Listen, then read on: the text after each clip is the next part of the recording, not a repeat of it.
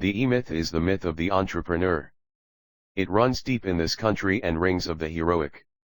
Picture the typical entrepreneur and Herculean pictures come to mind, a man or woman standing alone, wind blown against the elements, bravely defying insurmountable odds, climbing sheer faces of treacherous rock, all to realize the dream of creating a business of one's own. The legend reeks of nobility, of lofty, extra-human efforts, of a prodigious commitment to larger-than-life ideals. Well, while there are such people, my experience tells me they are rare. Of the thousands of business people I have had the opportunity to know and work with over the past 2 decades, few were real entrepreneurs when I met them. The vision was all but gone in most. The zest for the climb had turned into a terror of heights. The face of the rock had become something to cling to rather than to scale. Exhaustion was common, exhilaration rare. But hadn't all of them once been entrepreneurs? After all, they had started their own business. There must have been some dream that drove them to take such a risk. But, if so, where was the dream now? Why had it faded? Where was the entrepreneur who had started the business? The answer is simple: the entrepreneur had only existed for a moment. A fleeting second in time. And then it was gone. In most cases, forever. If the entrepreneur survived at all, it was only as a myth that grew out of a misunderstanding about who goes into business and why. A misunderstanding that has cost us dearly in this country, more than we can possibly imagine, in lost resources, lost opportunities, and wasted lives. That myth, that misunderstanding, I call the E-myth, the myth of the entrepreneur. And it finds its roots in this country in a romantic belief that small businesses are started by entrepreneurs, when, in fact, most are not. Then who does start small businesses in America? And why?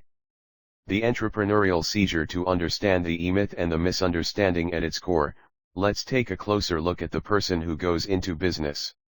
Not after he goes into business, but before. For that matter, where were you before you started your business? And, if you're thinking about going into business, where are you now? Well, if you're like most of the people I've known, you were working for somebody else. What were you doing? Probably technical work, like almost everybody who goes into business. You were a carpenter, a mechanic, or a machinist. You were a bookkeeper or a poodle clipper, a draftsperson or a hairdresser, a barber or a computer programmer, a doctor or a technical writer, a graphic artist or an accountant, an interior designer or a plumber or a salesperson. But whatever you were doing technical work. And you were probably damn good at it. But you were doing it for somebody else. Then, one day, for no apparent reason, something happened. It might have been the weather, a birthday, or your child's graduation from high school. It might have been the paycheck you received on a Friday afternoon, or a sideways glance from the boss that just didn't sit right. It might have been a feeling that your boss didn't really appreciate your contribution to the success of his business. It could have been anything, it doesn't matter what. But one day, for apparently no reason, you were suddenly stricken with an entrepreneurial seizure. And from that day on your life was never to be the same. Inside your mind it sounded something like this: what am I doing this for? Why am I working for this guy? Hell, I know as much about this business as he does. If it weren't for me, he wouldn't have a business. Any dummy can run a business. I'm working for one. And the moment you paid attention to what you were saying and really took it to heart, your fate was sealed. The excitement of cutting the cord became your constant companion. The thought of independence followed you everywhere. The idea of being your own boss, doing your own thing, singing your own song, became obsessively irresistible. Once you were stricken with an entrepreneurial seizure, there was no relief. You couldn't get rid of it. You had to start your own business. The fatal assumption: in the throes of your entrepreneurial seizure, you fell victim to the most disastrous assumption anyone can make about going into business. It is an assumption made by all technicians who go into business for themselves, one that charts the course of a business from grand opening to liquidation the moment it is made. That fatal assumption is, if you understand the technical work of a business, you understand a business that does that technical work. And the reason it's fatal is that it just isn't true. In fact, it's the root cause of most small business failures. The technical work of a business and a business that does that technical work are two totally different things. But the technician who starts a business fails to see this. To the technician suffering from an entrepreneurial seizure, a business is not a business but a place to go to work. So the carpenter, or the electrician, or the plumber becomes a contractor. The barber opens up a barber shop. The technical writer starts a technical writing business. The hairdresser starts a beauty salon. The engineer goes into the semiconductor business. The musician opens up a music store. All of them believing that by understanding the technical work of the business they are immediately and eminently qualified to run a business that does that kind of work. And it's simply not true. In fact, rather than being their greatest single asset, knowing the technical work of their business becomes their greatest single liability. For if the technician didn't know how to do the technical work of the business, he would have to learn how to get it done. He would be forced to learn how to make the business work, rather than to do the work himself. The real tragedy is that when the technician falls prey to the fatal assumption, the business that was supposed to free him from the limitations of working for somebody else actually enslaves him. Suddenly the job he knew how to do so well becomes one job he knows how to do plus a dozen others he doesn't know how to do at all. Because although the entrepreneurial seizure started the business, it's the technician who goes to work. And suddenly, an entrepreneurial dream turns into a technician's nightmare. See the young woman banking pies. See the young woman start a business baking pies. See the young woman become an old woman. I met Sarah after she had been in business for 3 years. She told me, they have been the longest 3 years of my life. Sarah's business was named All About Pies, not its real name. But, in truth, Sarah's business wasn't really all about pies, it was really all about work. The work Sarah did. The work Sarah used to love to do more than anything else. Plus the work Sarah had never done in her life. In fact, Sarah said to me, not only do I hate to do all this, she spread her arms, taking in the small shop in which we stood, but I hate, she emphasized the word almost fiercely, I hate baking pies. I can't stand the thought of pies. I can't stand the smell of pies. I can't stand the sight of pies. And then she started crying. The sweet fresh aroma of pies filled the air. It was 7 a.m. and All About Pies was to open in 30 minutes. But Sarah's mind was someplace else. It's 7 o'clock, she said, wiping her eyes with her apron, as though reading my mind. Do you realize I've been here since 3 o'clock this morning? And that I was up at 2 to get ready? And that by the time I get the pies ready, open for business, take care of my customers, clean up, close up, do the shopping, reconcile the cash register, go to the bank, have dinner, and get the pies ready for tomorrow's bake, it'll be 9:30 or 10 o'clock tonight, and by the time I do all that, by the time any normal person, for God's sake, would say that the day was done, I will then also need to sit down and begin to figure out how I'm going to pay the rent next month. And all this she spread her arms wearily again, as though to accentuate everything she had just said, because my very best friends told me I was crazy not to open a pie shop because I was so damn good at it. And, what's worse, I believed them. I saw a way out of the horrible job I used to have. I saw a way to get free, doing work I loved to do, and doing it all for me. She was on a tear that I didn't want to interrupt. I waited quietly to hear what she would say next.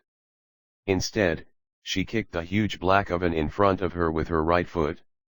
Damn, she exploded. Damn, damn, damn. For emphasis, she kicked the oven again. And then slumped, sighed deeply, and hugged herself, almost desperately. What do I do now, she said, almost in a whisper. Not really asking me, I knew, but asking herself.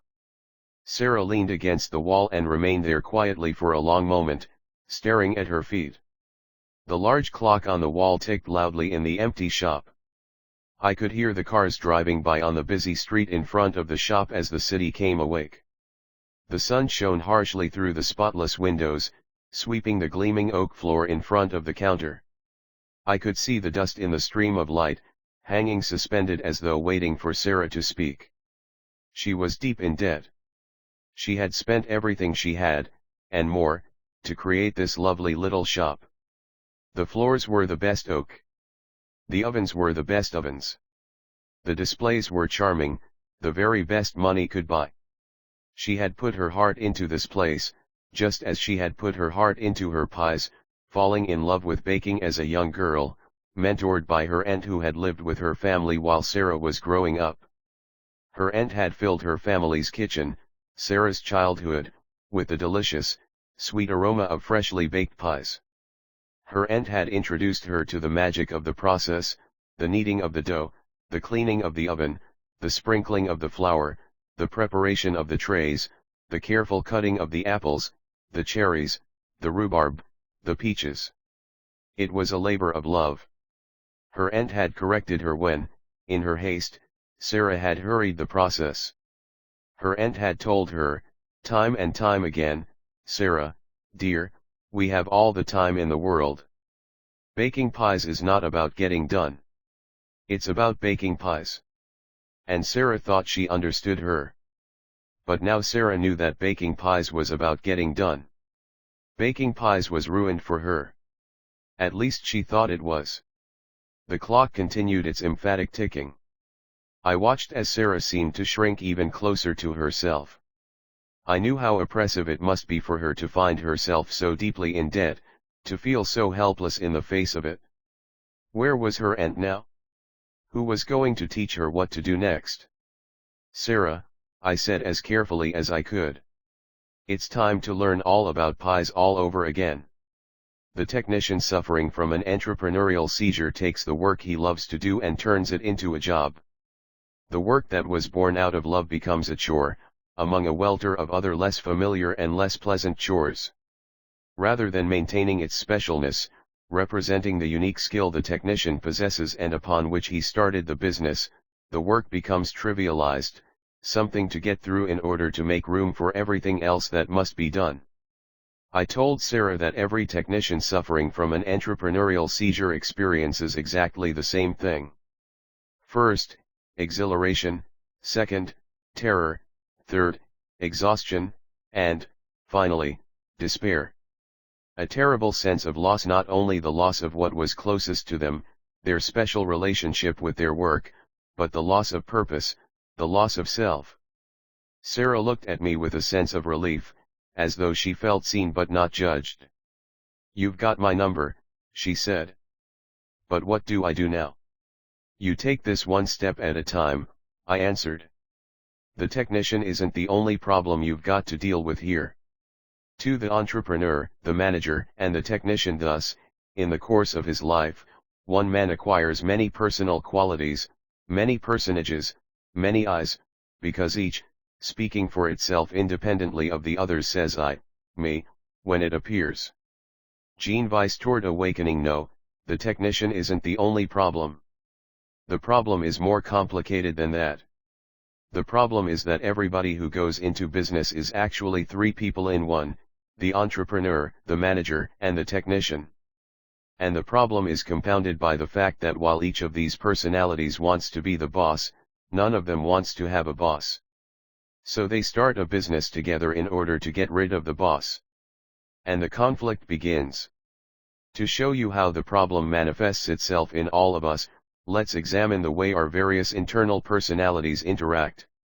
Let's take a look at two personalities we're all familiar with, the fat guy and the skinny guy. Have you ever decided to go on a diet?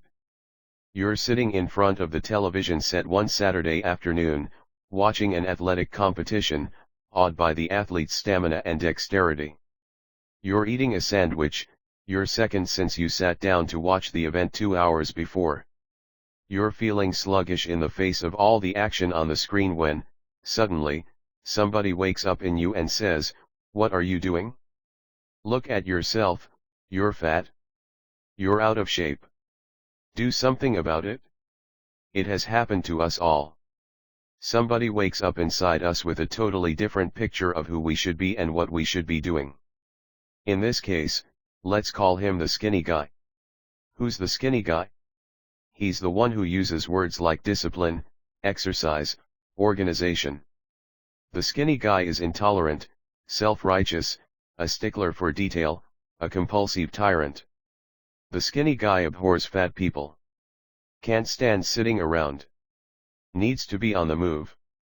Lives for action. The skinny guy has just taken over. Watch out, things are about to change. Before you know it, you're cleaning all the fattening foods out of the refrigerator. You're buying a new pair of running shoes, barbells, and sweats. Things are going to be different around here. You have a new lease on life. You plan your new physical regimen: up at 5, run 3 miles, cold shower at 6, a breakfast of wheat toast, black coffee, and half a grapefruit, then, ride your bicycle to work, home by 7, run another 2 miles, to bed at 10. The world's already a different place. And you actually pull it off. By Monday night, you've lost 2 pounds. You go to sleep dreaming of winning the Boston Marathon. Why not? The way things are going, it's only a matter of time. Tuesday night you get on the scale. Another pound gone. You're incredible. Gorgeous. A lean machine. On Wednesday, you really pour it on. You work out an extra hour in the morning, an extra half hour at night. You can't wait to get on the scale. You strip down to your bare skin, shivering in the bathroom, filled with expectation of what your scale is going to tell you. You step lightly onto it and look down. What you see is nothing. You haven't lost an ounce.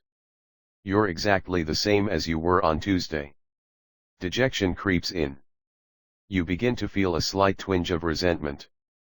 After all that work? After all that sweat and effort? And then nothing? It isn't fair. But you shrug it off. After all, tomorrow's another day. You go to bed, vowing to work harder on Thursday. But somehow something has changed. You don't know what's changed until Thursday morning. It's raining. The room is cold. Something feels different. What is it? For a minute or two you can't quite put your finger on it. And then you get it: somebody else is in your body. It's the fat guy. He's back. And he doesn't want to run. As a matter of fact, he doesn't even want to get out of bed. It's cold outside. Run? Are you kidding me? The fat guy doesn't want anything to do with it. The only exercise he might be interested in is eating. And all of a sudden you find yourself in front of the refrigerator, inside the refrigerator, all over the kitchen. Food is now your major interest. The marathon is gone, the lean machine is gone, the sweats and barbells and running shoes are gone. The fat guy is back. He's running the show again. It happens to all of us, time and time again. Because we've been deluded into thinking we're really one person. And so when the skinny guy decides to change things, we actually believe that it's I who's making that decision. And when the fat guy wakes up and changes it all back again, we think it's I who's making that decision too. But it isn't I. It's we. The skinny guy and the fat guy are two totally different personalities, with different needs, different interests, and different lifestyles. That's why they don't like each other. They each want totally different things. The problem is that when you're the skinny guy, you're totally consumed by his needs, his interests, his lifestyle. And then something happens: the scale disappoints you, the weather turns cold, somebody offers you a ham sandwich. At that moment, the fat guy, who's been waiting in the wings all this time, grabs your attention. Grabs control. You're him again. In other words, when you're the skinny guy, you're always making promises for the fat guy to keep. And when you're the fat guy, You're always making promises for the skinny guy to keep. Is it any wonder we have such a tough time keeping our commitments to ourselves? It's not that we're indecisive or unreliable, it's that each and every one of us is a whole set of different personalities, each with his own interests and way of doing things. Asking any one of them to defer to any of the others is inviting a battle or even a full-scale war. Anyone who has ever experienced the conflict between the fat guy and the skinny guy, and haven't we all, knows what I mean. You can't be both, one of them has to lose. And they both know it? Well, that's the kind of war going on inside the owner of every small business. But it's a three-way battle between the entrepreneur, the manager, and the technician. Unfortunately, it's a battle no one can win. Understanding the differences between them will quickly explain why. The entrepreneur, the entrepreneurial personality, turns the most trivial condition into an exceptional opportunity. The entrepreneur is the visionary in us. The dreamer. The energy behind every human activity. The imagination that sparks the fire of the future. The catalyst for change. The entrepreneur lives in the future, never in the past, rarely in the present. He's happiest when left free to construct images of what if and if when. In science, the entrepreneurial personality works in the most abstract and least pragmatic areas of particle physics, pure mathematics, and theoretical astronomy. In art, it thrives in the rarefied arena of the avant-garde. In business, the entrepreneur is the innovator, the grand strategist, the creator of new methods for penetrating or creating new markets, the world-bending giant like Sears Roebuck, Henry Ford, Tom Watson of IBM, and Ray Kroc of McDonald's. The entrepreneur is our creative personality, always at its best dealing with the unknown, prodding the future, creating probabilities out of possibilities, engineering chaos into harmony. Every strong entrepreneurial personality has an extraordinary need for control. Living as he does in the visionary world of the future, he needs control of people and events in the present so that he can concentrate on his dreams. Given his need for change, the entrepreneur creates a great deal of havoc around him, which is predictably unsettling for those he enlists in his projects. As a result, he often finds himself rapidly outdistancing the others. The farther ahead he is, the greater the effort required to pull his cohorts along. This then becomes the entrepreneurial worldview, a world made up of both an overabundance of opportunities and dragging feet. The problem is, how can he pursue the opportunities without getting mired down by the feet? The way he usually chooses is to bully, harass, excoriate, flatter, cajole, scream, and finally, when all else fails, promise whatever he must to keep the project moving. To the entrepreneur, most people are problems that get in the way of the dream. The manager, the managerial personality, is pragmatic. Without the manager there would be no planning, no order, no predictability. The manager is the part of us that goes to Sears and buys stacking plastic boxes, takes them back to the garage, and systematically stores all the various sized nuts, bolts, and screws in their own carefully identified drawer. He then hangs all of the tools in impeccable order on the walls, lawn tools on one wall, carpentry tools on another, and, to be absolutely certain that order is not disturbed, paints a picture of each tool on the wall where it hangs. If the entrepreneur lives in the future, the manager lives in the past. Where the entrepreneur craves control, the manager craves order. Where the entrepreneur thrives on change, the manager compulsively clings to the status quo. Where the entrepreneur invariably sees the opportunity in events, the manager invariably sees the problems. The manager builds a house and then lives in it, forever. The entrepreneur builds a house and the instant it's done begins planning the next one. The manager creates neat, orderly rows of things. The entrepreneur creates the things the manager puts in rows. The manager is the one who runs after the entrepreneur to clean up the mess. Without the entrepreneur there would be no mess to clean up. Without the manager, there could be no business, no society. Without the entrepreneur, there would be no innovation. It is the tension between the entrepreneur's vision and the manager's pragmatism that creates the synthesis from which all great works are born. The technician is the doer. If you want it done right, do it yourself is the technician's credo. The technician loves to tinker. Things are to be taken apart and put back together again. Things aren't supposed to be dreamed about, they're supposed to be done. If the entrepreneur lives in the future and the manager lives in the past, the technician lives in the present. He loves the feel of things and the fact that things can get done. As long as the technician is working, he is happy, but only on one thing at a time. He knows that two things can't get done simultaneously, only a fool would try. So he works steadily and is happiest when he is in control of the workflow. As a result, the technician mistrusts those he works for, because they are always trying to get more work done than is either possible or necessary. To the technician, thinking is unproductive unless it's thinking about the work that needs to be done. As a result, he is suspicious of lofty ideas or abstractions. Thinking isn't work, it gets in the way of work. The technician isn't interested in ideas, he's interested in how to do it. To the technician, all ideas need to be reduced to methodology if they are to be of any value. And with good reason. The technician knows that if it weren't for him, the world would be in more trouble than it already is. Nothing would get done, but lots of people would be thinking about it. Put another way, while the entrepreneur dreams, the manager frets, and the technician ruminates. The technician is a resolute individualist, standing his ground, producing today's bread to eat at tonight's dinner. He is the backbone of every cultural tradition, but most importantly, of ours.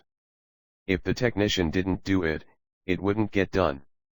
Everyone gets in the technician's way. The entrepreneur is always throwing a monkey wrench into his day with the creation of yet another great new idea. On the other hand, the entrepreneur is always creating new and interesting work for the technician to do, thus establishing a potentially symbiotic relationship. Unfortunately, it rarely works out that way. Since most entrepreneurial ideas don't work in the real world, the technician's usual experience is one of frustration and annoyance at being interrupted in the course of doing what needs to be done to try something new that probably doesn't need to be done at all. The manager is also a problem to the technician because he is determined to impose order on the technician's work, to reduce him to a part of the system. But being a rugged individualist, the technician can't stand being treated that way. To the technician, the system is dehumanizing, cold, antiseptic, and impersonal. It violates his individuality. Work is what a person does. And to the degree that it's not, work becomes something foreign. To the manager, however, work is a system of results in which the technician is but a component part. To the manager, then, the technician becomes a problem to be managed. To the technician, the manager becomes a meddler to be avoided. To both of them, the entrepreneur is the one who got them into trouble in the first place. The fact of the matter is that we all have an entrepreneur, manager, and technician inside us. And if they were equally balanced, we'd be describing an incredibly competent individual. The entrepreneur would be free to forge ahead into new areas of interest, the manager would be solidifying the base of operations, and the technician would be doing the technical work. Each would derive satisfaction from the work he does best, serving the whole in the most productive way. Unfortunately, our experience shows us that few people who go into business are blessed with such a balance. Instead, the typical small business owner is only 10% entrepreneur, 20% manager, and 70% technician. The entrepreneur wakes up with a vision. The manager screams, "Oh, no." And while the two of them are battling it out, the technician seizes the opportunity to go into business for himself. Not to pursue the entrepreneurial dream, however, but to finally wrest control of his work from the other two. To the technician it's a dream come true. The boss is dead. But to the business it's a disaster, because the wrong person is at the helm. The technician is in charge. Sarah looked a little overwhelmed. "I don't understand," she said. How could I have done this differently? The only reason I went into this business was because I loved baking pies. If it hadn't been for that, what would have been the point? She watched my face suspiciously, as though I were trying to make her already impossible situation even more impossible. Well, let's think about it together, I answered. If it's true that within each business person there are 3 personalities, rather than just one, can you imagine what a mess that makes?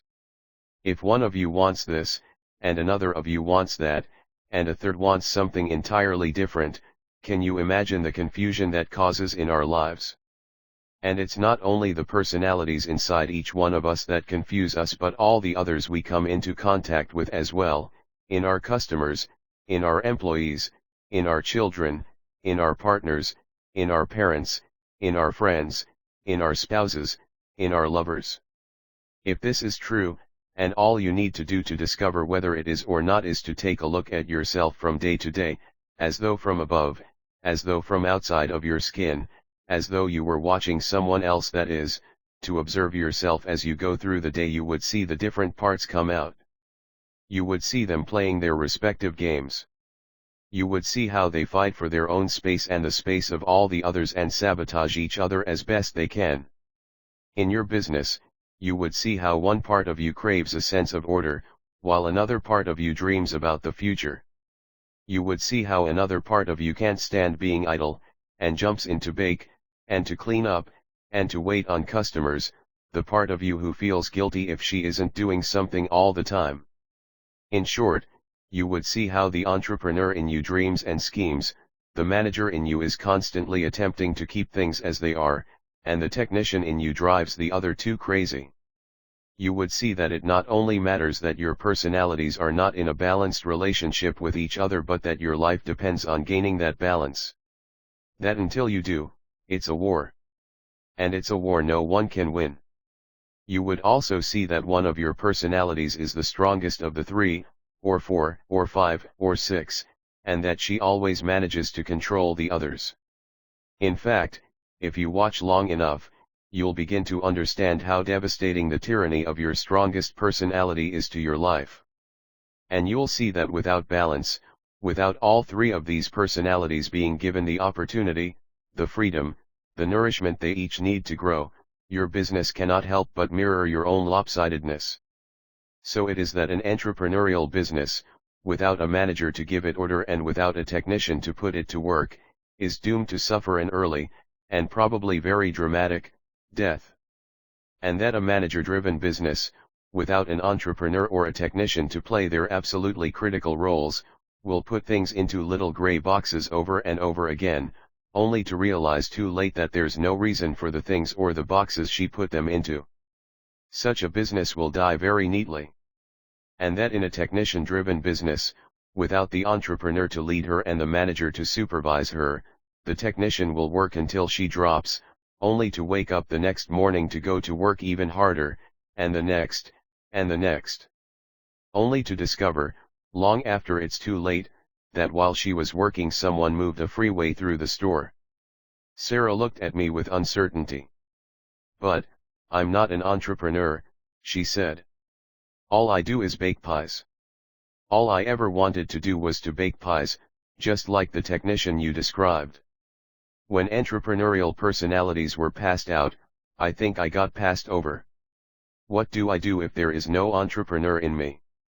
I couldn't help but smile. This was going to be fun.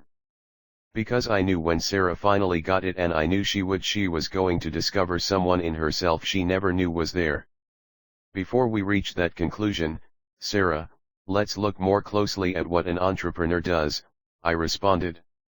An entrepreneur does the work of envisioning the business as something apart from you, the owner. The work of asking all the right questions about why this business, as opposed to that business.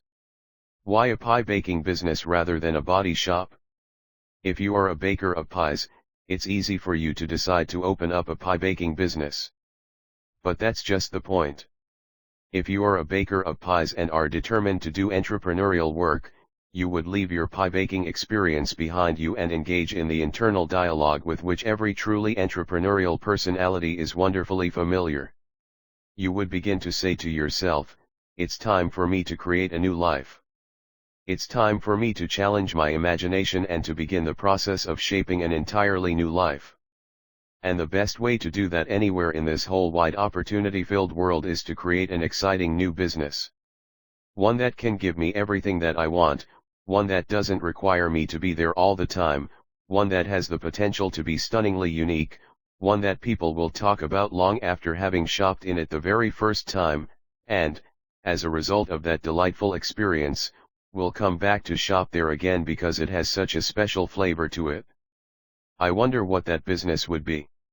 I wonder what that business would be. I said to Sarah, is the truly entrepreneurial question. The dreaming question, I call it. It's the question that is at the heart of the work of an entrepreneur. I wonder. I wonder. I wonder. So the work of an entrepreneur is to wonder, I continued. To imagine and to dream. To see with as much of herself as she can muster the possibilities that waft about in midair someplace there above her head and within her heart. Not in the past but in the future. That's the work the entrepreneurial personality does at the outset of her business and at each and every stage along the way. I wonder. I wonder. I wonder. Just as every inventor must. Just as every composer must. Just as every artist, or every craftsperson, or every physicist must. Just as every baker of pies must. I call it future work. I wonder is the true work of the entrepreneurial personality. She tried to repress it, but I saw a small smile begin to form on Sarah's mouth. How could I do this differently, she finally asked me with growing confidence. If I were to give the true entrepreneur in myself life, how could I totally change my experience of this business? Now you've got it? I said. That's just the right question. And to get to the answer, let's look at where your business exists today in the small business life cycle. 3. Infancy, the technician's phase. My Uncle Sol had a skunk farm but the skunks caught cold and died and so my Uncle Sol imitated the skunks in a subtle manner. E. E. Cummings collected poems. It is self-evident that businesses, like people, are supposed to grow, and with growth, comes change. Unfortunately, most businesses are not run according to this principle. Instead, most businesses are operated according to what the owner wants as opposed to what the business needs. And what the technician who runs the company wants is not growth or change but exactly the opposite. He wants a place to go to work, free to do what he wants, when he wants, free from the constraints of working for the boss. Unfortunately, what the technician wants dooms his business before it even begins. To understand why, let's take a look at the 3 phases of a business's growth: infancy, adolescence, and maturity. Understanding each phase, and what goes on in the business owner's mind during each of them, is critical to discovering why most small businesses don't thrive and ensuring that yours does. The boss is dead, and you, the technician, are free at last. Finally, you can do your own thing in your own business. Hope runs high. The air is electric with possibility. It's like being let out of school for the summer. Your newfound freedom is intoxicating. In the beginning, nothing is too much for your business to ask. As the technician, you're accustomed to paying your dues. So the hours devoted to the business during infancy are not spent grudgingly but optimistically. There's work to be done, and that's what you're all about. After all, your middle name is work. Besides, you think, this work is for me. And so you work 10, 12, 14 hours a day. 7 days a week. Even when you're at home, you're at work. All your thoughts, all your feelings, revolve around your new business. You can't get it out of your mind. You're consumed by it, totally invested in doing whatever is necessary to keep it alive. But now you're doing not only the work you know how to do but the work you don't know how to do as well. You're not only making it but you're also buying it, selling it, and shipping it. During infancy, you're a master juggler, keeping all the balls in the air. It's easy to spot a business in infancy. The owner and the business are one and the same thing. If you removed the owner from an infancy business, there would be no business left. It would disappear. In infancy, you are the business. It's even named after you: Joe's Place, Tommy's Joint, Mary's Fine Foods - so the customer won't forget you're the boss. And soon, if you're lucky, all of the sweat, worry, and work begin to pay off. You're good. You work hard. The customers don't forget. They're coming back. They're sending in friends. Their friends have friends. And they're all talking about Joe, Tommy, and Mary. They're all talking about you. If you can believe what your customers are saying, there's never been anyone like Joe, Tommy, and Mary. Joe, Tommy, and Mary are just like old friends. They work hard for their money. And they do good work. Joe is the best barber I ever went to. Tommy is the best printer I ever used. Mary makes the best corned beef sandwich I ever ate. Your customers are crazy about you. They keep coming, in droves. And you love it. But then it changes. Subtly at first, but gradually it becomes obvious. You're falling behind. There's more work to do than you can possibly get done. The customers are relentless. They want you, they need you. You've spoiled them for anyone else. You're working at breakneck speed. And then the inevitable happens. You, the master juggler, begin to drop some of the balls. It can't be helped. No matter how hard you try, you simply can't catch them all. Your enthusiasm for working with the customers wanes. Deliveries, once early, are now late. The product begins to show the wear and tear. Nothing seems to work the way it did at first. Joe's haircuts don't look the way they used to. I said short in the back, not on the sides. My name's not Fred, that's my brother, and I never had a crew cut. Glitches start showing up in Tommy's printing, typos, ink smudges, wrong colors, wrong paper. I didn't order business cards, I ordered catalog covers. Pink. I said brown. Mary's best tasting biggest stack of corned beef in the world suddenly looks like pastrami. It is pastrami. Didn't you ask for pastrami? Another irritated voice calls out, "Where's my pastrami sandwich? This is corned beef." And yet another, "What are these garbanzo beans doing in my meatloaf?" What do? You stretch. You work harder. You put in more time, more energy. If you put in 12 hours before, you now put in 14. If you put in 14 hours before, you now put in 16. If you put in 16 hours before, you now put in 20. But the balls keep dropping. All of a sudden, Joe, Tommy, and Mary wish their names weren't on the sign. All of a sudden, they want to hide. All of a sudden, you find yourself at the end of an unbelievably hectic week, late on a Saturday night, poring over the books, trying to make some sense out of the mess, thinking about all of the work you didn't get done this week, and all of the work waiting for you next week. And you suddenly realize it simply isn't going to get done. There's simply no way in the world you can do all that work yourself. In a flash, you realize that your business has become the boss you thought you left behind. There's no getting rid of the boss. Infancy ends when the owner realizes that the business cannot continue to run the way it has been, that, in order for it to survive, it will have to change. When that happens, when the reality sinks in, most business failures occur. When that happens, most of the technicians lock their doors behind them and walk away. The rest go on to adolescence. Sarah was beginning to look defeated again. I had seen that look before on the faces of countless clients. When a technician turned business owner is suddenly confronted with the reality of her situation, a sense of hopelessness can set in. The challenge can seem overwhelming. But, I sensed that Sarah would struggle with the idea and herself until she got it. "I guess I still don't get it," she said. "What's wrong with being a technician? I used to love the work I do.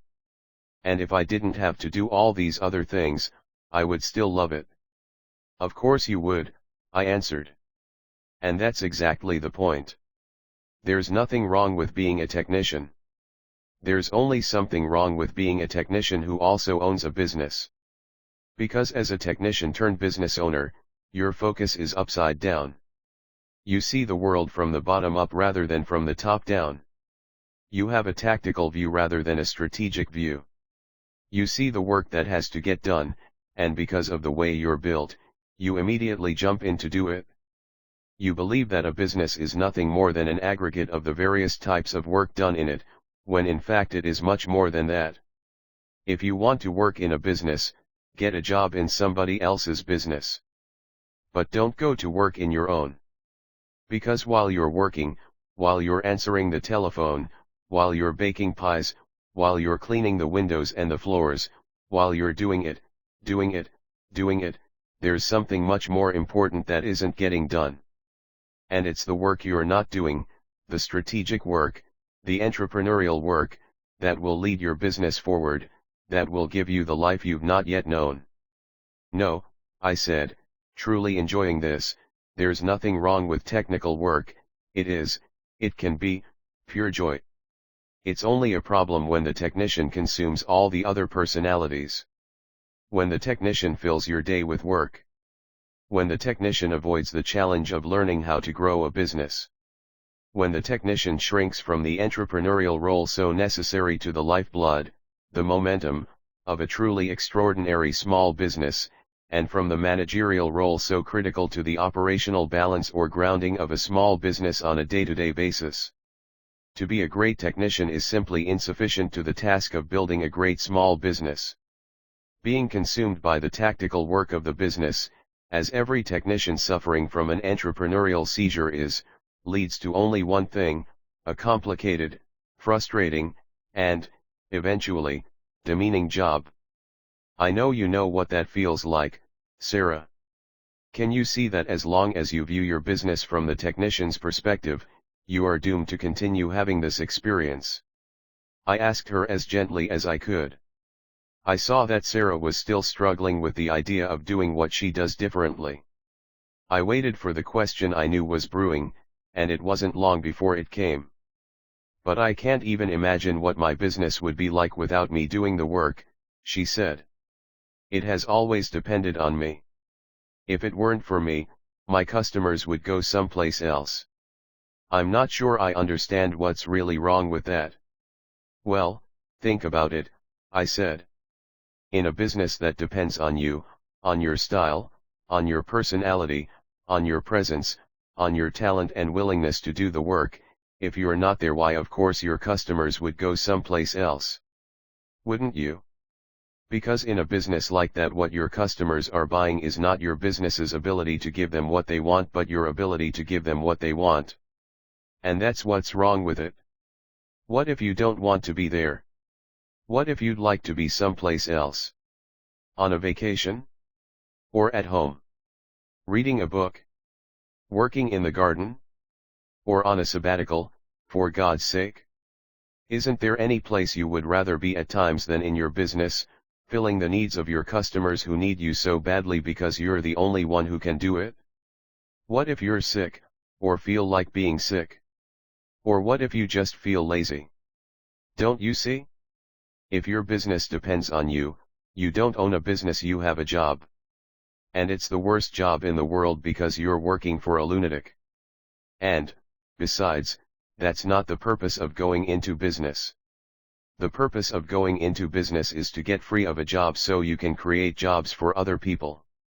The purpose of going into business is to expand beyond your existing horizons.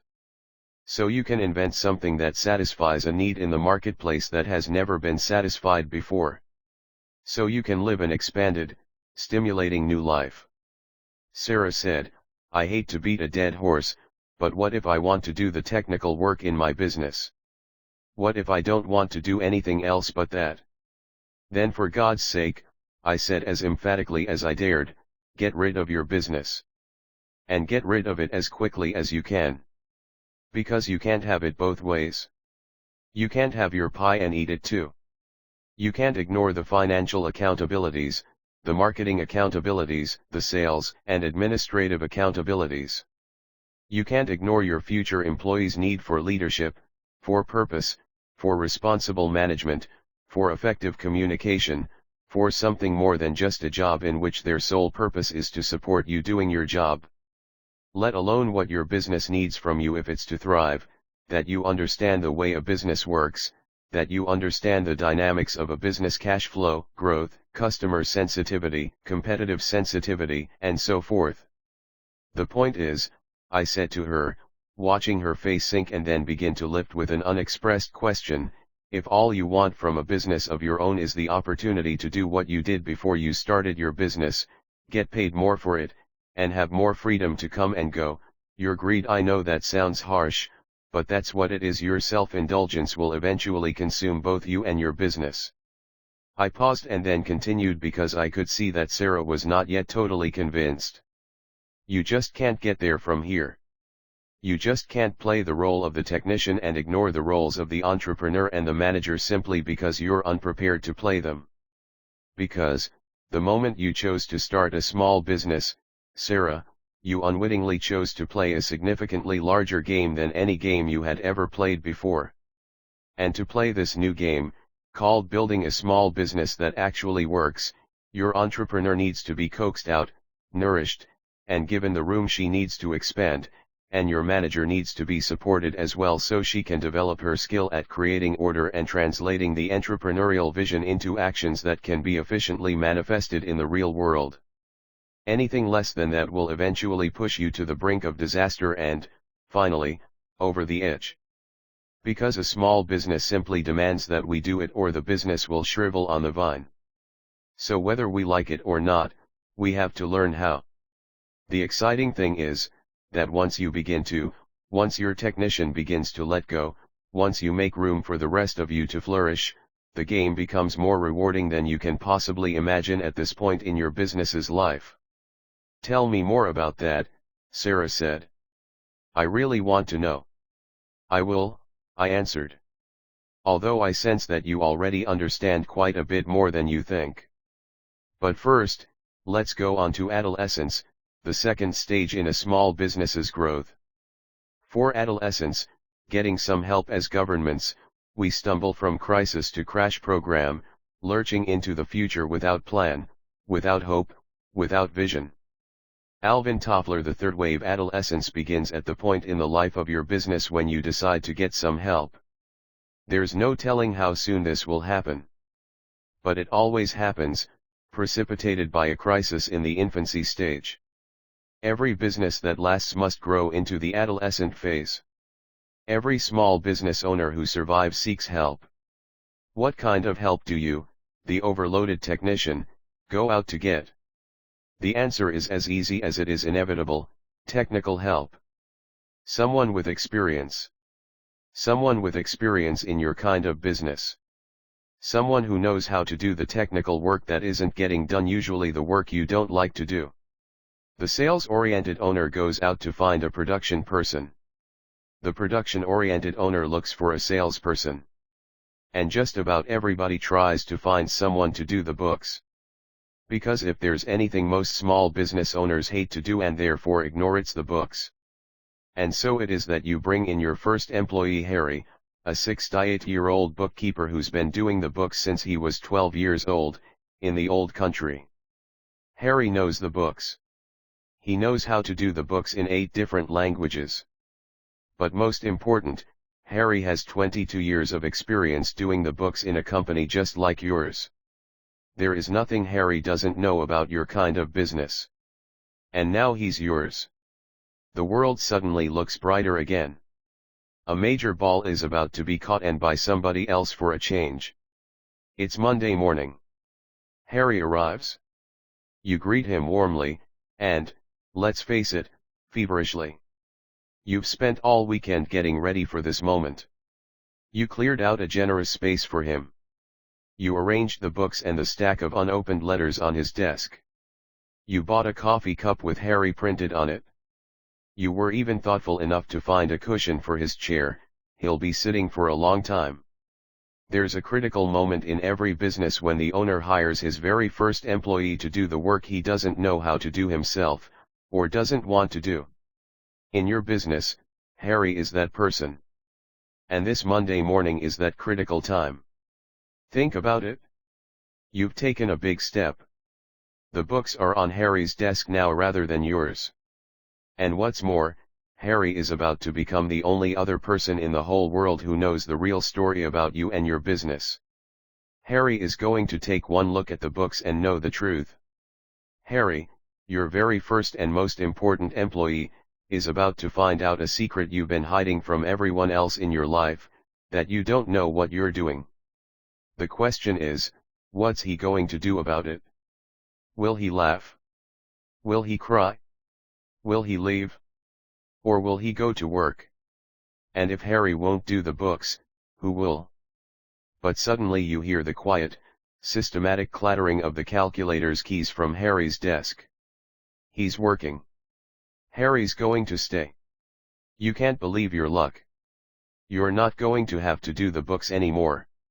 And in a single stroke, you suddenly understand what it means to be in business in a way you never understood before. I don't have to do that anymore. At last you're free. The manager in you wakes up and the technician temporarily goes to sleep. Your worries are over. Someone else is going to do that now. But at the same time, unaccustomed as you are to being the manager, your newfound freedom takes on an all too common form. It's called management by abdication rather than by delegation.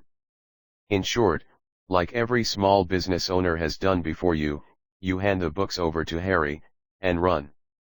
And for a while you are free. At least relatively so. After all, you still have all the other work to do. But now that you have Harry, things are beginning to change. Because when Harry's not totally immersed in the books, you can get him to answer the phone. And when he's not answering the phone, you can get him to do a little shipping and receiving.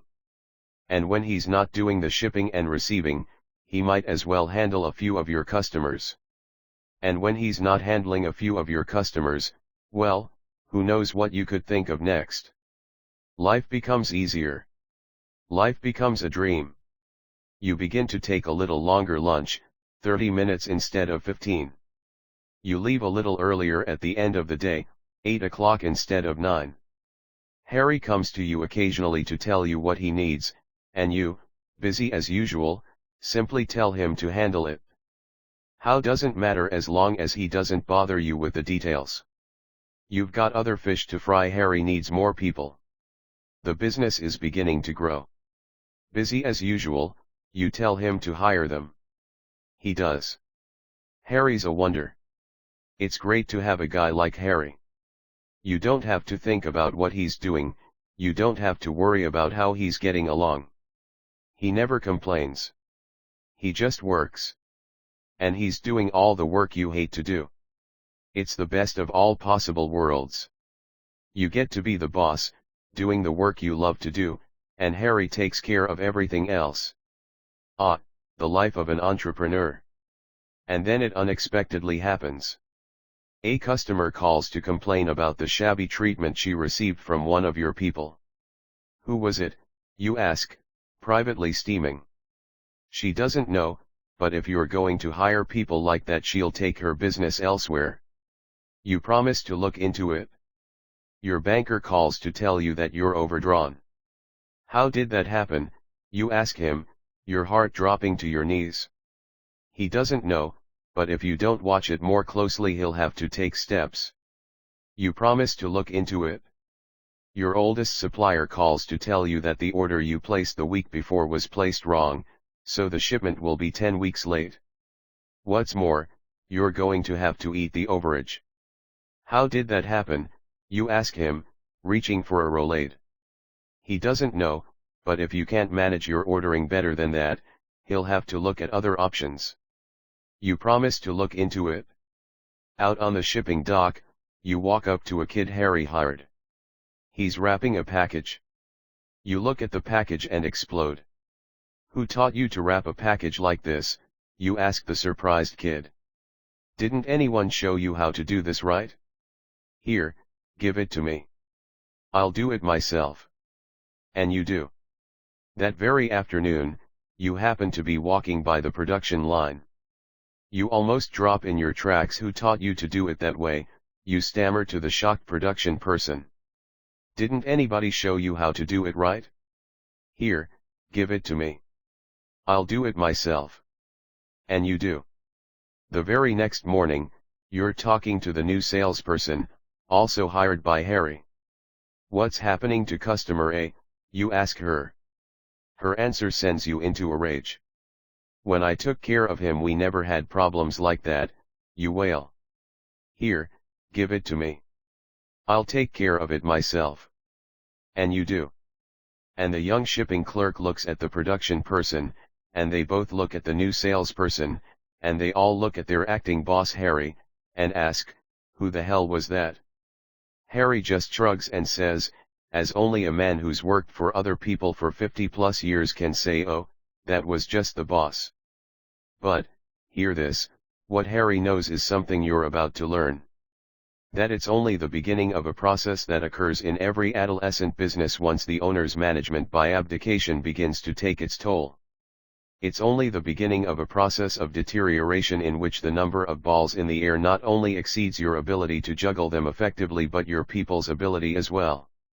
What Harry knows, and what you're about to learn, is that it's only the beginning of a process in which the balls begin to fall faster and with greater frequency than they ever did when you were doing everything yourself. And as the thud of the landing balls becomes deafening, you begin to realize that you never should have trusted Harry. You never should have trusted anyone. You should have known better. As the balls continue to fall at an overwhelming rate, you begin to realize that no one cares about your business the way you do. That no one is willing to work as hard as you work. That no one has your judgment, or your ability, or your desire, or your interest. That if it's going to get done right, you're the one who's going to have to do it.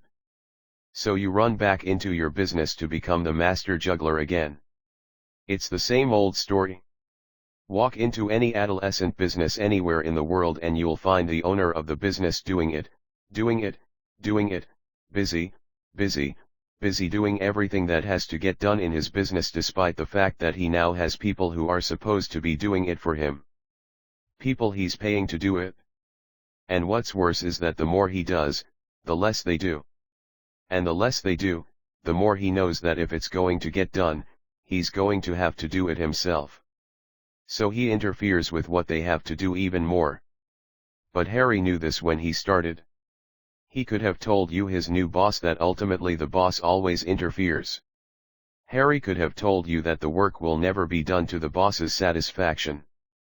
And the reason is that the boss always changes his mind about what needs to be done, and how. What Harry doesn't know, however, is why you're such a madman. That it's not your people who are driving you crazy. That it's not the complaining customer who's driving you mad. That it's not the banker, or the vendor, or the incorrectly wrapped package that's driving you up the wall. That it's not that nobody cares, or that nothing gets done on time that's driving you insane. No, it's not the world that's the problem. It's that you simply don't know how to do it any other way. You're hopelessly, helplessly at a loss. For you to behave differently you would need to awaken the personalities who have been asleep within you for a long time, the entrepreneur and the manager, and then help them to develop the skills only they can add to your business. But the technician in you won't stop long enough for that to happen. The technician in you has got to go to work. The technician in you has got to catch the balls. The technician in you has got to keep busy. The technician in you has just reached the limits of his comfort zone. I looked over at Sarah and could tell I had hit a nerve.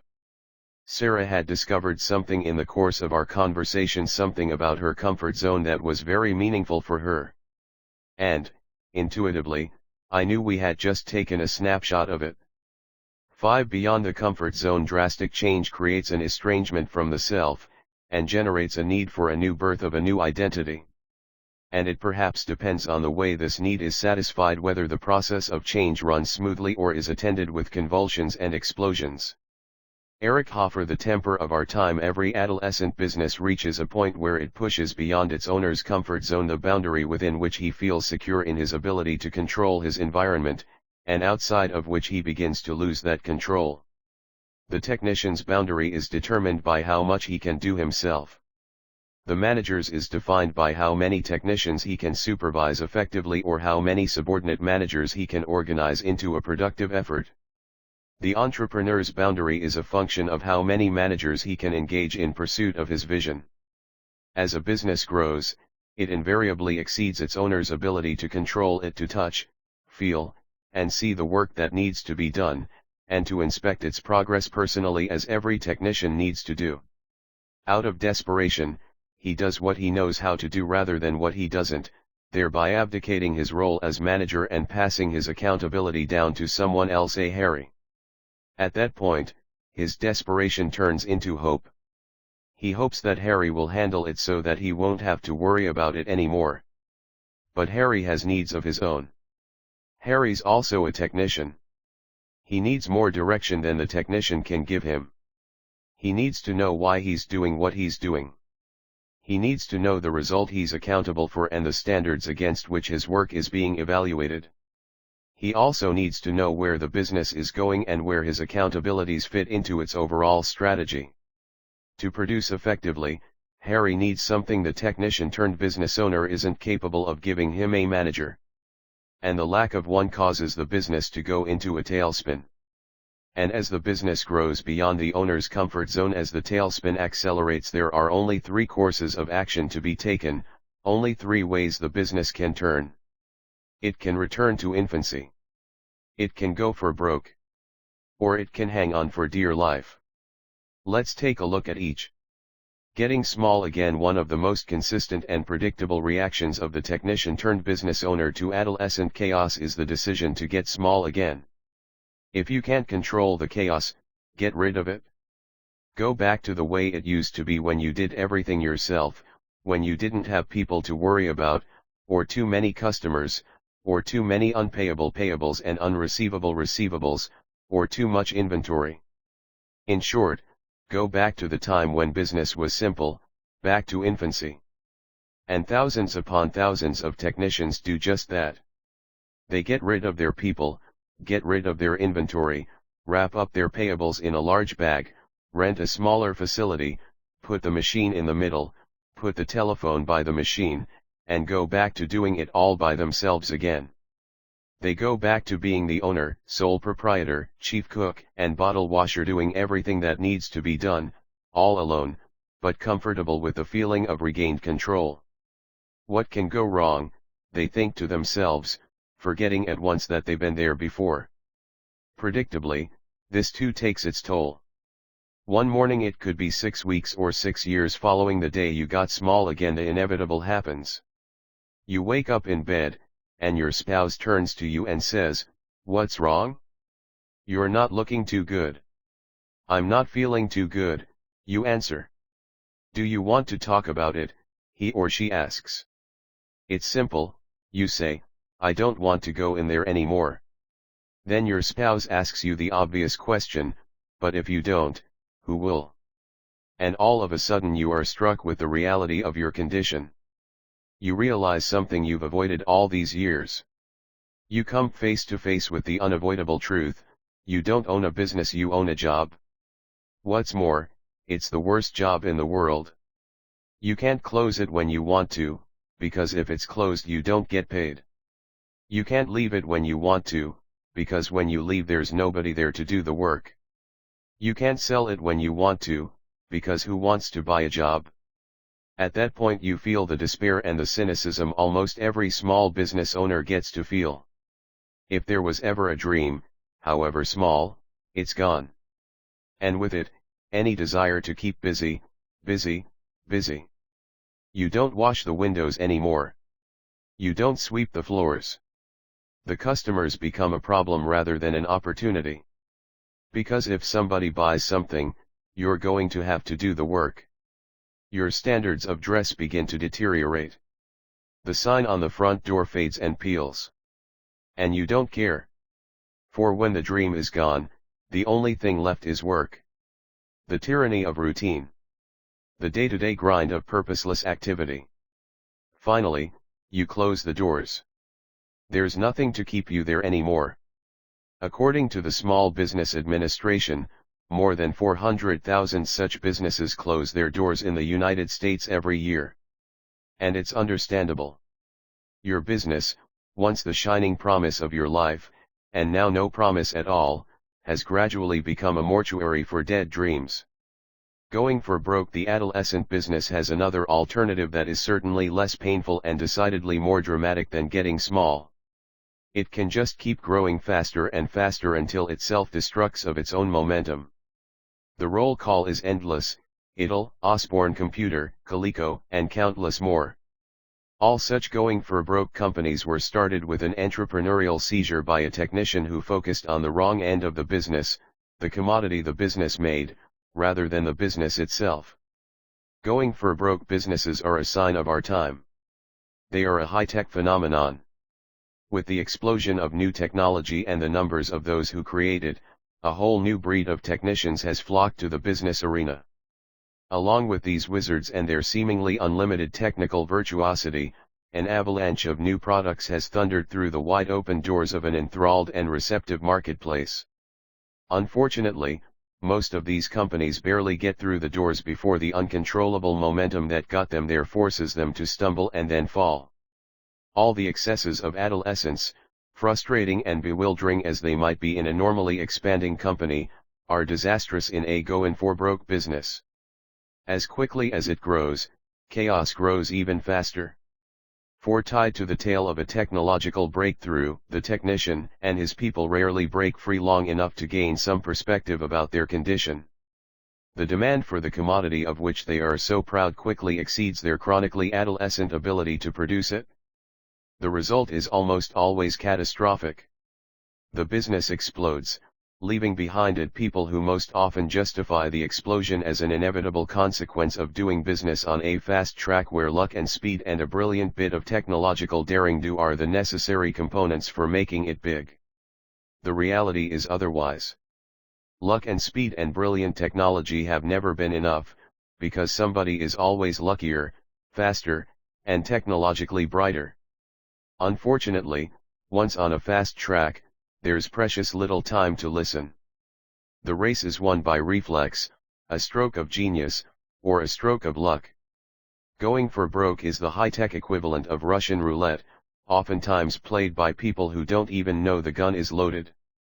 Adolescent survival. The most tragic possibility of all for an adolescent business is that it actually survives.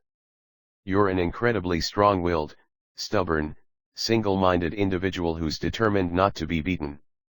You go into your business every morning with a vengeance, absolutely convinced that it's a jungle out there, and fully committed to doing whatever's necessary to survive. And you do survive. Kicking and scratching, beating up your people and your customers, ranting and raving at your family and friends because, after all, you've got to keep the business going. And you know there's only one way to do it: you've got to be there all the time. In adolescent survival, you're consumed by the business and the possibility of losing it. And so you put everything you have into it. And, for whatever reason, you manage to keep it going. Day after day, fighting the same battles, in exactly the same way you did the day before. You never change. Night after night, you go home to unwind, only to wind up even tighter in anticipation of tomorrow. Finally, your business doesn't explode, you do. You're like a 12-cylinder engine working on one cylinder, pumping away, trying with everything you've got to produce 12 cylinders worth of results. But finally, and inevitably, there's nothing left. There's simply nothing more you can do, except face the fact that one cylinder can't produce the results of 12, no matter how hard it tries. Something has to give, and that something is you. Does this sound familiar? Well, if you've been in business for a while, it should. And if you haven't been in business for long, it probably will sound familiar one day. Because the tragedy is that the condition of infancy and adolescence dominates American small business. It is the condition in most of the small businesses we at eMyth Worldwide have visited over the past 24 years, a condition of rampant confusion and wasted spirits. It didn't need to happen. There is a better way. The nerve I had touched earlier in Sarah had diminished enough for her to collect her thoughts. "How did you know?" she asked me quietly. "Have you been talking to someone about me?" she said, in part wanting to believe I knew more about her story than I had let on, and in part knowing she was just like everyone else. She knew the answer. Before I could confirm it, she said, "I got small again. And I still don't understand what happened." She looked around the small shop as though seeing someone or something I couldn't. "My Harry was Elizabeth," she sighed. "I hired her when the business was only 6 months old. She did everything for me, Elizabeth did. She was absolutely incredible. I don't know what I would have done without her. She did the books. She helped me bake. She cleaned up in the morning and after we closed. She hired my first 3 employees, taught them how to do the various jobs that needed to be done. She was always here when I needed her. And, as the business grew over the next 2 years, Elizabeth took on more and more of the responsibility for the business. She worked as hard as I did. And she seemed to love it here. And me. She seemed to love me too. Goodness knows, I loved her. And then, one day, it was a Wednesday, June 10th, I believe, at 7 in the morning she called me and told me she wouldn't be coming in any longer. That she had taken another job. That she couldn't afford to work for what I was paying her. Just like that. I couldn't believe my ears. I couldn't believe that she meant it. I thought it was a joke. I laughed, and said, "Come in, Elizabeth," or something like that. And Elizabeth said she was sorry. And then hung up. Hung up. Just hung up. Well, I stood there and wept. And then I felt fear, a fear I hadn't ever felt before. I felt cold inside. How could this be? I thought to myself. How could someone I thought I knew so well, someone I trusted so much, have suddenly become a stranger? What in the world did this say about me? About my lack of judgment? About the conversations I should have had with Elizabeth but didn't? But the pies needed to be removed from the oven, and the floors needed to be cleaned, and the shop prepared for opening, and so, despite the pain I was feeling, the sickness in my stomach, I went to work. And I haven't stopped since. The people she hired left soon afterward. To be honest with you, I never really had a connection with them. They were Elizabeth's people. When I think back now, I see how easy it was for me to do. How easy it was for me to become absorbed by the work rather than the people. And I guess they knew that. Because after Elizabeth left they all seemed to regard me with suspicion. Like I had let her go without telling them or something. If Elizabeth could leave, a woman like that, what did it say about them for staying? At least that's what I believed they were thinking. Who knew? I was too devastated to ask. Since then I haven't had the heart to hire anyone to replace them. The thought of it is terrifying to me. The thought of bringing strangers into my life like that again feels like a risk I don't want to take. And so I do it all myself. And I know I can't do it much longer. Besides which, what's the point? Sarah sighed deeply and looked across at me. So, there's my comfort zone, she said. What do I do about that? Start all over again but differently this time, I answered. It's the only way out of the trap. Most of us have had the experience of being disappointed by someone in whom we have put our trust as a direct result of our indifference or lack of understanding or lack of skill or lack of attention. And most of us learn eventually, if for no other reason than because we realize that we can't be everywhere at once, to trust again. But trust can only take us so far. Trust alone can set us up to repeat those same disappointing experiences. Because true trust comes from knowing, not from blind faith. And to know, one must understand. And to understand, one must have an intimate awareness of what conditions are truly present. What people know and what they don't. What people do and what they don't. What people want and what they don't. How people do what they do and how people don't. Who people are and who they aren't. In short, Sarah trusted Elizabeth blindly. Sarah simply wanted to believe in Elizabeth. It was easier that way. Because if Sarah trusted blindly, if she simply left it all up to chance, she wouldn't be forced to do the work she didn't want to do. The work of coming to agreement about what her relationship with Elizabeth was about. What role each of them was there to play. What it meant for Sarah to be an owner and Elizabeth to be her employee. What it meant for Sarah to set out the rules of the game that she was expecting Elizabeth to play. Because Sarah didn't feel comfortable in this new role, this role of the owner, this role of the entrepreneur, this role of a business person, she left everything up to chance. She abdicated her accountability as an owner and took on the role of just another employee. She avoided fully participating in her relationship with Elizabeth, and, in the process, created a dynamic between herself and her employee built on a weak structure. An omission that foretold Elizabeth's inevitable departure and Sarah's inevitable pain. I certainly didn't need to tell Sarah that she had no one to blame but herself. I just needed to find the right way to show her how she could do it differently the next time. The next time, I said, you'll know that your business is destined to grow, and that once it does your job is going to be significantly different.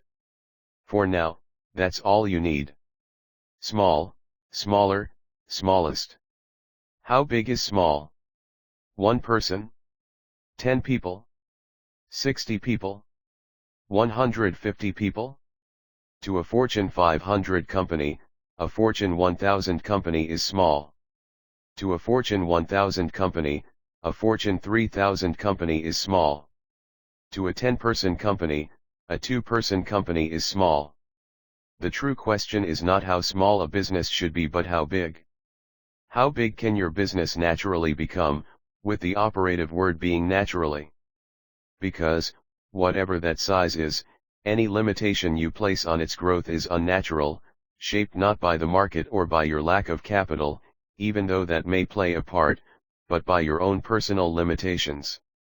Your lack of skill, knowledge, and experience, and, most of all, passion, for growing a healthy, functionally dynamic, extraordinary business. In this regard, getting small is, rather than an intentional act, a reaction to the pain and fear induced by uncontrolled and uncontrollable growth, both of which could have been anticipated provided the owner had been prepared to facilitate the growth in a balanced, healthy, proactive way.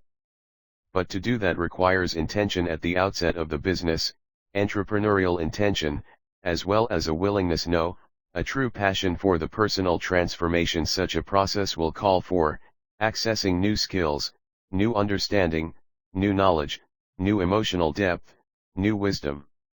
You might say that the chaos that takes place in every adolescent business can produce one of 2 outcomes for the small business owner who suddenly finds himself in the middle of it.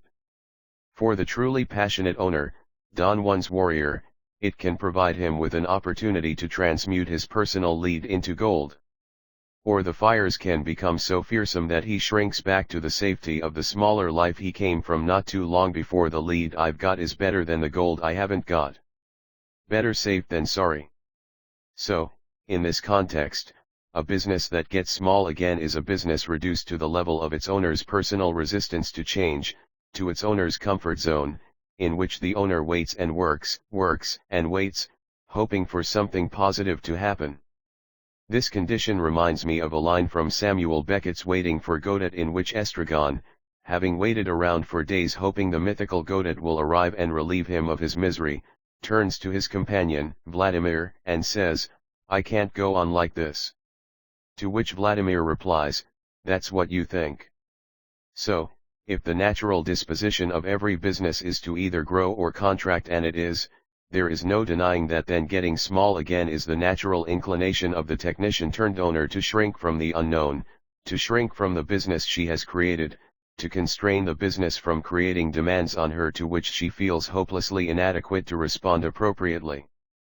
In short, businesses that get small again die. They literally implode upon themselves. Not right away, necessarily. But over time they die. Atrophy and die. They can't do anything else. And the result of that is enormous disappointment, lost investment, shattered lives, not only the owners but those of the employees, the families of both the owner and the employees, the customers, the suppliers, the lenders, all of those people whose lives have somehow been intertwined with the life of this small business, and now with its death.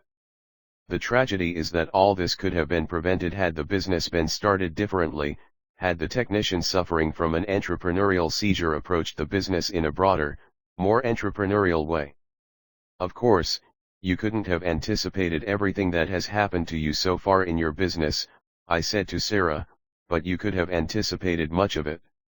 You could have anticipated what happened to Elizabeth and the people she hired.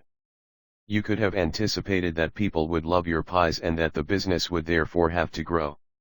You could have anticipated that growth would bring additional responsibilities, additional skills required, additional capital needed to respond to the added demand that growth always places on a business and on people. In short, while you couldn't have known everything, you could certainly have known more than you do. And that's your job, Sarah. The job of the owner. And if you don't do it, nobody will. Simply put, your job is to prepare yourself and your business for growth. To educate yourself sufficiently so that, as your business grows, the business's foundation and structure can carry the additional weight. And as awesome a responsibility as that may seem to you, you have no other choice if your business is to thrive, that is. It's up to you to dictate your business's rate of growth as best you can by understanding the key processes that need to be performed, the key objectives that need to be achieved, the key position you are aiming your business to hold in the marketplace. By asking the right questions, such as, where do I wish to be? When do I wish to be there? How much capital will that take? How many people, doing what work, and how? What technology will be required? How large a space will be needed, at benchmark 1, at benchmark 2, at benchmark 3? Will you be wrong at times? Will you make mistakes? Will you change your mind? Of course you will. More often than not. But, done right, you will also have contingency plans in place. Best case, worst case. And sometimes you will simply fly by the seat of your pants, you will go with the flow, follow your intuition. But all the while, even while you're guessing, the key is to plan, envision, and articulate what you see in the future both for yourself and for your employees. Because if you don't articulate it, write it down, clearly, so others can understand it, you don't own it. And do you know that in all the years I've been doing this work with small business owners, out of the thousands upon thousands we've met, there have only been a few who had any plan at all. Nothing written, nothing committed to paper, nothing concrete at all. Remember, Sarah, any plan is better than no plan. Because in the process of defining the future, the plan begins to shape itself to reality, both the reality of the world out there and the reality you are able to create in here. And as those two realities merge, they form a new reality. Call it your reality, call it the unique invention that is uniquely yours, the reality of your mind and your heart uniting with all the elements of your business, and your business with the world, shaping, designing, collaborating, to form something that never existed before in exactly that way. And that is the sign of a mature company. A mature company is started differently than all the rest. A mature company is founded on a broader perspective, an entrepreneurial perspective, a more intelligent point of view. About building a business that works not because of you but without you. And because it starts that way, it is more likely to continue that way. And therein resides the true difference between an adolescent company, where everything is left up to chance, and a mature company, where there is a vision against which the present is shaped. But I'm getting ahead of myself, I said. The important thing is that your experience could have been completely different. That there is an entirely different way to start a business than the way you and most technicians turned business owners start theirs. And that anyone can do it. I looked at Sarah and caught the glow in her eyes. I'm inspired by the idea of it, she said softly. All of a sudden everything that has looked so dark feels light again. But, no sooner had she begun to let herself thrill to the idea of building a business that works that some other thought, a dark thought, captured her attention. But what do I do about Elizabeth? She said. What do I do about Elizabeth? The question every technician turned downer wants answered. As though, by answering that question, everything else will be answered. As if the answer to all of the frustrations most small business owners experience is somehow tied to particular people. As if within the complexity of Sarah's relationship with Elizabeth, within all relationships for that matter, there exists some key which, once turned, could make everything right again. Well, I'm no genius, but I know that there is no such key. There's just us, you and me, fumbling about in our often inadequate way, constantly being surprised by our own and other people's behavior, how badly we've done it, how out of touch with our own and others' feelings we've discovered ourselves to be. I looked Sarah in the eye, got very quiet, and said, Sarah, the real question is not what to do about Elizabeth, but what do you do about all the Elizabeths in your future? You did the best you could. And so did Elizabeth. It's time to get on with your life. To build your business in an enlivening way. Are you ready? Sarah smiled at me, her eyes positively gleaming. I'm ready if you are, she said. Then let's talk about maturity for a minute, I said. Because that's where your future lies. 6. Maturity and the entrepreneurial perspective. They see the pattern, understand the order, experience the vision. Peter Drucker. The new society. Maturity, the third phase of a company's growth, is exemplified by the best businesses in the world. Businesses such as McDonald's, Federal Express, and Disney. A mature business knows how it got to be where it is, and what it must do to get where it wants to go. Therefore, maturity is not an inevitable result of the first two phases. It is not the end product of a serial process, beginning with infancy and moving through adolescence. No, companies like McDonald's, Federal Express, and Disney didn't end up as mature companies. They started out that way. The people who started them had a totally different perspective about what a business is and why it works.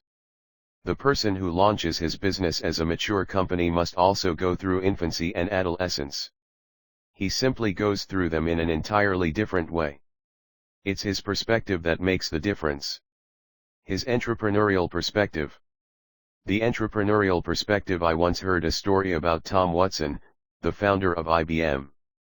Asked to what he attributed the phenomenal success of IBM, he is said to have answered, IBM is what it is today for 3 special reasons. The first reason is that, at the very beginning, I had a very clear picture of what the company would look like when it was finally done.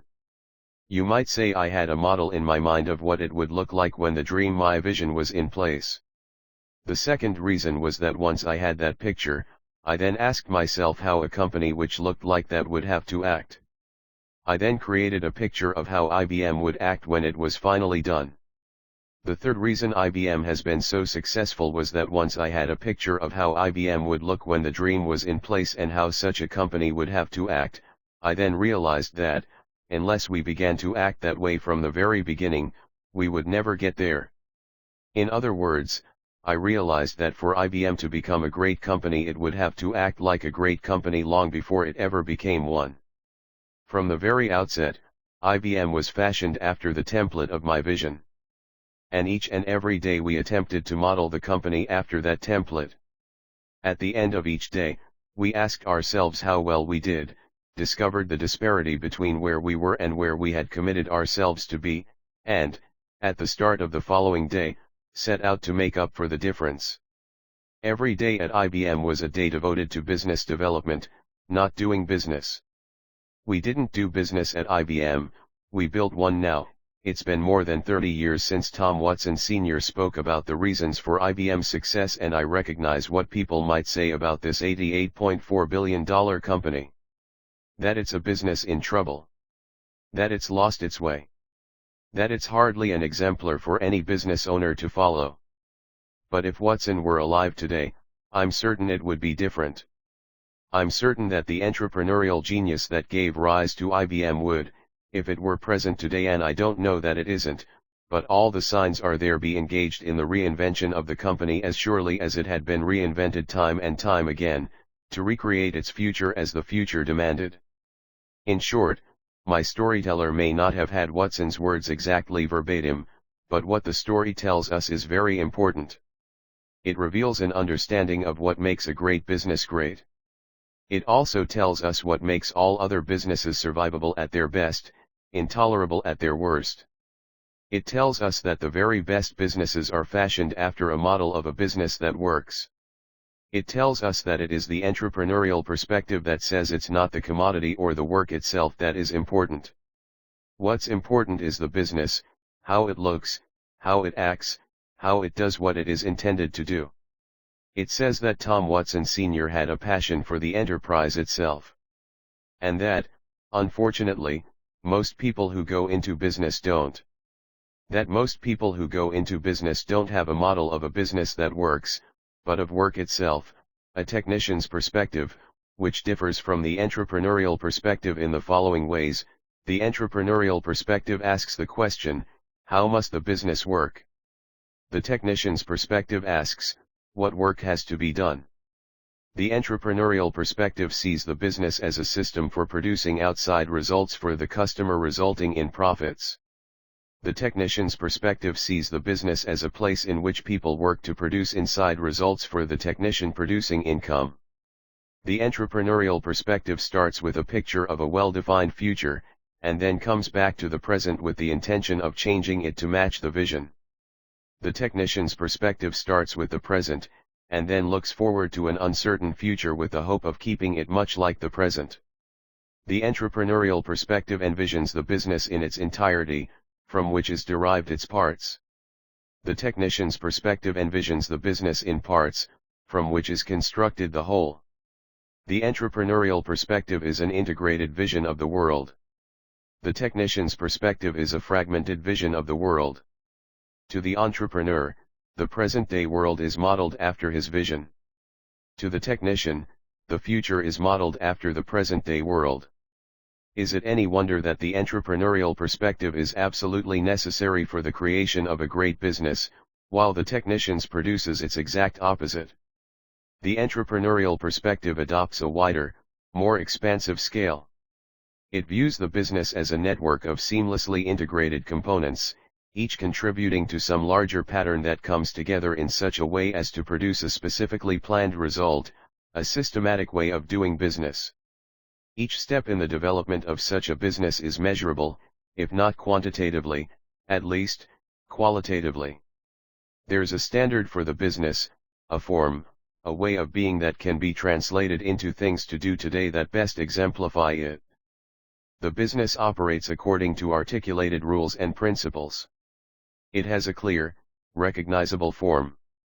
With the technician's perspective, however, the scale is narrower, more inhibited, confined principally to the work being done. As a result, the technician's business becomes increasingly oppressive, less exhilarating, closed off from the larger world outside. His business is reduced to steps that fail to take him anywhere other than to the next step, itself nothing more than a replica of the one before it. Routine becomes the order of the day. Work is done for work's sake alone, forsaking any higher purpose, any meaning for what needs to be done other than the need to just do it. The technician sees no connection between where his business is going and where it is now. Lacking the grander scale and visionary guidance manifest in the entrepreneurial model, the technician is left to construct a model each step of the way. But the only model from which to construct it is the model of past experience, the model of work. Exactly the opposite of what he needs if the business is to free him of the work he's grown accustomed to doing.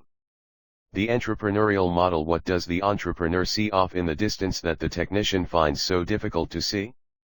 What exactly is the entrepreneurial model? It's a model of a business that fulfills the perceived needs of a specific segment of customers in an innovative way. The entrepreneurial model looks at a business as if it were a product, sitting on a shelf and competing for the customer's attention against a whole shelf of competing products, or businesses. Said another way, the entrepreneurial model has less to do with what's done in a business and more to do with how it's done. The commodity isn't what's important, the way it's delivered is. When the entrepreneur creates the model, he surveys the world and asks, where is the opportunity? Having identified it, he then goes back to the drawing board and constructs a solution to the frustrations he finds among a certain group of customers. A solution in the form of a business that looks and acts in a very specific way, the way the customer needs it to look and act, not the entrepreneur. How will my business look to the customer? The entrepreneur asks. How will my business stand out from all the rest? Thus, the entrepreneurial model does not start with a picture of the business to be created but of the customer for whom the business is to be created. It understands that without a clear picture of that customer, no business can succeed. The technician, on the other hand, looks inwardly, to define his skills, and only looks outwardly afterward to ask, how can I sell them? The resulting business almost inevitably focuses on the thing it sells rather than the way the business goes about it or the customer to whom it's to be sold. Such a business is designed to satisfy the technician who created it, not the customer. To the entrepreneur, the business is the product. To the technician, the product is what he delivers to the customer. To the technician, the customer is always a problem. Because the customer never seems to want what the technician has to offer at the price at which he offers it. To the entrepreneur, however, the customer is always an opportunity. Because the entrepreneur knows that within the customer is a continuing parade of changing wants begging to be satisfied. All the entrepreneur has to do is find out what those wants are and what they will be in the future. As a result, the world is a continuing surprise, a treasure hunt to the entrepreneur. To the technician, however, the world is a place that never seems to let him do what he wants to do, it rarely applauds his efforts, it rarely appreciates his work, it rarely, if ever, appreciates him. To the technician, the world always wants something he doesn't know how to give it. The question then becomes, how can we introduce the entrepreneurial model to the technician in such a way that he can understand it and utilize it? The answer is, unfortunately, we can't. The technician isn't interested. The technician has other things to do. If we are to be successful at this, what we must do, instead, is to give the undeveloped entrepreneur in each of us the information he needs to grow beyond the limitations of the technician's comfort zone so as to experience a vision of a business that works.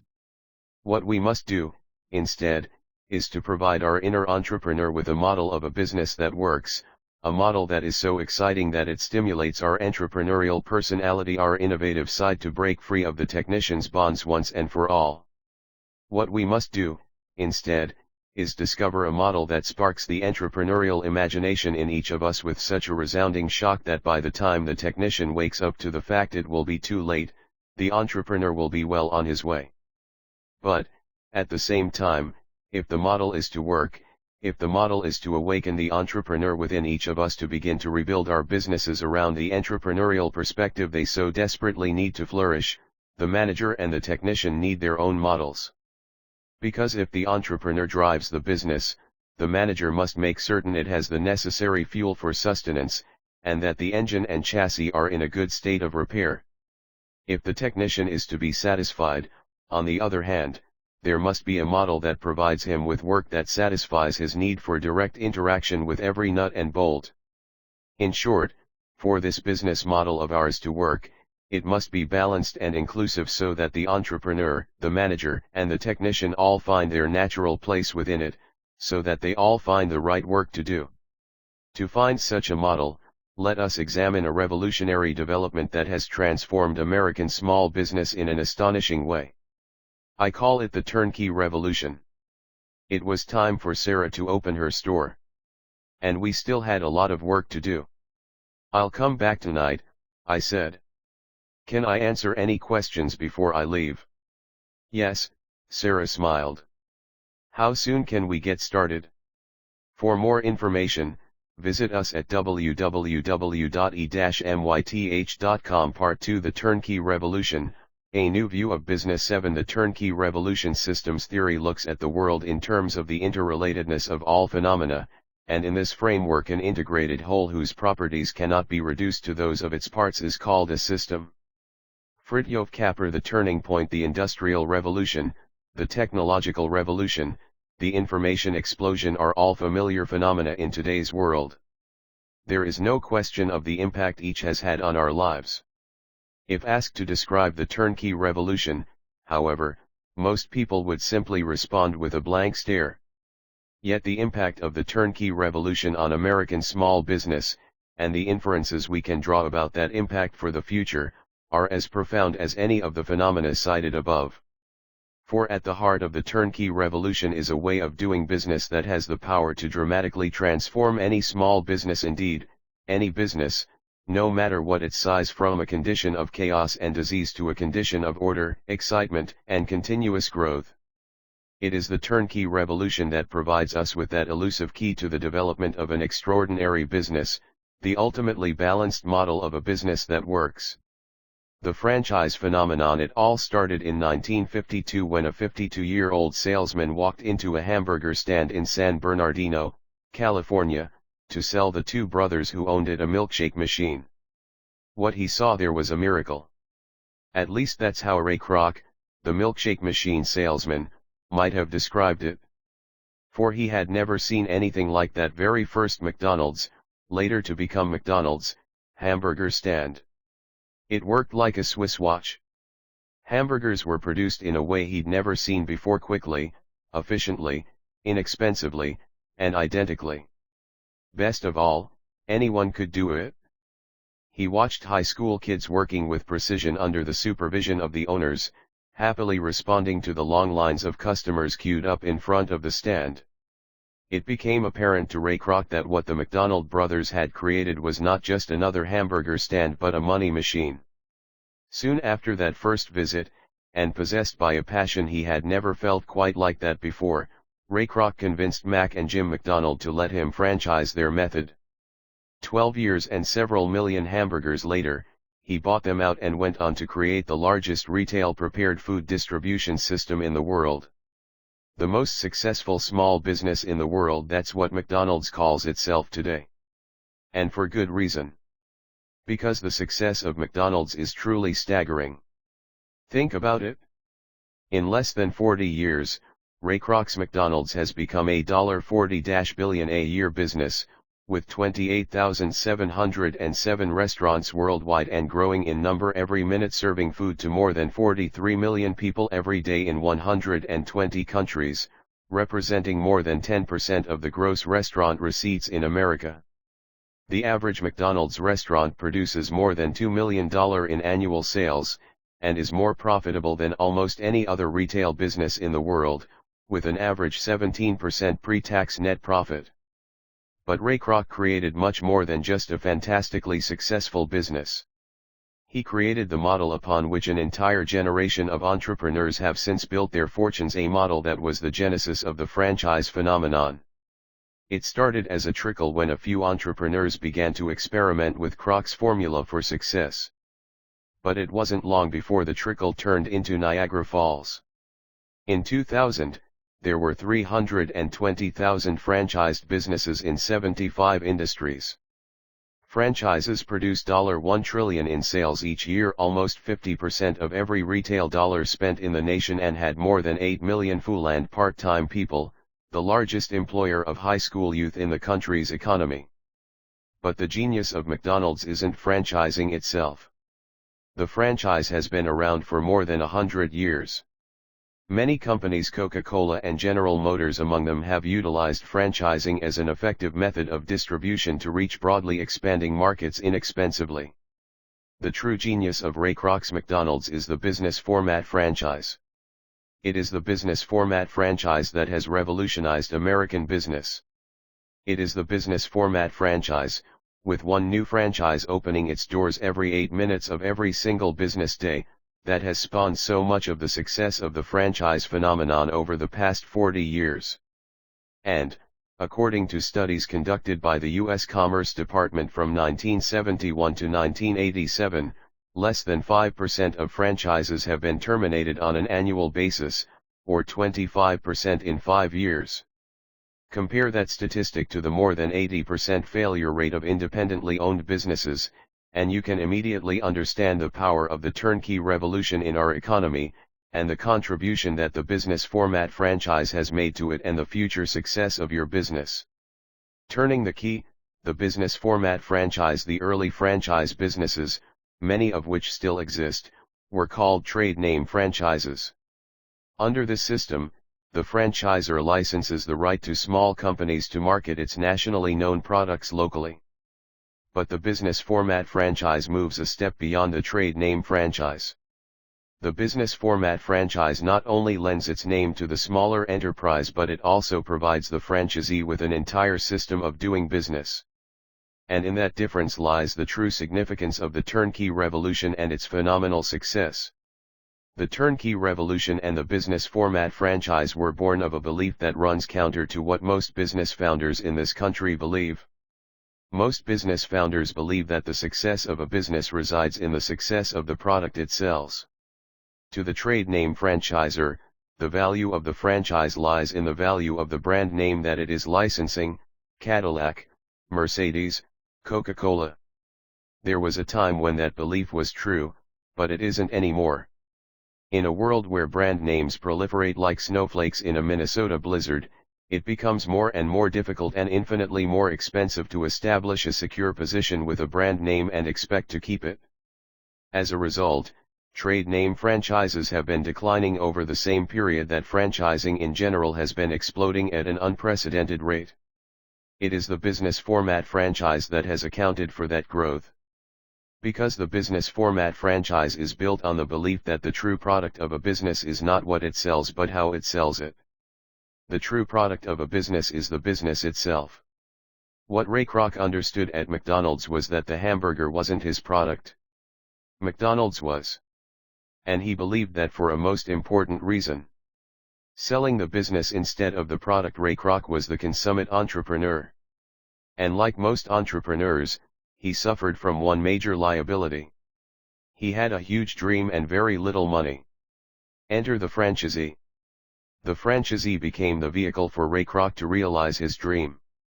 At that point, Ray Kroc began to look at his business as the product, and at the franchisee as his first, last, and most important customer. For the franchisee wasn't interested in hamburgers or French fries or milkshakes, he was interested in the business. Driven by his desire to buy a business, the franchisee only wanted to know one thing: does it work?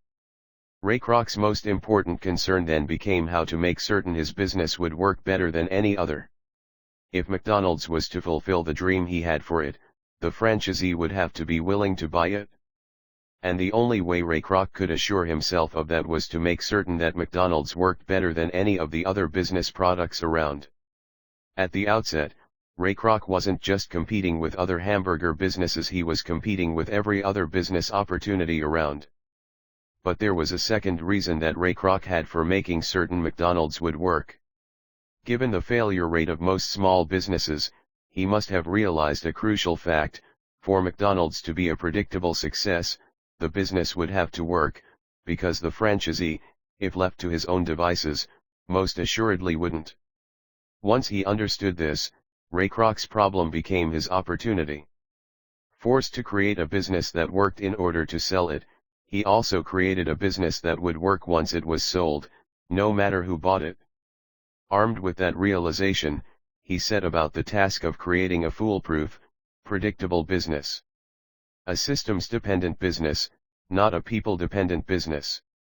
A business that could work without him. Unlike most small business owners before him and since, Ray Kroc went to work on his business, not in it. He began to think about his business like an engineer working on a pre-production prototype of a mass-producible product.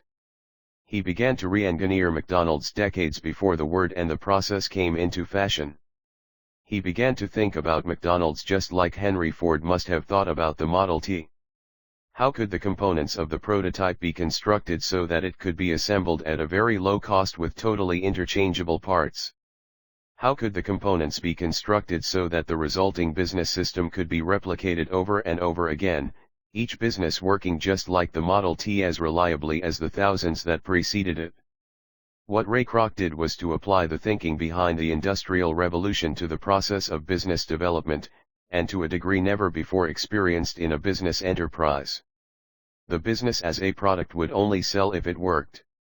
And the only way to make certain it would work in the hands of a franchisee anywhere in the world would be to build it out of perfectly predictable components that could be tested in a prototype long before ever going into mass production.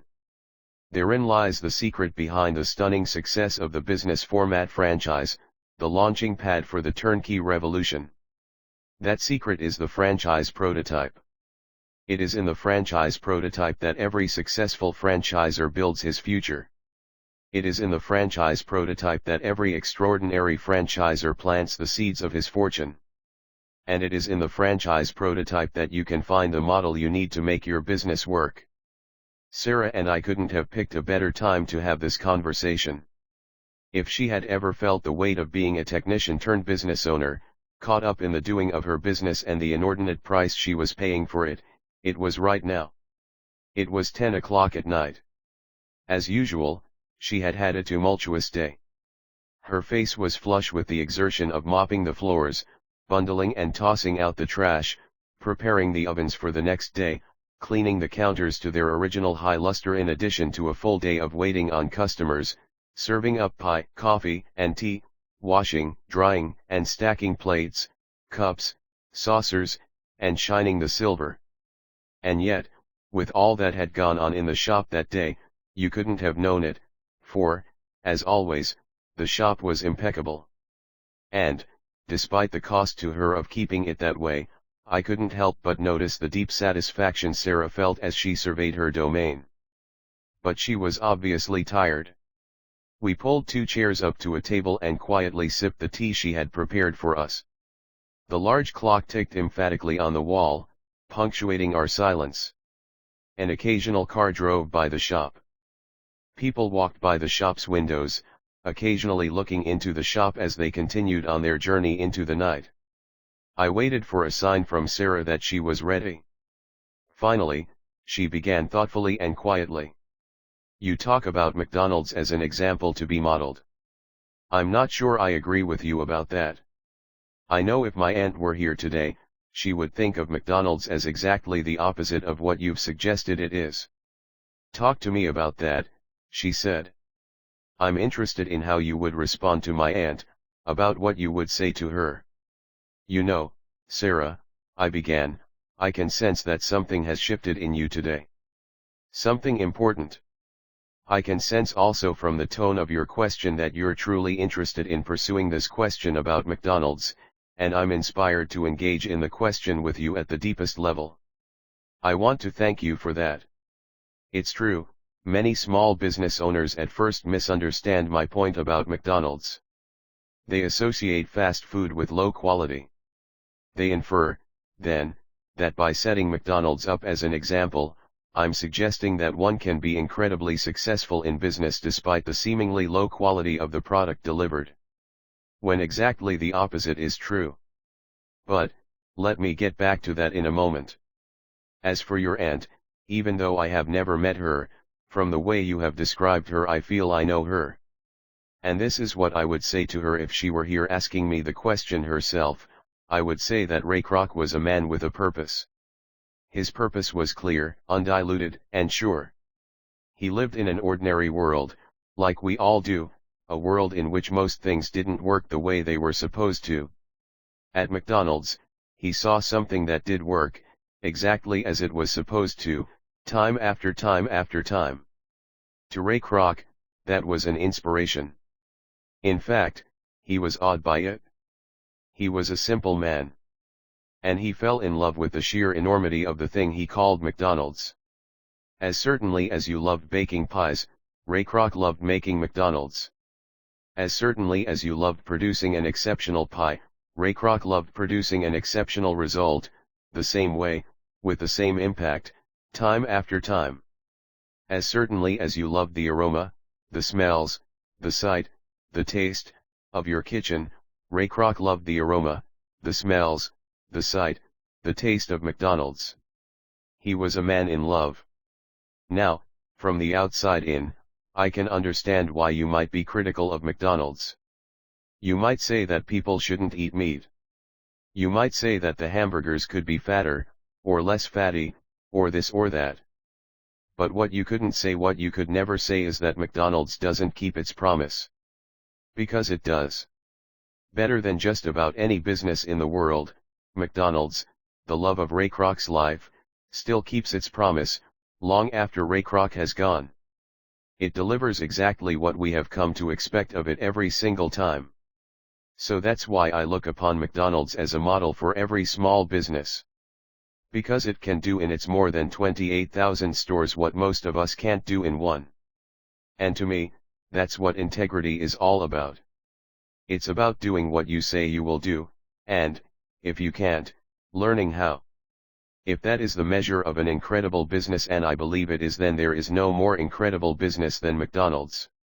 Who among us small business owners can say we do things as well? But McDonald's is even more important than that.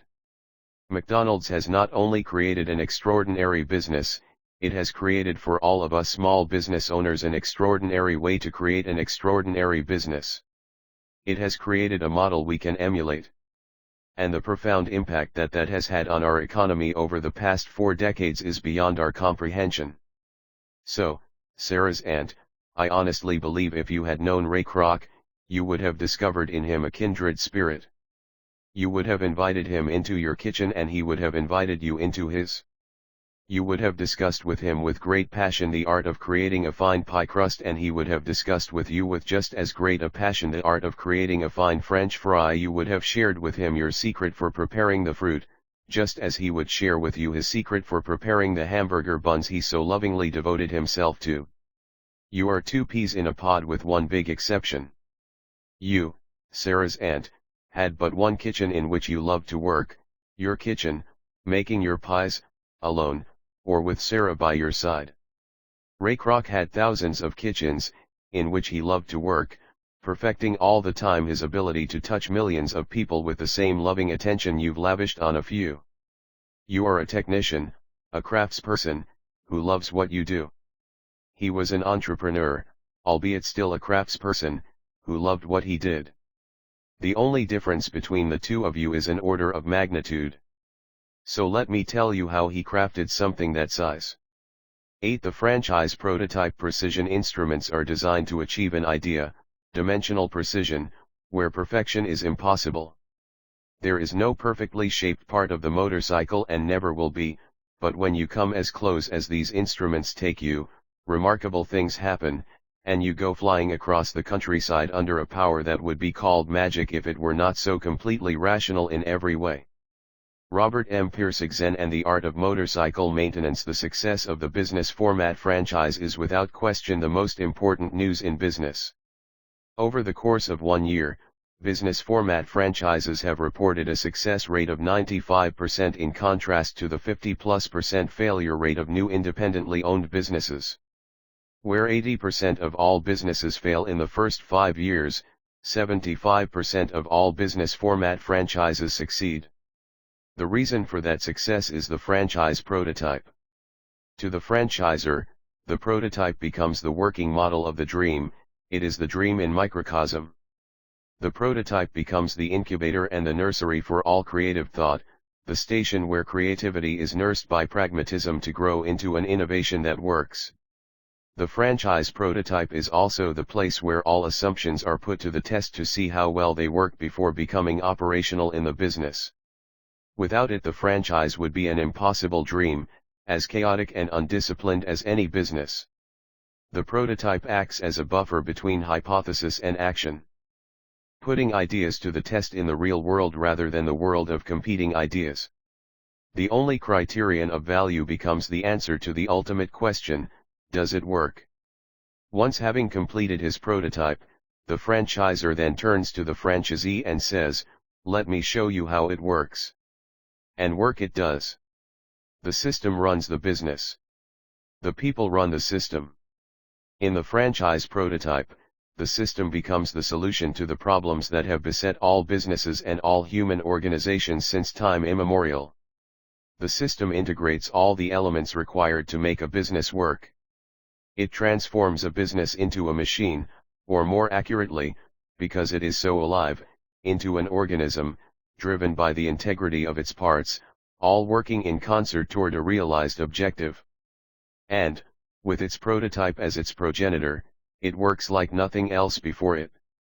At Ray Kroc's McDonald's, every possible detail of the business system was first tested in the prototype, and then controlled to a degree never before possible in a people-intensive business. The French fries were left in the warming bin for no more than 7 minutes to prevent sogginess. A soggy French fry is not a McDonald's. French fry hamburgers were removed from the hot trays in no more than 10 minutes to retain the proper moisture. The frozen meat patties, precisely identical in size and weight, were turned at exactly the same time on the griddle. Pickles were placed by hand in a set pattern that prevented them from sliding out and landing in the customer's lap. Food was served to the customer in 60 seconds or less. Discipline, standardization, and order were the watchwords. Cleanliness was enforced with meticulous attention to the most seemingly trivial detail. Ray Kroc was determined that the customer would not equate inexpensive with inattentive or cheap. Nowhere had a business ever paid so much attention to the little things, to the system that guaranteed the customer that her expectations would be fulfilled in exactly the same way every time. Unlike the trade name franchise before it, Ray Kroc's system left the franchisee with as little operating discretion as possible. This was accomplished by sending him through a rigorous training program before ever being allowed to operate the franchise. At McDonald's, they called it the University of Hamburgerology, or Hamburger U. There, the franchisee learned not how to make hamburgers but how to run the system that makes hamburgers, the system by which McDonald's satisfied its customers every single time.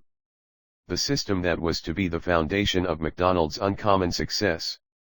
Is it any wonder that McDonald's calls itself the most successful small business in the world? It is. Every single extraordinary detail Ray Kroc invented 4 decades ago is even more extraordinary today. Whether it is Hamburger U, or the placement of pickles, or the exacting way in which the buns are warmed before serving, or the thickness of the patty, all of it, today, long after Ray Kroc has gone, is still known by the franchisee as the system at the heart of McDonald's. And just as it was then, it is now. Once the franchisee learns the system, he is given the key to his own business. Thus, the name, turnkey operation. The franchisee is licensed the right to use the system, learns how to run it, and then turns the key. The business does the rest. And the franchisees love it. Because if the franchisor has designed the business well, every problem has been thought through. All that's left for the franchisee to do is learn how to manage the system. That's what the franchise prototype is all about. It's a place to conceive and perfect the system. To find out what works because you've worked it. The system isn't something you bring to the business. It's something you derive from the process of building the business. The franchise prototype is the answer to the perpetual question, how do I give my customer what he wants while maintaining control of the business that's giving it to him? To the entrepreneur, the franchise prototype is the medium through which his vision takes form in the real world. To the manager, the franchise prototype provides the order, the predictability, the system so important to his life. To the technician, the prototype is a place in which he is free to do the things he loves to do, technical work. And to the small business owner, the franchise prototype provides the means through which he can finally feed his 3 personalities in a balanced way while creating a business that works. So, now you have it, the franchise prototype is the model you've been looking for. The franchise prototype is the model of a business that works. The balanced model that will satisfy the entrepreneur, the manager, and the technician all at once. And it's been there all the time. It's been there at McDonald's. And at Federal Express. And at Disney World. And at Mrs. Fields Cookies. It's been there at Subway sandwiches and Domino's Pizza and Kentucky Fried Chicken and Pizza Hut. It's been there at Taco Bell and UPS and Universal Studios.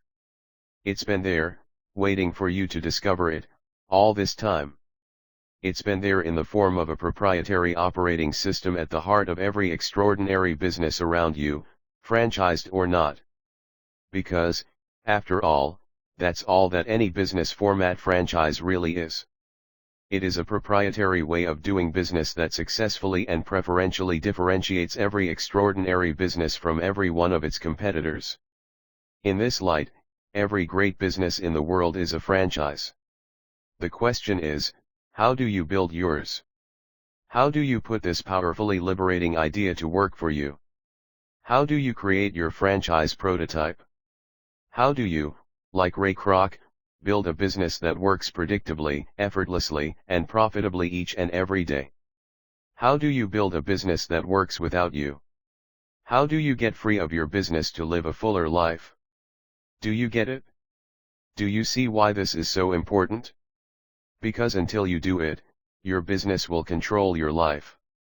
But once you begin to put this idea to work for you, you're on the way to being free. I could see that Sarah got it. I could see that the flush on her cheeks now had nothing to do with the work she'd been doing all day.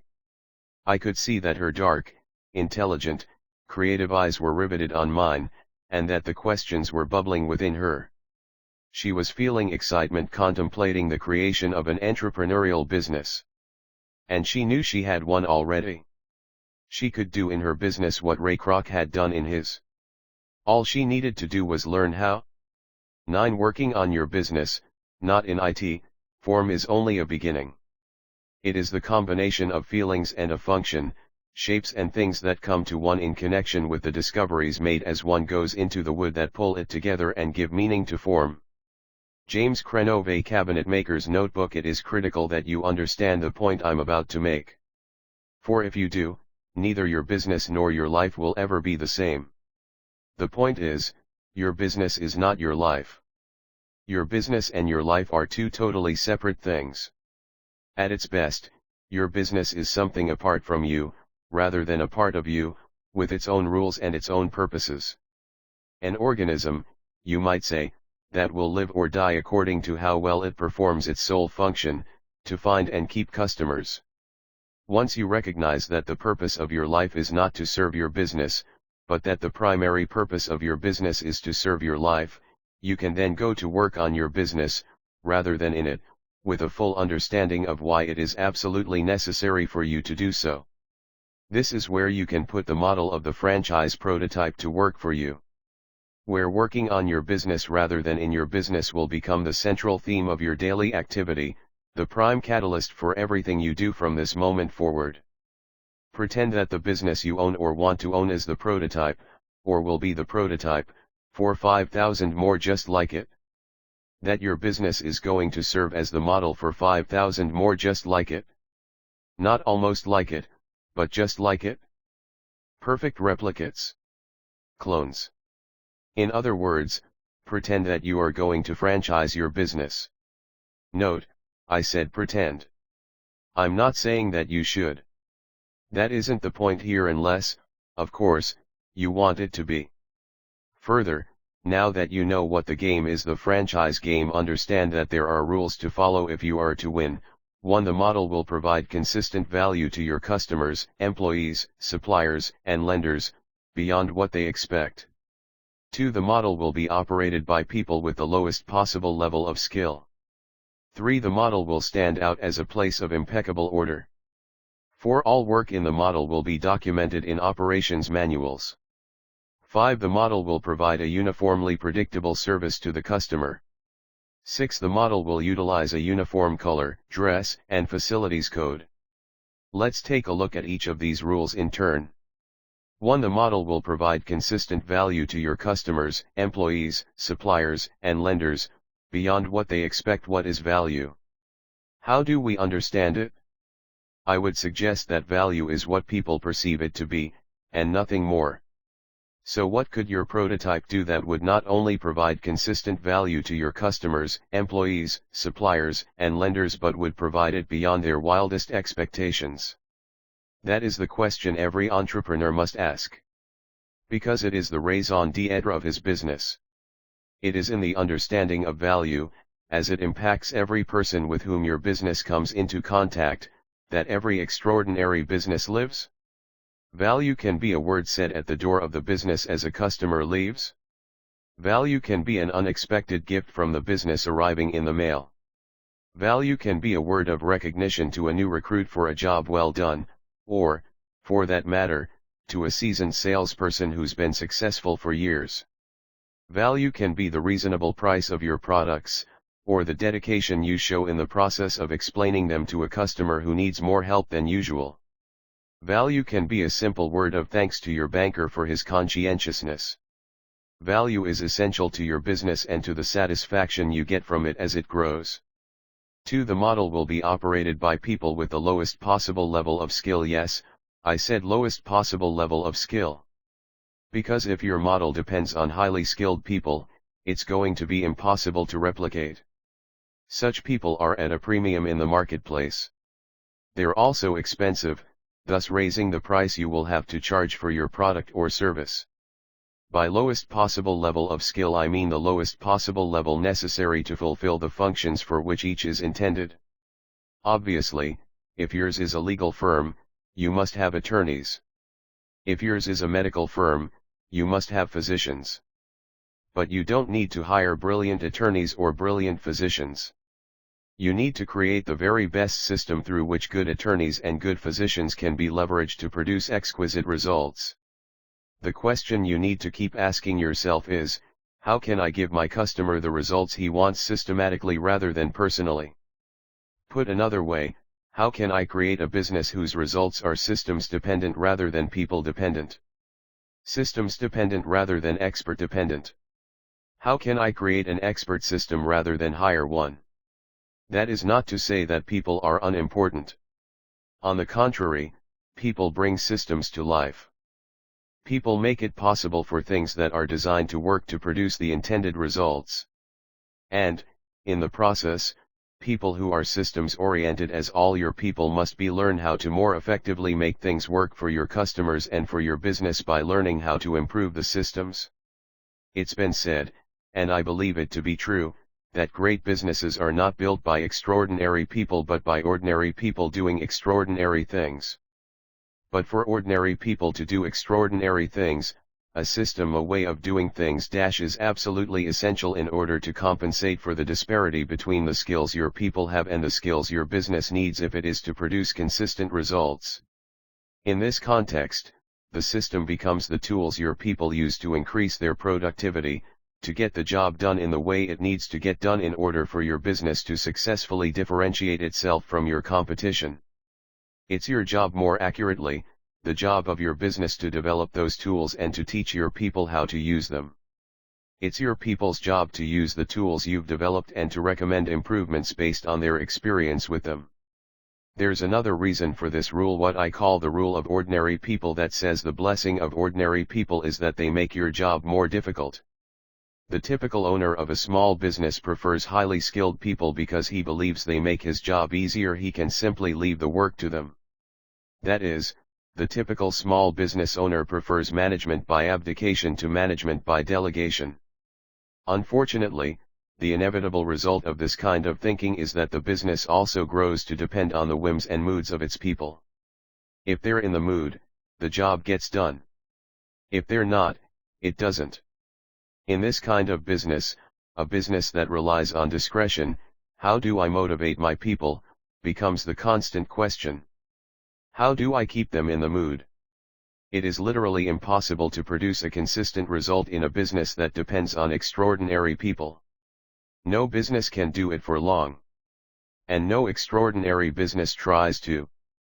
Because every extraordinary business knows that when you intentionally build your business around the skills of ordinary people, you will be forced to ask the difficult questions about how to produce a result without the extraordinary ones.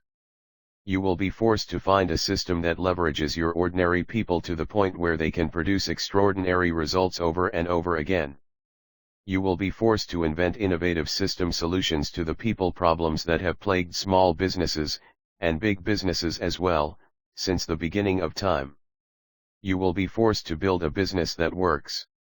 You will be forced to do the work of business development not as a replacement for people development but as its necessary correlate.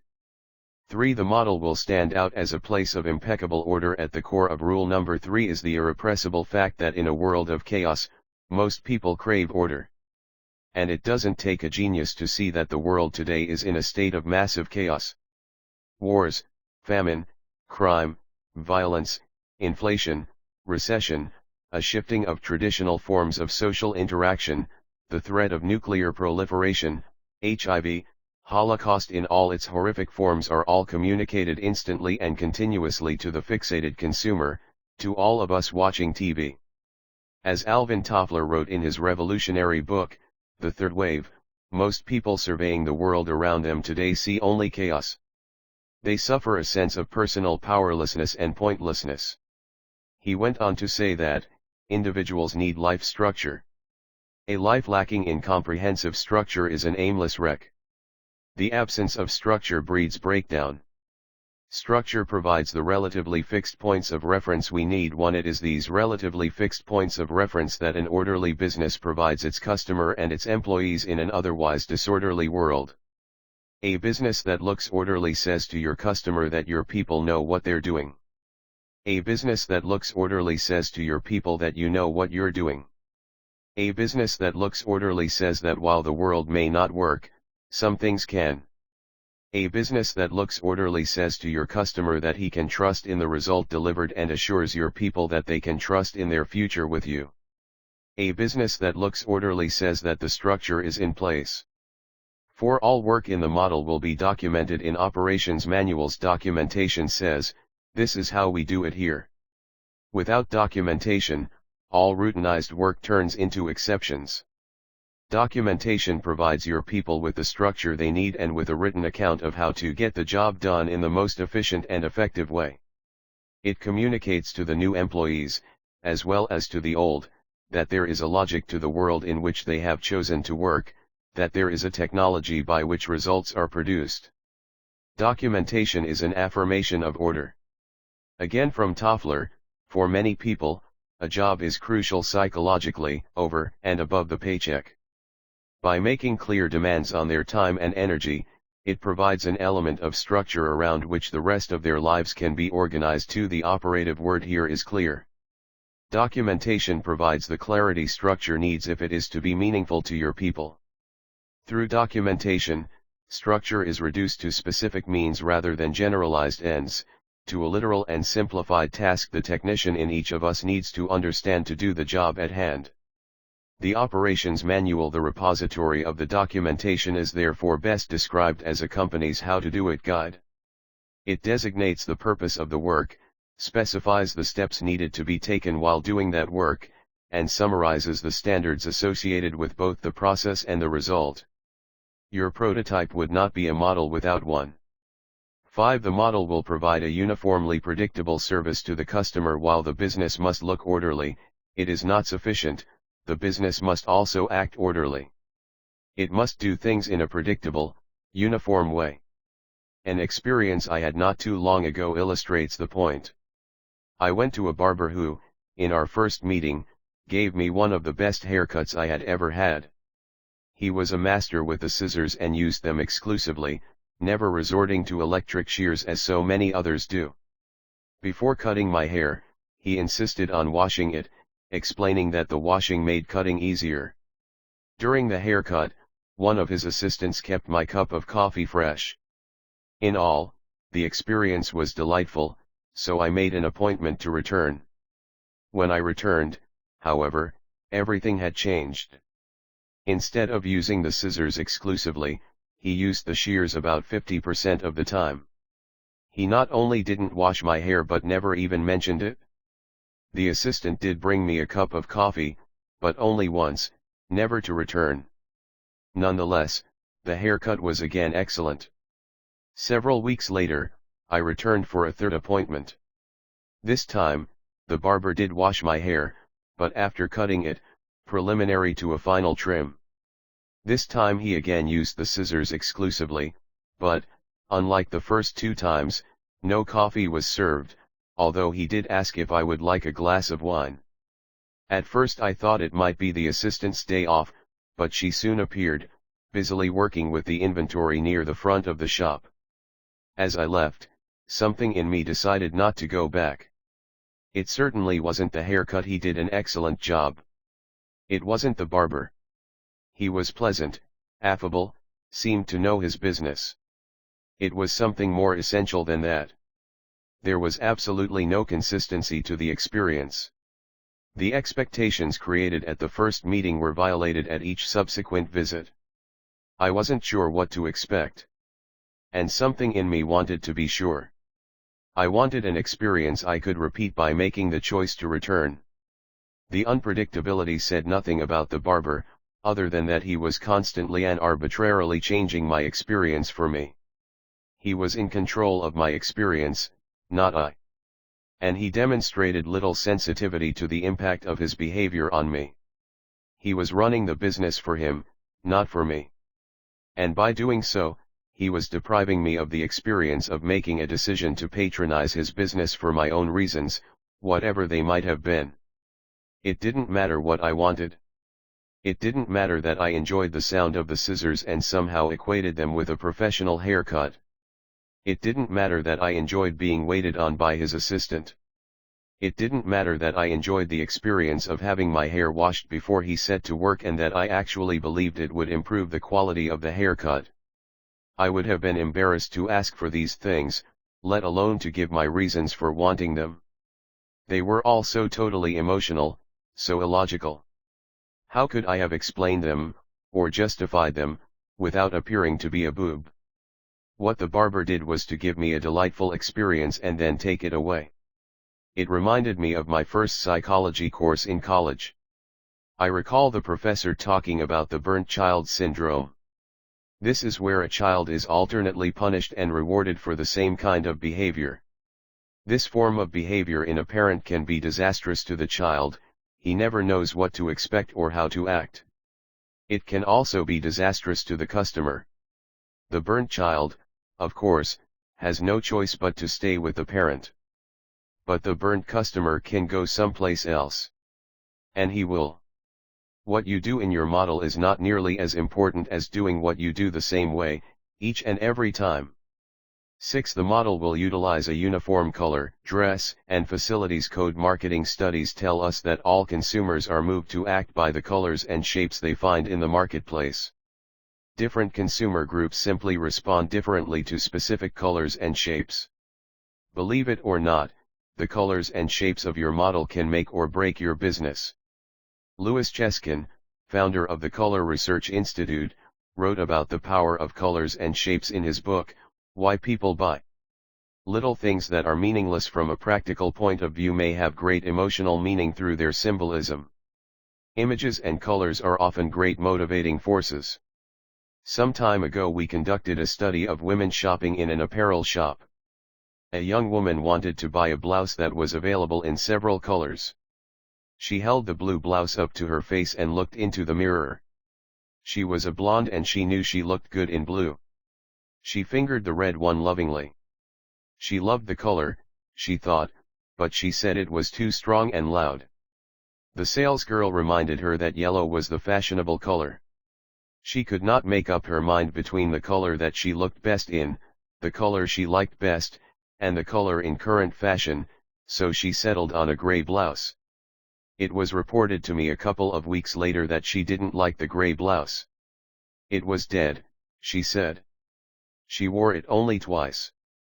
Some of the other purchasers of blouses permitted one of the inner drives to win. Some bought blouses because the color flattered them, others chose the color that was in fashion and some took the color they liked. Each chose a color that satisfied the strongest urge or fulfilled the greatest wish. Just think. All this deep psychology in the mere process of buying a blouse. Point 3. Your business is the same as the blouse in Cheskin's story. There are colors that work and colors that don't. The colors you show your customer must be scientifically determined and then used throughout your model on the walls, the floors, the ceiling, the vehicles, the invoices, your people's clothes, the displays, the signs. The model must be thought of as a package for your one and only product, your business. Just as with colors, there are shapes that work and shapes that don't, on your business card, your signs, your logo, your merchandise displays. In one test, Cheskin showed that a triangle produced far fewer sales than a circle, and a crest outproduced both by a significant margin. Imagine, sales increased or lost by the choice of a seemingly meaningless shape. The shape of your sign, your logo, the type style used on your business cards will have a significant impact on sales whether you care to think about it or not. Your prototype must be packaged as carefully as any box of cereal. Before we go on, let's summarize what we've covered so far. Go to work on your business rather than in it. Go to work on your business as if it were the pre-production prototype of a mass-producible product. Think of your business as something apart from yourself, as a world of its own, as a product of your efforts, as a machine designed to fulfill a very specific need, as a mechanism for giving you more life, as a system of interconnecting parts, as a package of cereal, as a can of beans, as something created to satisfy your consumers' deeply held perceived needs, as a place that acts distinctly different from all other places, as a solution to somebody else's problem. Think of your business as anything but a job. Go to work on your business rather than in it, and ask yourself the following questions: how can I get my business to work, but without me? How can I get my people to work, but without my constant interference? How can I systematize my business in such a way that it could be replicated 5,000 times, so the 5,000th unit would run as smoothly as the first? How can I own my business, and still be free of it? How can I spend my time doing the work I love to do rather than the work I have to do? If you ask yourself these questions, you'll eventually come face to face with the real problem, that you don't know the answers. And that's been the problem all along. But now it should be different. Because now you know that you don't know. Now you are ready to look the problem squarely in the face. The problem isn't your business, it never has been. The problem is you. It has always been you and will always be you. Until you change, that is. Until you change your perspective about what a business is and how one works. Until you begin to think about your business in a totally new way. Until you accept the undeniable fact that business, even a very small business like yours, is both an art and a science. And, like art and science, to successfully develop a serious business you need specific information. Most importantly, to successfully develop a serious business you need a process, a practice, by which to obtain that information and, once obtained, a method with which to put that information to use in your business productively. What follows is just such a method. A programmed approach to learning what needs to be learned about your business in order to climb the proverbial ladder. A proven way to the top that has been successfully implemented by thousands of small businesses just like yours. We call it the E-Myth Mastery Program. And it's a process that can change your life. Sarah looked at me thoughtfully for a moment, and then said, "Let me describe in my own words what I heard you just say." She folded her hands tightly together before her on the table, and, as if for emphasis, leaned toward me. "What you're saying is that I'm too identified with my business. That I need to separate myself from it, first in the way I think about it, second in the way I feel about it, and third in the way I work in it. And what I hear you saying is that it is this identification with my business, my technicians need to see the business as nothing more or less than me, that is causing me all the pain I'm feeling, all the frustration I experience going to work every day. My belief that, if I'm good, the business will be. That if I work hard enough, the business will succeed. That if I am in touch with everything that goes on in the business, nothing can possibly go wrong. And what I hear you saying is that in order for me to be free of my frustration, in order to exercise true control over my business, I need to disidentify with my business. I need to conceive of my business in a radically differently way than I'm accustomed to. I need to conceive of my business as a product. Just like my pies are a product, I need to think of my business like that. And if I were to think that way, I would suddenly have to ask the question, how must my business as a product work in order for it to successfully attract not only customers but also employees who want to work there? And the minute I ask that question, I'm already doing business in a totally new way. Sarah paused for a moment, as if to let that last thought truly sink in. You know, she said quietly, I can truly say that until this very moment, I had never thought about my business as an idea before. I simply thought of it as a job. A place to go to work. I never even considered there was another way to think about it. But now it's getting exciting. An entirely new opportunity. Thinking like this reminds me of my first literature class in high school. My teacher was Mr. Retke, and he had an incredible ability to bring the subject of literature alive. By the time I read the first assignment it was Huckleberry Finn. I couldn't put the book down. These were real people in the book, living out their lives, in real places, overcoming obstacles, terror, love, feelings. Huckleberry Finn came alive to me in that first class like no book had before it. That's what this feels like to me, like we're opening the covers of a new book, not knowing what's inside, but knowing, given the wonderful, rich anticipation that accompanies every new adventure, that nothing will ever be the same again. That's how this all feels to me. That my business will never be the same from this moment on. And neither will I. She pressed her hands together, and then leaned back against her chair as if to catch a breath. And, if I understand you correctly, that's what you're calling the franchise prototype. The franchise prototype is the name for my business as a product. It's a way of thinking about my business as one complete thing, a whole, you might say, that looks, acts, and feels in a clearly definable way, apart from me. Independent of me.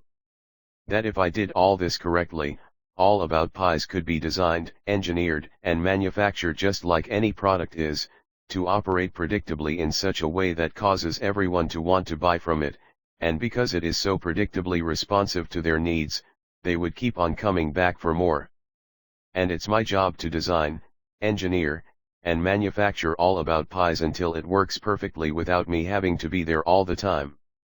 And, while I must admit, I'm overwhelmed by the idea of it, it's the most challenging and exciting thought I've had in years. And the great thing is, I've already got the business. All I have to do now is to learn how. Sarah, I said, I couldn't have said it any better. So, let's go on to the next step, the business development process. Because what you have to learn is going to be easier than you think. For more information, visit us at www.e-myth.com.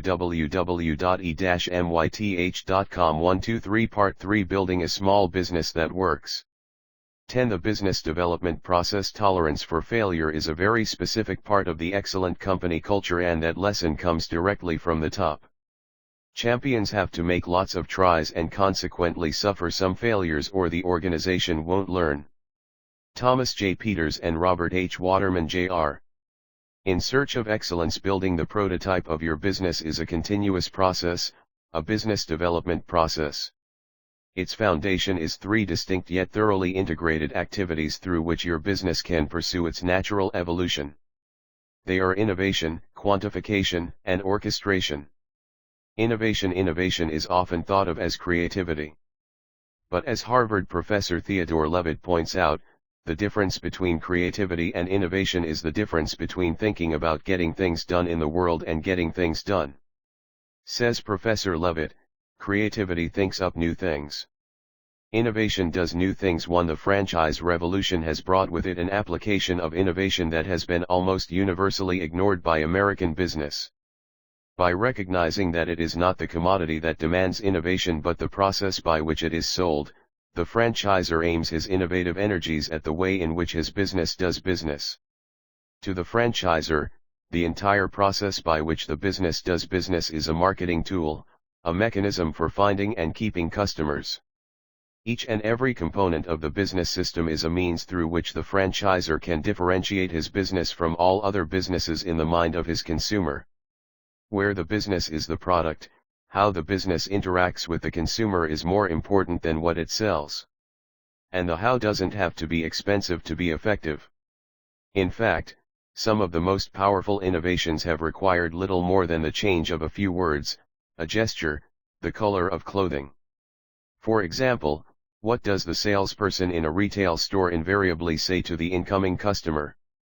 He says, "May I help you?" Have you ever heard that one before? And how does the customer invariably respond? He says, "No thanks, just looking." Have you ever said that one before? Of course you have. In fact, it's a universal phenomenon. Now why do you suppose the salesperson asks that question when he knows that the customer will respond the way he does? Because the customer responds the way he does, that's why. If the customer is just looking, the salesperson doesn't have to go to work. Can you imagine what those few words are costing retailers in this country in lost sales? Here's a perfect opportunity to try a simple and inexpensive innovation. The innovation, instead of asking, "Hi, may I help you?" try, "Hi, have you been in here before?" The customer will respond with either a yes or a no. In either case, you are then free to pursue the conversation. If the answer is yes, you can say, "Great. We've created a special new program for people who have shopped here before. Let me take just a minute to tell you about it." If the answer is no, you can say, "Great, we've created a special new program for people who haven't shopped here before. Let me take just a minute to tell you about it." Of course, you'll have to have created a special new program to talk about in either case. But that's the easy part. Just think. A few simple words. Nothing fancy. But the result is guaranteed to put money in your pocket. How much? That depends on how enthusiastically you do it.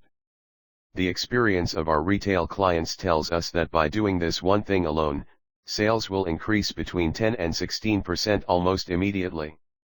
Can you believe it? A few simple words and sales instantly go up. Not by just a little bit, mind you, but by a considerable amount. What would you do for a 10 to 16% increase in sales? The innovation again, for salespeople, a 6-week test.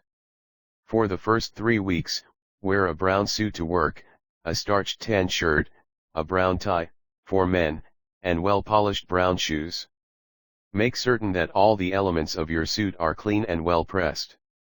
For the following 3 weeks wear a navy blue suit, a good, starched white shirt, a tie with red in it, a pin or a scarf with red in it for women, and highly polished black shoes. The result will be dramatic. Sales will go up during the second 3-week period. Why? Because, as our clients have consistently discovered, blue suits outsell brown suits. And it doesn't matter who's in them. Is it any wonder that McDonald's, Federal Express, Disney, Mrs. Fields Cookies, and many more extraordinary companies spend so much time and money on determining how they look? It pays. And it pays consistently, over and over and over again. The innovation: the next time you want somebody to do something for you, touch him softly on the arm as you ask him to do it. You will be amazed to find that more people will respond positively when you touch them than when you don't. Again, to apply this to your business, you or your salespeople should make a point of touching each customer on the elbow, arm, or back sometime during the sales process. You will find, as our clients have found, that there will be a measurable increase in sales. Innovation is the heart of every exceptional business. Innovation continually poses the question, what is standing in the way of my customer getting what he wants from my business? For the innovation to be meaningful, it must always take the customer's point of view. At the same time, innovation simplifies your business to its critical essentials. It should make things easier for you and your people in the operation of your business, otherwise it's not innovation but complication. Innovation, then, is the mechanism through which your business identifies itself in the mind of your customer and establishes its individuality. It is the result of a scientifically generated and quantifiably verified profile of your customer's perceived needs and unconscious expectations. It is the skill developed within your business and your people that is constantly asking, what is the best way to do this, knowing, even as the question is asked, that we will never discover the best way, but by asking we will assuredly discover a way that's better than the one we know now. In that regard, I think of innovation as the best way skill. It produces a high level of energy in every company within which it's nurtured, fed, and stimulated, energy that in turn feeds everyone the company touches: its employees, customers, suppliers, and lenders. In an innovative company everyone grows. There's no doubt about it, innovation is the signature of a bold, imaginative hand. Quantification but on its own, innovation leads nowhere. To be at all effective, all innovations need to be quantified. Without quantification, how would you know whether the innovation worked? By quantification, I'm talking about the numbers related to the impact an innovation makes. For example, ask any group of small business owners how many selling opportunities they had the day before, as we have at eMyth worldwide day after day, and I promise you 99% of them won't know the answer. The sad fact is that quantification is not being done in most businesses. And it's costing them a fortune. For example, how would you know that by changing the words you use to greet an incoming customer you produced a 16% increase in sales unless you quantified it by 1.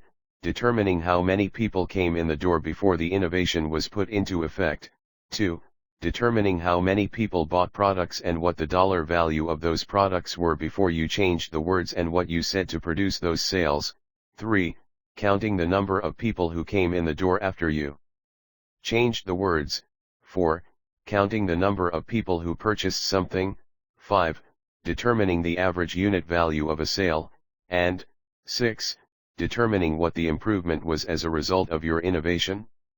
These numbers enable you to determine the precise value of your innovation.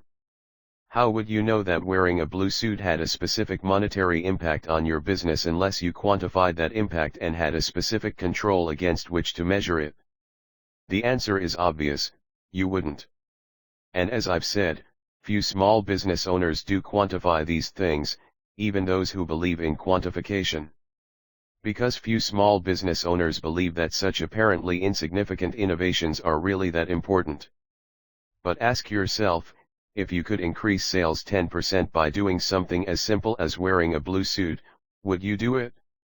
Would you make it important? The answer is as obvious as the question is ridiculous. Of course you would. And it is the obvious that must be addressed by quantification at the outset of the business development process. Begin by quantifying everything related to how you do business. I mean everything. How many customers do you see in person each day? How many in the morning? In the afternoon? How many people call your business each day? How many call to ask for a price? How many want to purchase something? How many of product X are sold each day? At what time of the day are they sold? How many are sold each week? Which days are busiest? How busy? And so forth. You can't ask too many questions about the numbers. Eventually, you and your people will think of your entire business in terms of the numbers. You'll quantify everything. You'll be able to read your business's health chart by the flow of the numbers. You'll know which numbers are critical and which are not. You'll become as familiar with your business's numbers as your doctor is with your blood pressure and pulse rates. Because without the numbers you can't possibly know where you are, let alone where you're going. With the numbers, your business will take on a totally new meaning. It will come alive with possibilities. Orchestration. Once you innovate a process and quantify its impact on your business, once you find something that works better than what preceded it, once you discover how to increase the yes from your customers, your employees, your suppliers, and your lenders, at that point, it's time to orchestrate the whole thing. Orchestration is the elimination of discretion, or choice, at the operating level of your business. Without orchestration, nothing could be planned, and nothing anticipated by you or your customer. If you're doing everything differently each time you do it, if everyone in your company is doing it by their own discretion, their own choice, rather than creating order, you're creating chaos. As Theodore Levitt says in his stunning book, Marketing for Business Growth, discretion is the enemy of order, standardization, and quality too. If a blue suit works, wear it every single time you're in front of a customer, is the dictum of the disciples of orchestration.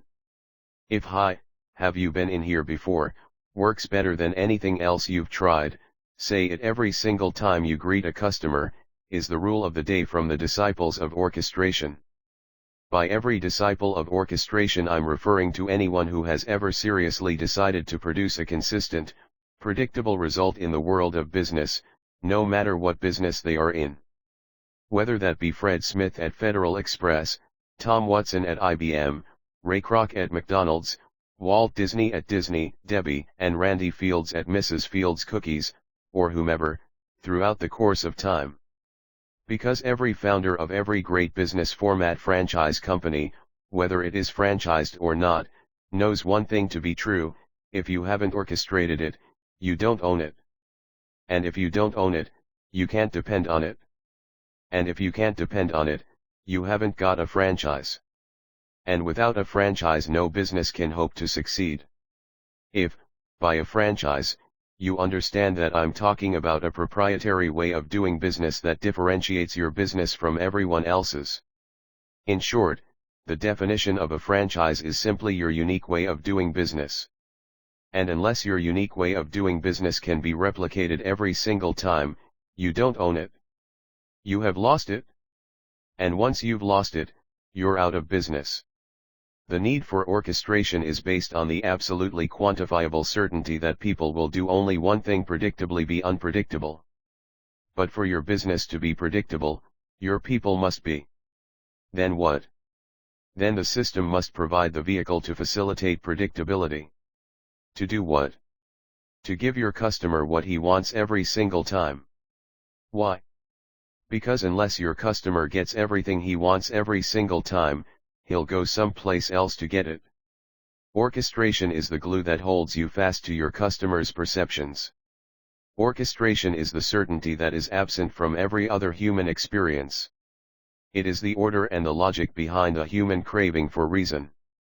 Orchestration is as simple as doing what you do, saying what you say, looking like you look, being how and who you are, for as long as it works. For as long as it produces the results you want. And when it doesn't work any longer, change it. The business development process is not static. It's not something you do and then are done with. It's something you do all the time. In other words, once you've innovated, quantified, and orchestrated something in your business, you must continue to innovate, quantify, and orchestrate it. The business development process is dynamic, simply because the world, moving as it does, will not tolerate a stationary object. The world will collide with whatever you've created, and sooner or later destroy it. The business development process is that which enables you to preempt the world's changes.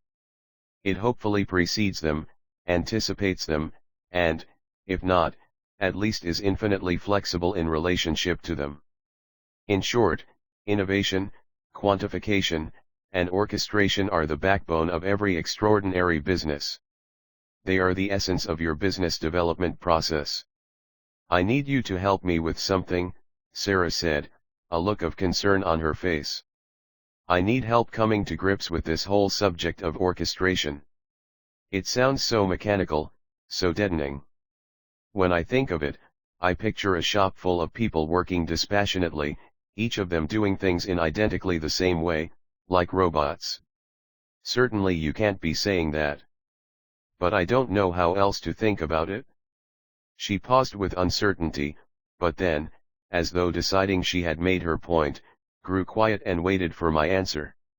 Sarah, I began softly, if the business development process were only about orchestration, I would agree with you it would be deadly. Absent a higher purpose, all habits are. Because that's all that orchestration really is, Sarah, a habit. A way of doing something habitually. The problem is you can't understand the value of an entire process by separating it from its parts, or its parts from the process. Because once you separate the parts of a process, once you take a process apart, there is no process. There is no movement whatsoever. There is only this thing or that. There is no beginning, no middle, no end. There is no story, there's only an event, frozen in time. You might say that apart from its process, the part of a process is dead. So when you think of orchestration absent innovation and quantification, you're describing an action stripped of its purpose, its meaning, its vitality. No, to fully understand the role any action or any piece of work plays in the business as a whole, you have to see it as a part of the whole, not as a thing in itself. Let me show you what I mean. Think back to your aunt's kitchen. Think about the process of baking a pie. Certainly when you remember the entire process you and your aunt went through, you remember much more than any single part of it, isn't that true? Sarah smiled warmly, reliving the experience in her aunt's kitchen. Yes, of course that's true, she responded. It all melts together into a sensation, you might say.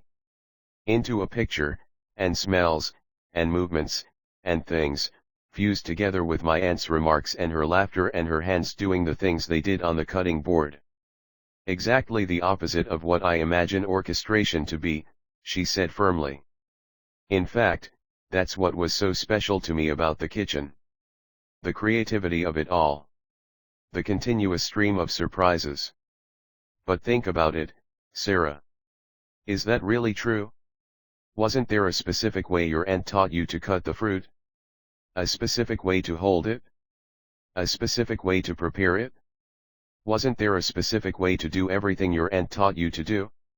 And wasn't the creativity, the continuous stream of surprises, a result not just of the specific work you were doing but of your continuous and exhilarating experience of improving as you learned how to do those very specific tasks better and better, until you could do them almost as well as your aunt?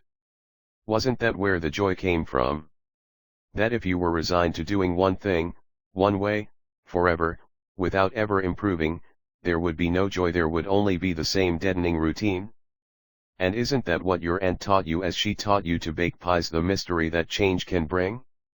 So, of course, there needs to be orchestration, Sarah. There needs to be a way we do something. There needs to be a set routine. Because without it, there would be nothing to improve upon. And without improvement, there would be no reason to be. We would be machines. Or, as you called them, robots. There would be the tyranny of routine. There would be the monotony and the boredom you so eloquently describe.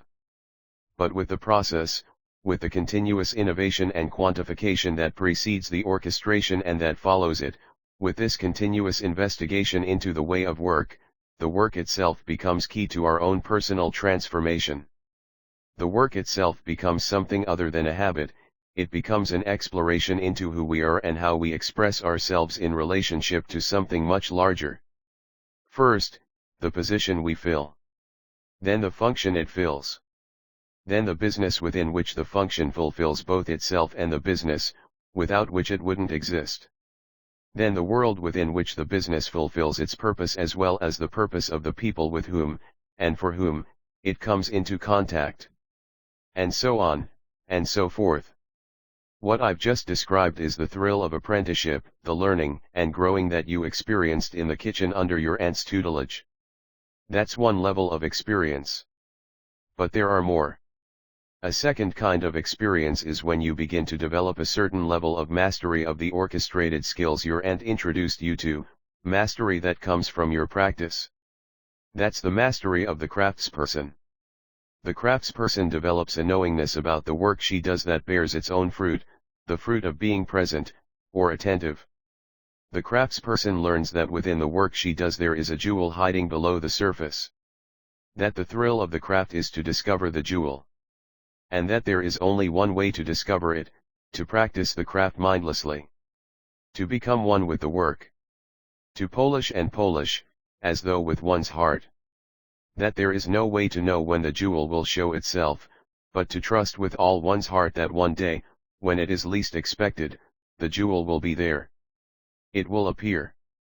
And so the craftsperson is one who has reached that stage of her development where she is content with the work, and only the work, knowing that it is only through being there with one's work that the jewel will reveal itself, and that it is the work, and only the work, raised to the level of near perfection that connects the craftsperson with herself, with her own heart. And so she practices, day in and day out, content to do so, without the thrill of the apprentice to keep her going, but knowing deep inside that there is no place to go but here. Unlike the apprentice's stage, the craftsperson's stage is long and relatively serene until that day when the jewel does appear, and with it a stunning explosion of light enraptures the craftsperson and brings with it mastery. You've seen mastery before, Sarah. You've seen it in your aunt's face, in her eyes, in the way she spoke to you. For the master, there is only one way, and that is to teach another. The master is connected to the apprentice as though to her past. As you are to your childhood. The master knows that the process of growing, of change, of transformation, is always moving, never still. It is in the face of the apprentice that the master sees herself anew. It is in the face of the craftsperson that the master renews her pilgrimage and finds the beauty of giving herself up to work. It is in the face of the work that the master discovers anew why she is so enraptured and, in so doing, brings her rapture to the apprentice to start all over again. In much the same way, orchestration builds upon that which preceded it, and becomes the foundation for that which is about to follow, and, in the process, honors the past, the present, and the future. To me, Sarah, that is what the business development process is all about. It is a search, within which the very ordinary things we must do from day to day are the essential hub of the wheel around which the search moves. On a more practical level, what we've experienced in our work with small businesses is that, as the business development process becomes an integral part of the business, it also becomes an integral part of the communication between the participants. It becomes not only a way of thinking and a way of doing but a way of being as well. You might say that, while going to work on the business, people begin to realize that it is a powerful metaphor for going to work on their lives. And that, I believe, is the heart of the process, not efficiency, not effectiveness, not more money, not to downsize or get lean, but to simply and finally create more life for everyone who comes into contact with the business, but most of all, for you, the person who owns it. So, I obviously feel passionately about the subject. What you call it doesn't really matter. Call it the business development process, re-engineering, TQM, excellence, or Kaizen. The entire subject becomes a desultory process if it doesn't address the hearts and minds and souls of people. Quality is just a word, and an empty word at that, if it doesn't include harmony, balance, passion, intention, attention. Continuous improvement for its own sake is a waste of time. Life is what a business is about, and life is what this work is about. Coming to grips with oneself, in the face of an incredibly complex world that can teach us if we're open to learn. In this way, the business development process can be thought of as a metaphor for personal transformation, for coming to grips with real life. For developing real skills within a structure of your own design. For understanding the dynamics of change, of value, of communication, of thought. It's an idea. An idea that we at eMyth Worldwide have learned to manifest in the practical world. It is a philosophy. It is a cosmology. It is whatever you wish it to be. But what it is, in the end, is an opportunity to fulfill whatever is fulfillable in the place you find yourself now, and in any future place you could occupy with enough imagination and enough of a wish. I suddenly became aware that I had been going on without checking in with Sarah. I've been known to do that at times. I'm sorry, Sarah. I got carried away with the idea and the sound of my own voice. Do you have any questions? Can I be more specific? Sarah touched my hands on the table, and said, my head is full of questions, but somehow I think you're going to answer them. I just want to thank you for doing what you just did.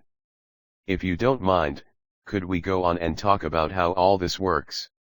I took a sip of tea, and went on.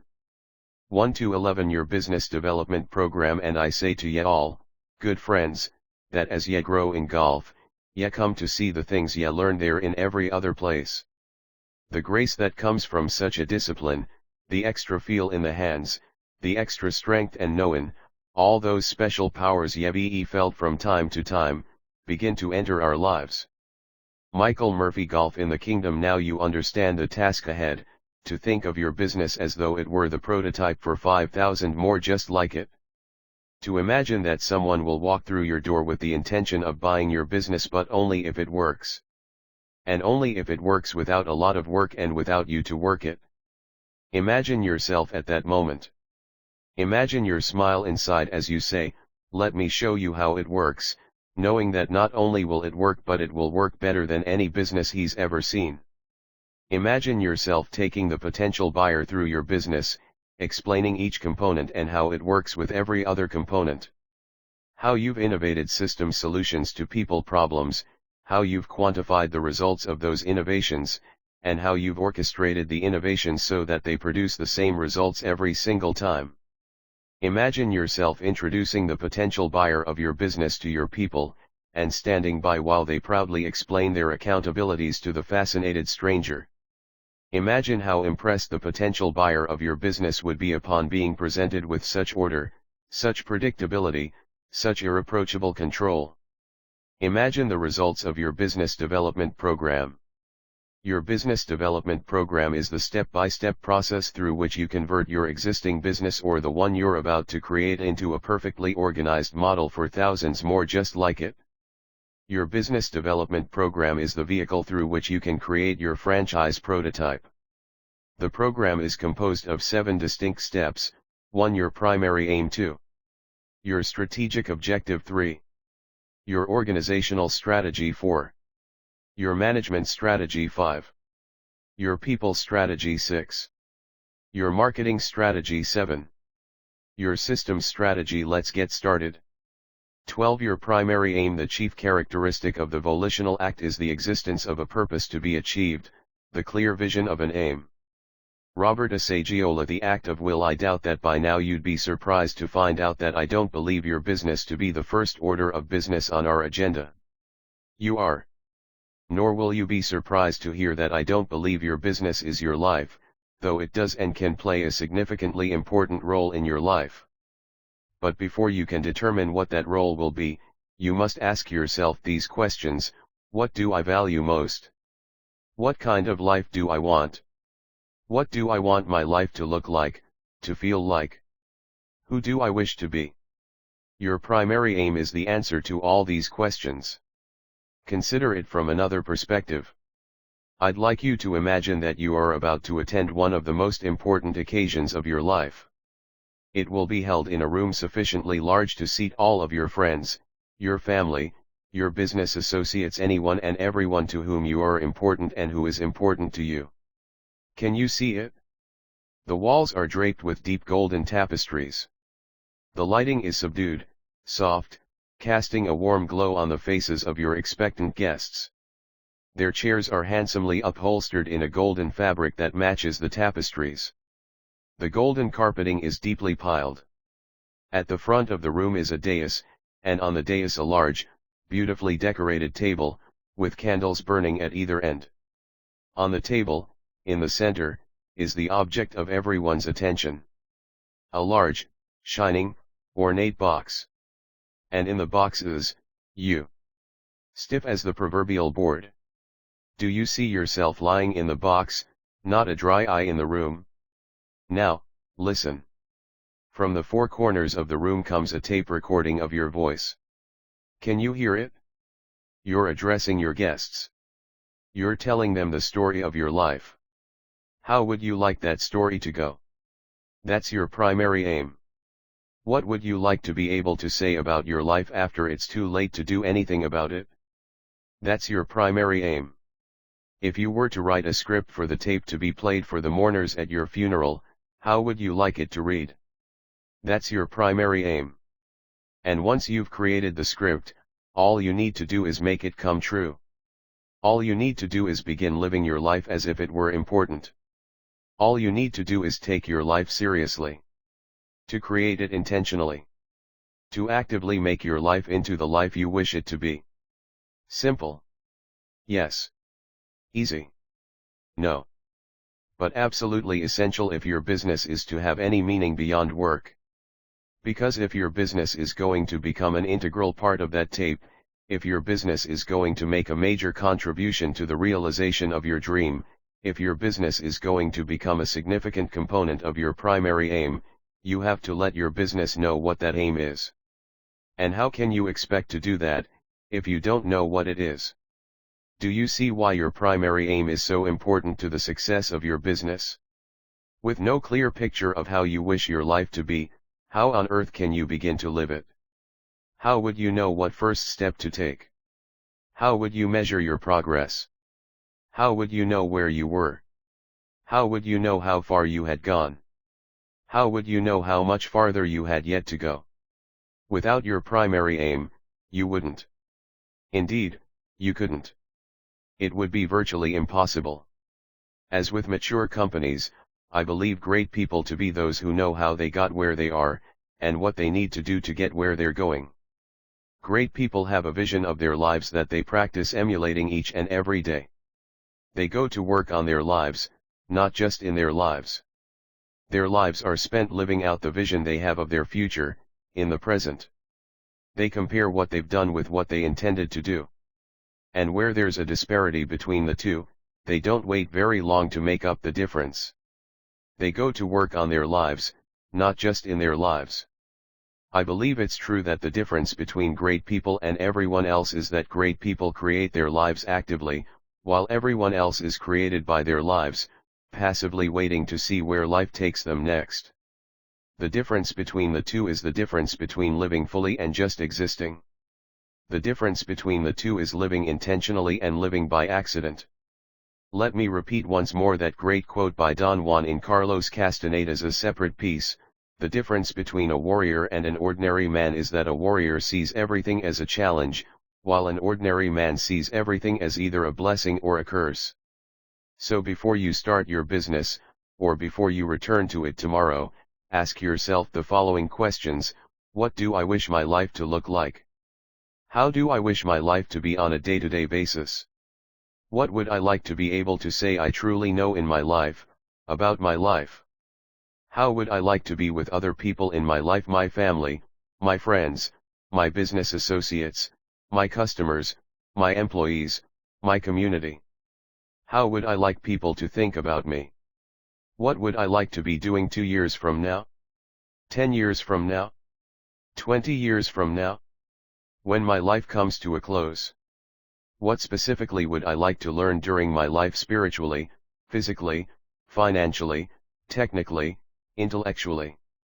About relationships? How much money will I need to do the things I wish to do? By when will I need it? These are just a few of the questions you might ask yourself in the creation of your primary aim. The answers become the standards against which you can begin to measure your life's progress. In the absence of such standards, your life will drift aimlessly, without purpose, without meaning. In that regard, your primary aim is the vision necessary to bring your business to life and your life to your business. It provides you with a purpose. It provides you with energy. It provides you with the grist for your day-to-day mill. That's what's been missing in my business, Sarah all but shouted. Me. How could I have been so oblivious to something so obvious? Don't be so hard on yourself, I said. We are all oblivious. Join the club. Let me tell you a story. There was once a young man who had recently turned 40 whose life seemed to be going nowhere.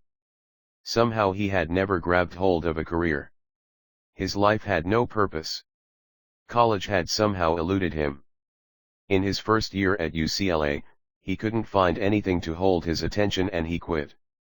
He studied music, many said, brilliantly as a boy, but in his early adult years failed to find the conviction he needed to pursue it. Many different things attracted him: music, religion, mysticism, writing poetry, drugs, writing pulp fiction, money, none of them permanently.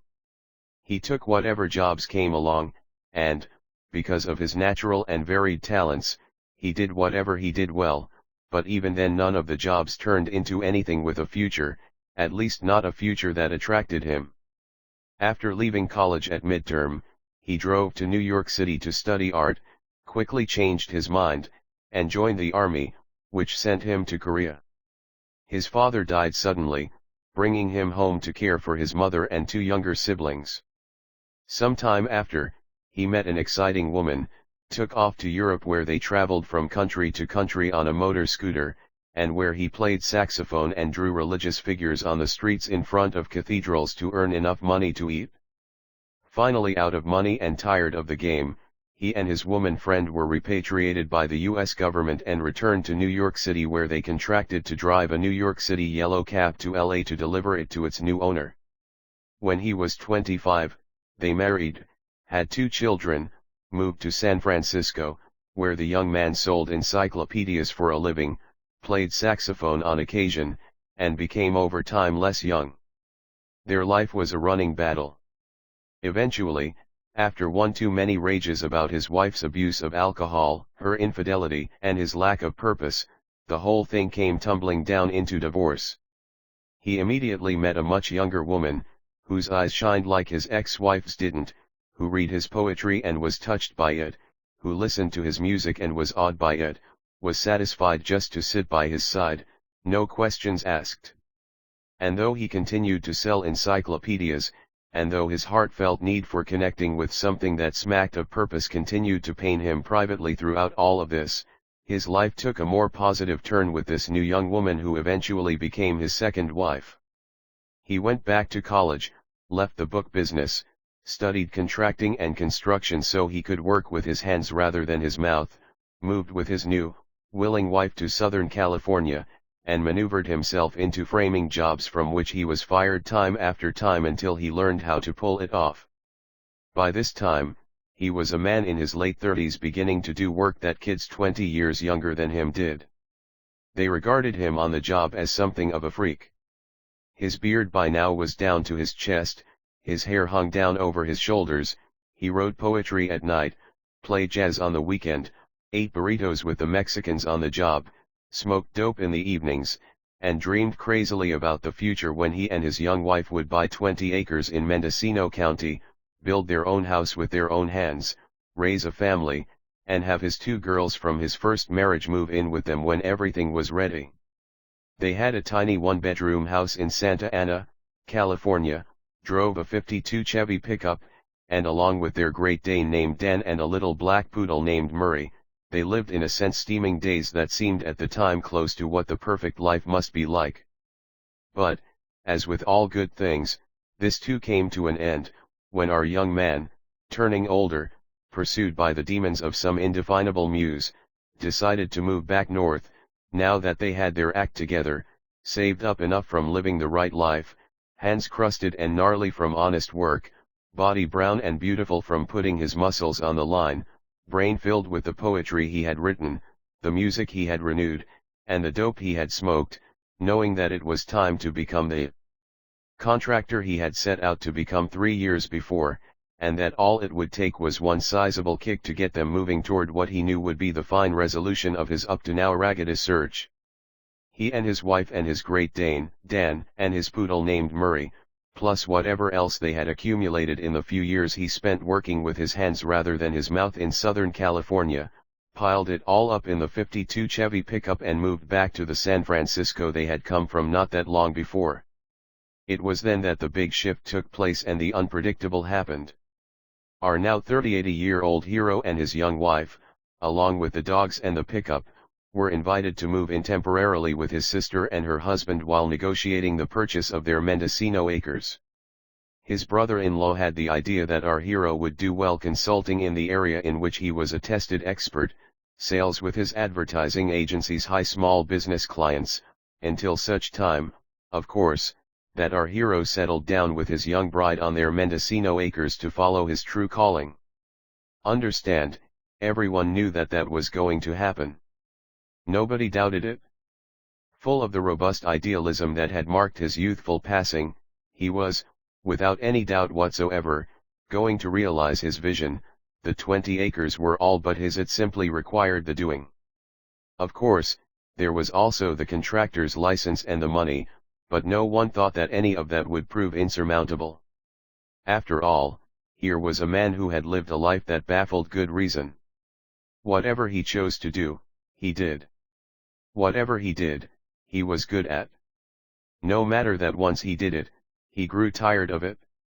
He chose to do that, too. To his friends and his family he was, if not unexplainable, certainly someone to be noticed, at times in amazement, and at times with pity, but, never without awe, because who knew what this man was going to do next? And somehow, they all, in their own private way, envied him. Can you believe that? They envied him because he seemed so free. Despite the perpetual trouble he found himself in. Despite his lack of direction. Despite his whimsical and sometimes dangerous philosophy, there was no denying it, this man, although getting older, sometimes precipitously, was living a romantic adventure they write movies about, or, if not that, a pitiful tragedy. By anyone's standards, he was living pretty close to the edge. Here's a guy on the cusp of middle age with a long beard, a young wife, 2 dogs, and a pickup, without a home of their own, living with family, searching for property they couldn't possibly afford, with hardly a thought in his head that anything was wrong at all with this picture, about to step on those moving stairs to somewhere that he was totally unprepared for. And take the step he did. And it was a stunner. He was, thanks to his brother-in-law's good intentions, suddenly set adrift in a world that could have been another planet for all he knew. In Silicon Valley. Calling on techies who owned businesses whose names he couldn't even pronounce at first attempt, making stuff he didn't even know existed. He was dumbfounded by the magnitude of his ignorance. And yet, something called him to stay. They asked him, "How can you help me?" He answered, "I don't know." They asked him, "What do you know about my business?" He answered, "Nothing." They looked at him for a long time. He sat and looked back, and just thought. They said to him, "Why don't you come back after you've had some time to think about it?" He said he would. And he did. Because he knew something was there. Understand, here's a guy who had been selling encyclopedias to people at night, in front of their television sets, or on the dining room table. Watching their faces suspiciously regard him as someone who came out of the night, until he spread out the encyclopedia and the vividly colored panels that showed all the books graphically alive, the maps, the transparencies of the human body, the endless list of topics, of wonders the world withheld from them in their ordinary lives, the promise to their children, even their children to come, of education, of knowledge, of information, long before the information age had arrived. Here their eyes would awaken and lighten up to all these colorful pictures of what was possible, and now, almost within their reach, pending a decision. He had done that late at night, grinding away in front of Frank and Marge until finally Frank, with his last breath, would say sort of covertly, "Well, Marge, wha'd you think? Think we should do it?" And he would sit there, our 30-something hero, waiting without a movement, without a whisper of encouragement to Marge, let alone to Frank, waiting for the inevitable yes or no, either of which would turn him back out into the night to, if he was lucky, go another round at Ben and Mary's, with all the little kids hanging on the pictures and making messes on his laminated plates. To this guy, this world, this Silicon Valley, was a miracle. And I get to do this during the day. And so, visit them he would.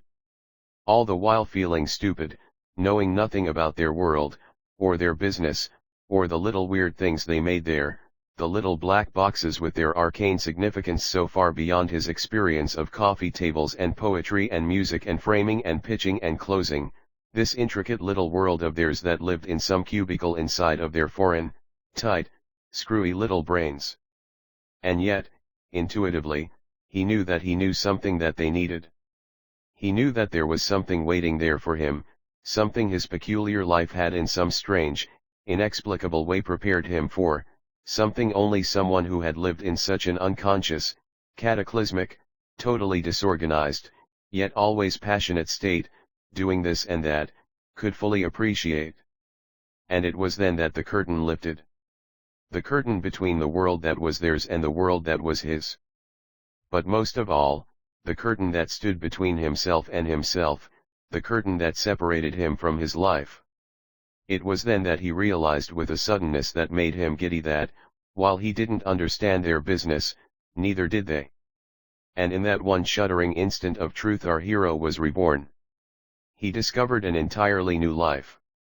And with the discovery of his new life, there came for the very first time in his life the beginning of some purpose, to never let the curtain down again, to never allow the curtain to cover what was hiding there behind it.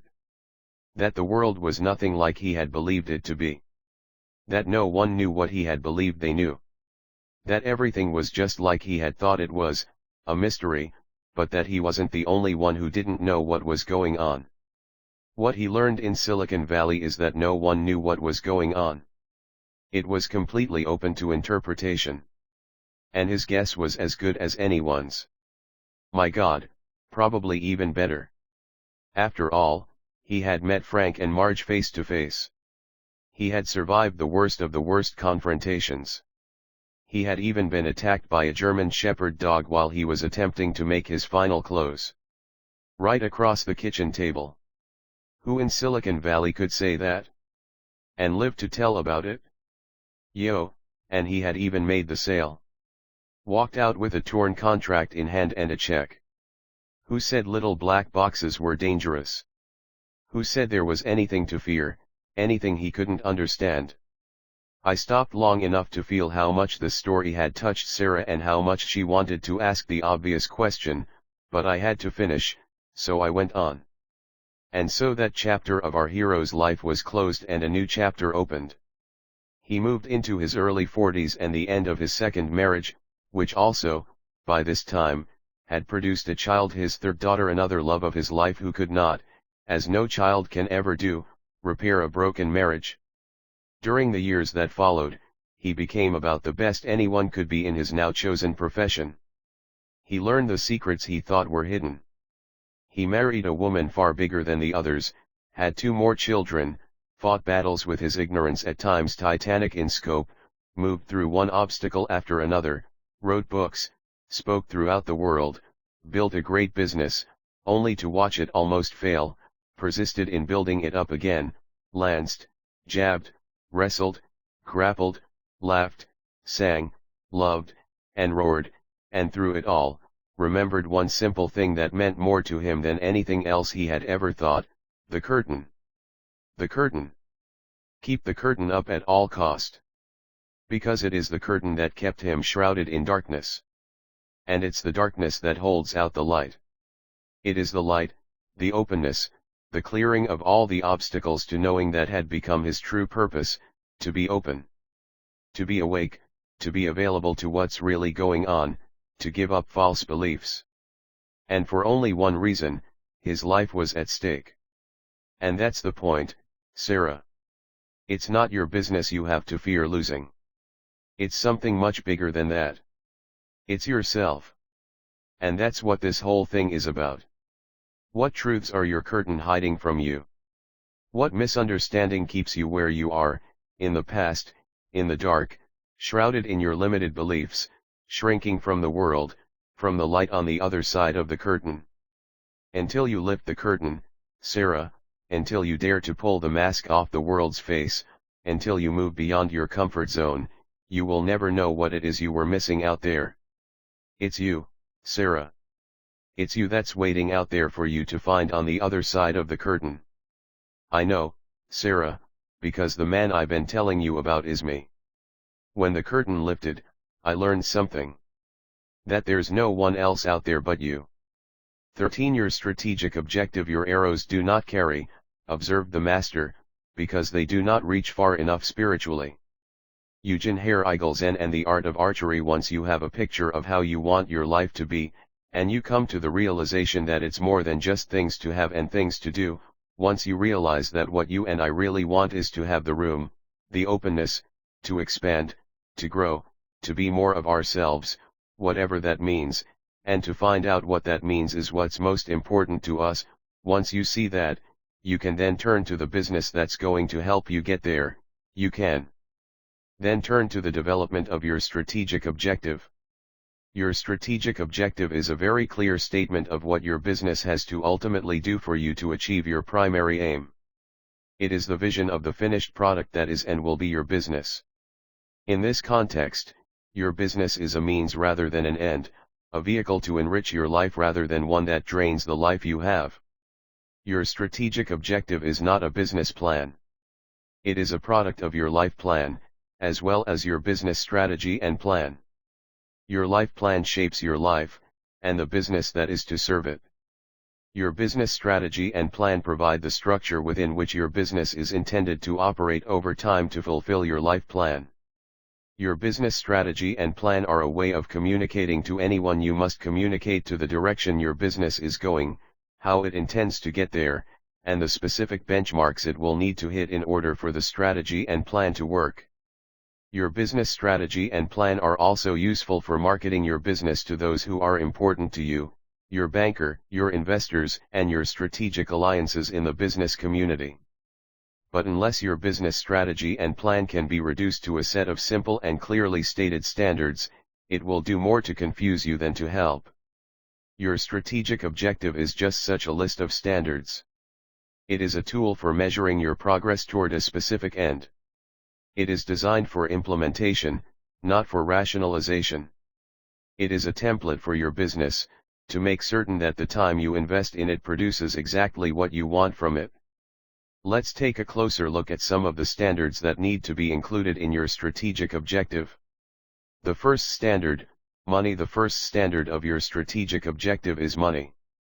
Gross revenues. How big is your vision? How big will your company be when it's finally done? Will it be a $300,000 company? A $1 million company? A $500 million company? If you don't know the answer, how can you possibly know whether your business can help you realize your primary aim? But gross revenues alone are not enough. You also have to know what your gross profits are going to be, your pre-tax profits, your after-tax profits. At this point you come face to face with the first dilemma encountered by everyone going into business. How can you possibly know now what your business is going to produce in sales that far in the future? The answer is, you can't. But it doesn't matter. At the beginning of your business, any standards are better than no standards. Creating money standards is not just strategically necessary for your business, it is strategically necessary for your life, for the realization of your primary aim. Indeed, the first question you must always ask when creating standards for your strategic objective is, what will serve my primary aim? The first question about money then becomes, how much money do I need to live the way I wish? Not in income but in assets. In other words, how much money do you need in order to be independent of work, to be free? In fact, there is ultimately only one reason to create a business of your own, and that is to sell it. To do it, to finish it, and then to get paid for it. Just like Ray Kroc did, to create your franchise prototype, to turnkey your business, to create a business that really works, and then sell it. How much do you want for it? 10 times earnings. 20 times earnings. When do you want it? 3 years from now? 5 years? Why would anyone buy it? Because it works. And it works because you built it that way. You built it so that it would work better than anyone else's business. You invented a turnkey solution to your specific kind of business's problems. A little money machine. An absolutely predictable little business that does what it promises to do every single time. A business that can give you everything you want. And because it can give you everything you want, it can give your prospective buyer everything he wants. At this point, another set of standards are immediately brought into the picture.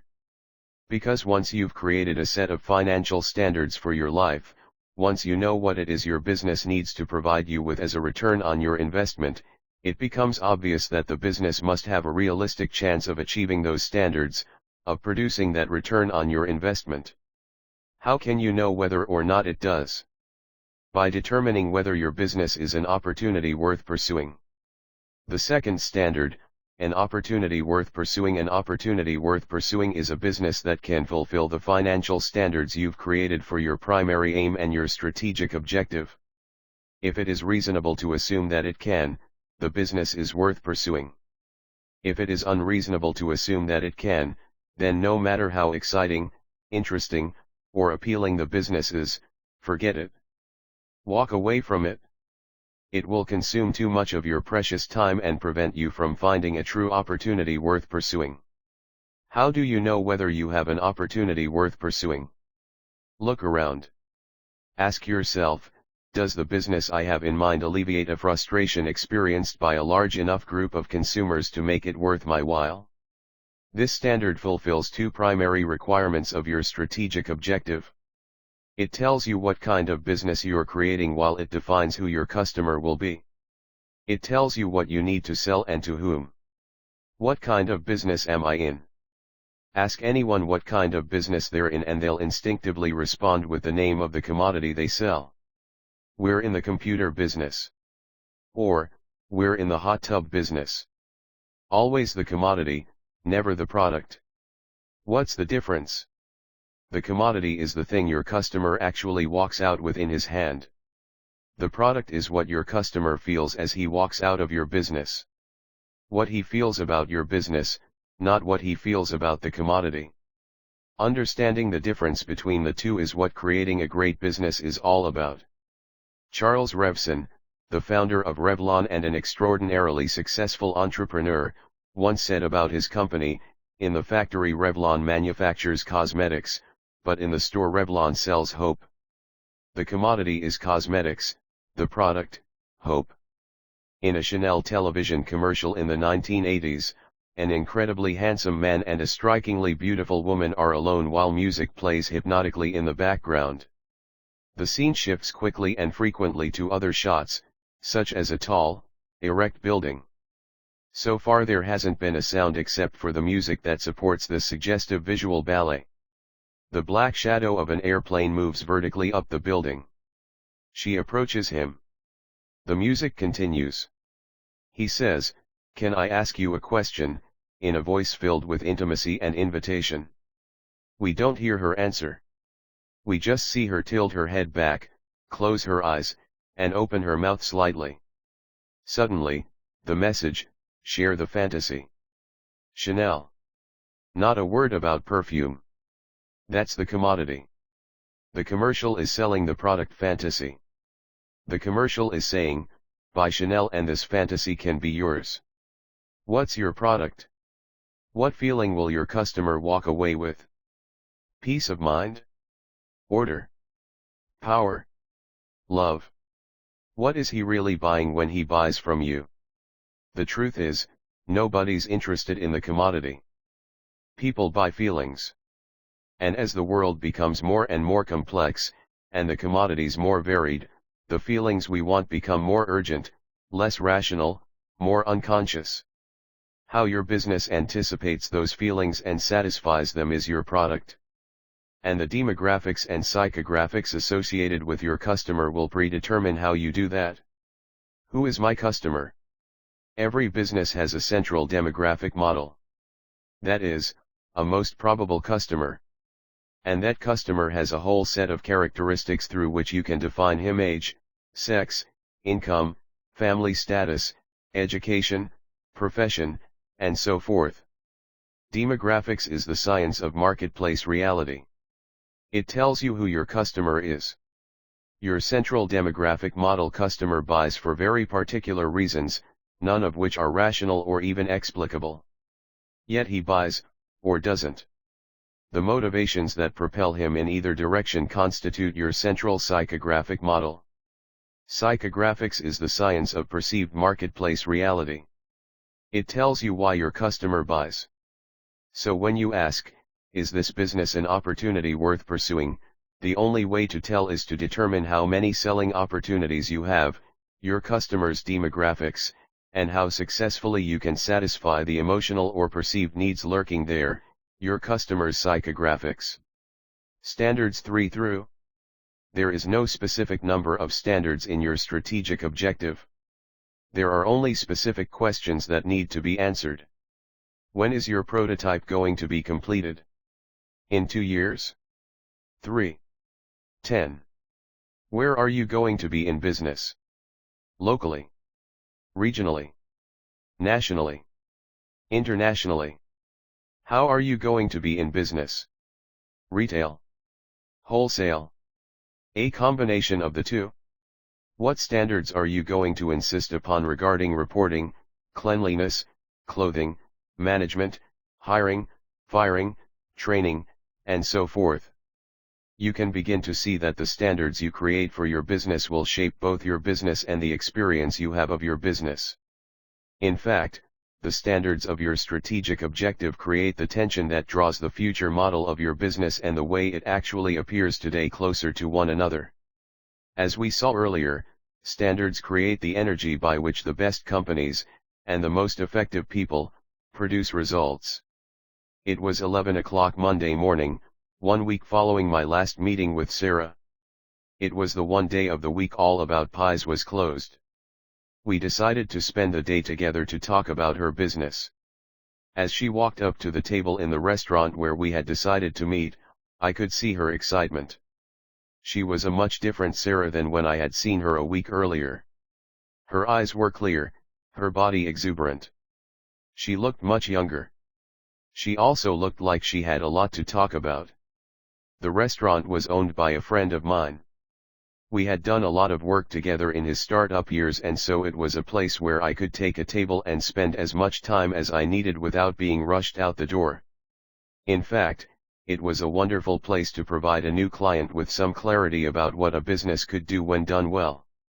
Sarah sat down and immediately began to talk. I poured her some coffee.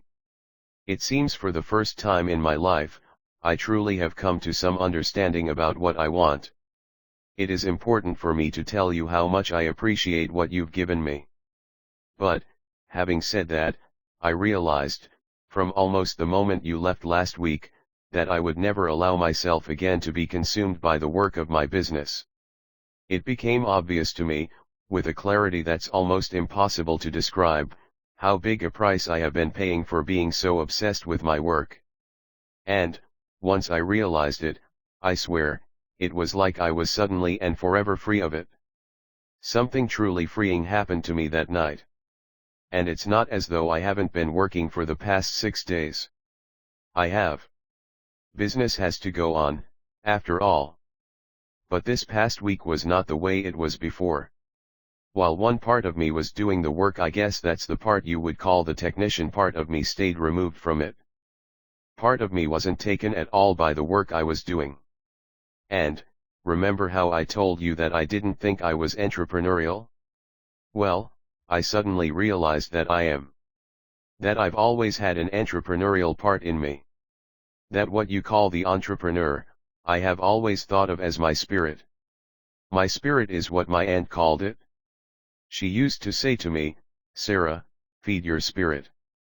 It is your spirit which gives you life. I remember as a little girl, it was my spirit that always got me into trouble. It was my spirit that my teachers complained about so much. They used to say to my parents, if it weren't for Sarah's spirit, she would be doing much better in school than she does. It was my spirit that would dream when I was in the classroom, rather than pay attention to what was going on around me. I used to fantasize about things all the time. My head went to the strangest places. Anything could set me off. And while that part of me would really seem to tick my teachers and my parents off, my aunt always seemed to nurture it. You need to be very gentle with your spirit, Sarah, she used to say to me. It needs to be free, but it also needs you to direct its attention. Too much of one, and not enough of the other, and your spirit will take off like a wild horse. That's how you need to think of your spirit, Sarah, like a wild horse. Part of it is there to serve you, and another part to serve itself. The thing you need to learn is which part is which. If you put it behind a fence, you will kill it. But if you leave it to come and go as it pleases, you will never understand it. And I see that's what I've been doing these past 3 years, Sarah said to me. I put a fence around my spirit, around my entrepreneurial nature, without even realizing it. But what I really came to understand this past week is that I've been doing that, putting a fence around my spirit, for a long, long time. My parents taught me how to do it, my teachers taught me how to do it. And, like a good little girl, I learned the lesson well. But now the wild horse is free. Now I'm back in the kitchen with my aunt again. Now I really understand what my aunt was doing with me in the kitchen all those years ago. She wasn't teaching me how to bake pies, she was baking me. She was teaching me about the wild horse, about my spirit. About creativity. And when you talked about the entrepreneur, it all came back to me with a rush. My aunt, the kitchen, the pies, the dreaming in the classroom, the secret places I used to go hide when I was a little girl. And how I stopped hiding in those places a long time ago, and how much I miss it. What I've come to realize is that I've confused baking good pies with what my aunt was really talking to me about. I thought that baking good pies was it, when it wasn't. It never has been. And it never will be again. So, back to my business, she continued. It's clear to me now that what I wish to do is to develop it, grow it, and be free of it to do whatever else it is I wish to do, even though, right now, at this very moment, I couldn't for the life of me tell you what that is. Try, I said. Try to tell me as best you can. She smiled. You're just like my aunt, she never let me off the hook either. Okay, I'll try. Why not? What else do we have to do? She closed her eyes for a moment and seemed to gather herself. And then she began to speak softly, as though to herself. I'm a little girl again. When I still had my hiding places. Before I lost my spirit. It's summer, and I'm lying in bed looking up at the ceiling in my room, feeling the cool summer breeze floating through the open window. There's nothing I have to do, there's no place I have to be. It's the most wonderful feeling of my life, lying here like this, opening my eyes, closing them, dreaming, smelling the wonderful summer smells, the smell of cut grass, the smell of the water sprinkling on the lawn, the fullness of it. And then I begin to dream, first in colors, nothing specific, just colors, floating above my head like crystals and flowers and blossoms of light in glowing colors. And then the colors take form, they are me, and they are also something else. I'm walking by the stream that runs across our land, about 500 feet from the house, down where the 4 oaks stand. We have these 4 oaks, huge, gnarled trees that stand like a miniature forest at the corner of our property. My aunt and I called them 4 oaks, as though they were another country. And I used to go there as a little girl and imagine I was in another country. I'm in 4 oaks now, in my mind, as I lie there in my bed, as I used to do time after time. And it's there where my wild horse waited for me. He is standing in the center of the 4 oaks, his body glistening in the shade, black as black can be. I walk up to him and touch his face, and he shudders and pulls away from me. For a moment we watch each other without moving, and then, he's gone. He whirls around and speeds off, his mane and tail streaming, out of the trees, through the stream, over the hill on the other side of the stream, and out of sight. I'm suddenly aware of the sweet summer breeze again, as it softly touches my face, and I'm in bed, hugging myself under the covers, thrilled to be alive on such a wonderful summer morning when there's nothing at all I have to do but this. Tears were streaming down Sarah's cheeks. Tears of something precious lost and then found. There was a radiant smile on her face. The tears also welled up in my eyes, watching her, understanding what this meant to her, and understanding at the same time what this meant to me. We ate lunch almost without talking and then settled down into an afternoon of conversation. The waiter brought us a pot of tea. Sarah poured herself and me a cup, and then I began. "Tell me," I said, "now that you have a better feeling for what your business can do for you, why don't you try to describe it to me? Why don't you begin to describe your strategic objective?" "Okay," she began. "I've given some thought to this," she smiled, almost bashfully. I was thinking to myself, as she finished collecting her thoughts, that I've seen that smile dozens, if not hundreds, of times before when owners of a business begin to imagine their company as something bigger than they ever dared to imagine before, and as they tell it to me or to someone else, it's as though they are embarrassed to be seen imagining something bigger than they are, as though they are overreaching, being presumptuous. I suspect they must have experienced something similar when they were children, telling their parents or their teachers about a fanciful idea they had, and feeling the disappointment and shame that comes from being told that you're being unrealistic, that you're dreaming, hearing them say, "You can't do that," and finding themselves alone as children with their dreams that they dared not share again. How, without even realizing it, our parents and our teachers take our spirit away. But, like I knew she would, Sarah continued without embarrassment now, fully taken by the pictures she was describing. This was her business, this was her idea, and she could see it as clearly as anything. "I see my business about 7 years from now," she said. "There are 4 locations, the one I have now and 3 more." She named the 3 communities adjoining hers. "The name of the business is the same. There's no need to change that. The business is all about pies, all about the experience of pies my aunt gave to me. It's that experience I wish to give to other people. Not only my customers but the people I hire. I want everyone to know, somehow, that all about pies is a metaphor for something much finer. I see the shops producing annual sales of $450,000 each, for a total of $1,800,000 a year.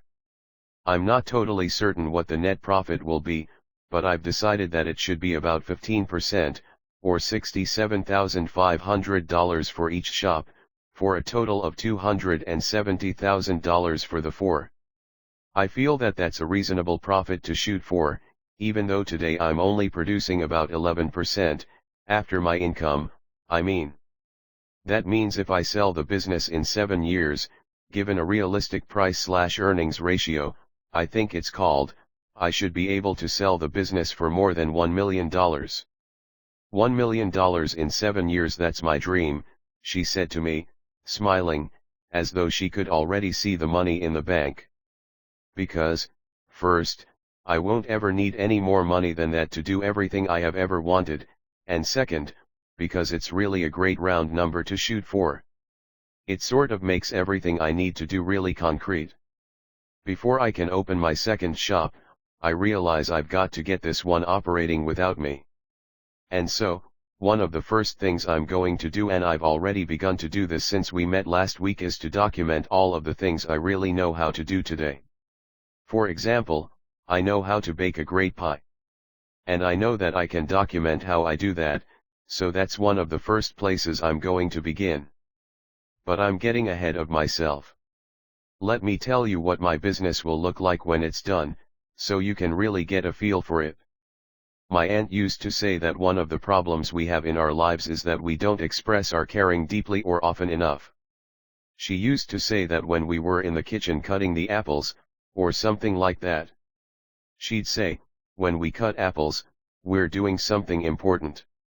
And God is giving us something important, not only the apple, which is important enough, but the kitchen, and the knife, and the company we're giving each other. So when we cut the apples, we need to remember that, and hold them just right, and slice into them with just the appropriate force, not too much, not too little. She would say, "Hold my hand while I cut the apple." Do you feel what I mean? Not too much, and not too little. Too much and you are taken away by the task. Too little and the apple doesn't get cut. Anyway, in my business I want to express not too much and not too little. I want the business to be an expression of our caring deeply and often enough. I want the business, all about pies, to be all about caring, not about pies. And if the business is all about caring, then everything we do in the business, everything the business looks, acts, and feels like, she said to me with a smile, remembering the story I had shared with her about Tom Watson, then everything the business is will be a reflection of that, a reflection of caring. Caring will be the true product of my business, not pies. So I see all about pies as a model for everyone who comes into contact with it. And what's so exciting about that is I know I can do it. My aunt taught me how. I know what it means to care enough about the kitchen to scrub it down until it gleams. I know what it means to care enough about the knives to sharpen them until they're razor keen. I know what it means to select the finest fruit, to spend time smelling it, holding it, looking at it, to know exactly when it's ready. To make absolutely certain of that, my aunt planted her own garden, her own trees. And we would see that only the best of organic fertilizers were used, and so I know that all about pies needs to grow its own fruit in its own gardens. And that's something I just realized this week. So I now feel certain that, in order for all about pies to become what I can imagine it to become, it won't be enough for my employees to just work in the shop. They need to learn everything just as I did when I was a girl working with my aunt. All about pies will be to them what my aunt was to me. And I know I can do that, she said to me, again passionately. It's as real to me now as my aunt was to me then. So each shop will produce pies with fruit from a central organic garden. Which means I'm going to have to find one to buy, or land that I'm going to have to plant, centrally located between the shops so that each has the access it needs. What it also means is that the shops are only going to bake pies from fruit that's in season here, when it's in season. That's all my aunt ever did. I'm not going to use fruit from any place other than my own gardens, and that is going to be something unique about all about pies that differentiates it from every other bakery or small pie shop. Truly homegrown. With homegrown gentle care. But what's also exciting to me, Sarah continued, is that I realize that I've already done a lot of what I'm describing in my current shop. The floors are the best oak. The ovens are the best you can buy. The display cases are absolutely gorgeous. My aunt would have loved my place. And that's what I also realized while I was thinking about all this. That if I'm ever in question about whether I'm doing it right or not, all I have to ask myself is, what would my aunt think, and I'll know the answer. Can you see it? She asked me honestly. Am I giving you a taste of what my strategic objective is? Am I being clear enough? Sarah, I smiled, you leave me speechless. Then, what's next? She asked, as she poured each of us a fresh cup of tea. 14. Your organizational strategy. All organizations are hierarchical. At each level people serve under those above them. An organization is therefore a structured institution. If it is not structured, it is a mob. Mobs do not get things done, they destroy things. Theodore Levitt. Management for Business Growth. Everyone wants to get organized. But when you suggest that they start by creating an organization chart, all you get is doubtful and sometimes hostile stares. Don't be ridiculous, a client once retorted. We're just a small company. We don't need an organization chart. We need better people. Despite his protestations, I persisted. Because I knew something he didn't. I knew that the organizational development reflected in the organization chart can have a more profound impact on a small company than any other single business development step. Organizing around personalities. Most companies organize around personalities rather than around functions. That is, around people rather than accountabilities or responsibilities. The result is almost always chaos. To best show you what I mean, let's take a look at Widget Makers, a new company formed by Jack and Murray Hopeful, brothers and now partners, in an enterprise that they are sure will make them rich. Jack and Murray start their partnership as most do, by sharing the work. When Jack's not making the widget, Murray is. When Jack's not helping the customer, Murray is. When Murray's not doing the books, Jack is. In the beginning, the business hums like a well-oiled machine. The shop is spotless. The windows gleam. The floors are meticulous. The customers smile. And Jack and Murray hustle. Taking turns, always taking turns.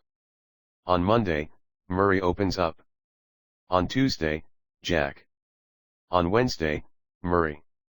On Thursday, Jack. After all, they're partners, aren't they? If they don't do it, who will?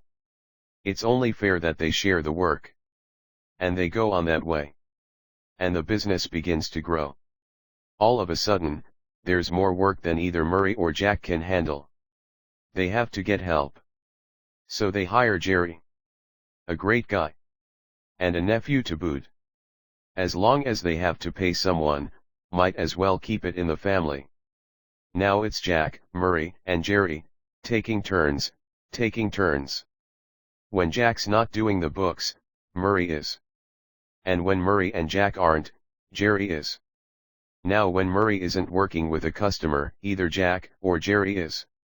Or when Jack isn't opening up, Murray is, or Jerry. Things are moving. The business is jumping. Jack and Murray and Jerry are as busy as three people can be.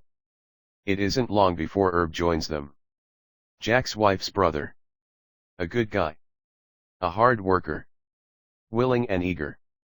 Now it's Jack, Murray, Jerry, and Herb, taking turns, taking turns. When Jack's not doing the books, Herb is, or Murray, or Jerry. When Murray's not working with a customer, it's Jack, or Jerry or Herb. When Jerry's not making widgets, it's Murray, or Jack or Herb. Everybody's opening up, answering the telephone, going out for sandwiches, making deposits, taking turns, taking turns, taking turns. But suddenly the widgets begin to come back. They don't seem to be working like they used to. We never had this trouble before, says Jack to Murray. Murray looks at Herb. Herb looks at Jerry. All of a sudden, the books begin to look funny. We never had this trouble before, says Murray to Jack. Jack looks at Jerry. Jerry looks at Herb. And that's not all. The shop is beginning to fall apart. Tools are missing. Dust is getting in the widgets. Corrugated cardboard is strewn about the work table. Nails are in the screw boxes and screws in the nail boxes. Jack and Murray and Jerry and Herb are beginning to bump into each other on their way in and out. They're elbowing for room in the workspace. Windows aren't getting cleaned. Floors aren't getting swept. Tempers begin to mount. But who's to say something? And what? And to whom? If everybody's doing everything, then who's accountable for anything? If Jack and Murray are partners, who's in charge? If both, then what happens when Jack tells Jerry to do something that Murray won't allow him to do? When Herb wants to go for lunch, who does he tell Jack? Murray. Jerry. Who's accountable for making certain that the store is manned? When the widgets go bad, who's accountable for correcting the condition? When the books are unbalanced, who's accountable for balancing them? When the floors need cleaning, when the windows need washing, when the shop needs opening or closing, when the customers need tending, who's accountable for producing the results? What Jack and Murray don't understand is that without an organization chart, everything hinges on luck and good feelings, on the personalities of the people and the goodwill they share. Unfortunately, personalities, good feelings, goodwill, and luck aren't the only ingredients of a successful organization. Alone, they are the recipe for chaos and disaster. Organization needs something more. Organizing your company. Let's start widget makers all over again. Jack and Murray, hopeful, are sitting in their kitchen. They have decided to form widget makers. They are excited about its prospects but know that if it's to succeed they have to approach it differently from the way most people start a new business. The first thing they decide to do is to think about the business as a corporation, rather than as a partnership. Rather than thinking of themselves as partners, they now think of themselves as shareholders. Having both worked in partnerships with other people and failed, Jack and Murray know that there's nothing more disastrous than a partnership gone bad, as so many do. Unless it's a family business, that is. Jack and Murray already know that family businesses are even worse than partnerships. But a partnership that's also a family business? No. Jack and Murray decide to do it a different way. Sitting there at the kitchen table, Jack and Murray each take a blank piece of paper and print their names at the top of the page. Under each name they print primary aim. For the next hour or so, Jack and Murray each visualizes how he would like his life to look and writes his conclusions on the page in front of him. Then they spend another hour or so talking about what they wrote, sharing their personal dreams with each other, perhaps discovering in that hour more about each other than they had known in all their years as brothers. The next step Jack and Murray take is to draw a line across a blank piece of paper about a third of the way down. Above the line they write in bold letters the word shareholders. They have agreed with each other that is to be their role outside of the business. Inside of the business, they have agreed, they will from this time forward think of themselves as employees. They realize this will save them a lot of trouble later on. The next step will require some time, the creation of the strategic objective for widget makers. Incorporated. Jack and Murray go at it enthusiastically. Murray agrees to do the necessary research concerning the central demographic model they have tentatively chosen. How many potential buyers are there in the territory in which they've decided to do business? Is the population growing? What is the competition? How are widgets priced and how are they selling? Is there a future for widgets in the territory? What is the anticipated growth of the territory? Any zoning changes expected? Murray also agrees to create a questionnaire and mail it to a sample of their central demographic model consumers to find out how they feel they're treated by other widget companies. At the same time, Murray is to personally call 150 of those consumers. He'll conduct a needs analysis to get a better understanding of how they think and feel about widgets. What do widgets mean to them? How have widgets changed their lives? If they could have any kind of widget at all, what would it look like? How would it feel to use it? What do they want a good widget to do for them? Murray agrees to do the research by a certain date. Meanwhile, Jack agrees to pull together the preliminary financial data needed to secure a loan from the bank, an operating pro forma and a cash flow projection for the first year of operation. Once the information about the consumer, the competition, and the pricing is collected, Jack and Murray will meet again and complete their strategic objective and plug in the final numbers needed for the loan. Luck is with them. The information Murray collects about their central demographic model, the competition, and the pricing is more than encouraging. They complete their strategic objective and then begin the task of organizational development, the creation of their organization chart. Since their strategic objective has indicated how they will be doing business, one location, assembling and selling widgets and widget-related accessories to a specific consumer within the territory described as North Marine West, Jack and Murray agree that their organization chart will require the following positions: President and Chief Operating Officer, CO, accountable for the overall achievement of the strategic objective and reporting to the shareholders who include, on an equal basis, Jack and Murray. Vice President/Marketing, accountable for finding customers and finding new ways to provide customers with the satisfactions they derive from widgets, at lower cost, and with greater ease, and reporting to the CO. Vice President/Operations, accountable for keeping customers by delivering to them what is promised by marketing, and for discovering new ways of assembling widgets, at lower cost, and with greater efficiency so as to provide the customer with better service, reporting to the CO. Vice President/Finance, accountable for supporting both marketing and operations in the fulfillment of their accountabilities by achieving the company's profitability standards, and by securing capital whenever it's needed, and at the best rates, also reporting to the COO. Reporting to the Vice President/Marketing are two positions, Sales Manager and Advertising/Research Manager. Reporting to the Vice President/Operations are three positions, Production Manager, Service Manager, and Facilities Manager. Reporting to the Vice President/Finance are two positions, Accounts Receivable Manager and Accounts Payable Manager. Jack and Murray sit back and look at the completed organization chart of Widget Makers, Inc., and smile. It sure looks like a big company. The only problem is that Jack and Murray's names will have to fill all the boxes. They're the only two employees. But what they have effectively done is describe all the work that's going to be done in Widget Makers, Inc., when its full potential is realized. More importantly, they have described the work that has to be done right away. Jack and Murray realize that there's no difference between the widget makers of today and the widget makers of tomorrow. The work is the same, only the faces will change. The next job Jack and Murray take on is writing a position contract for each position on their organization chart.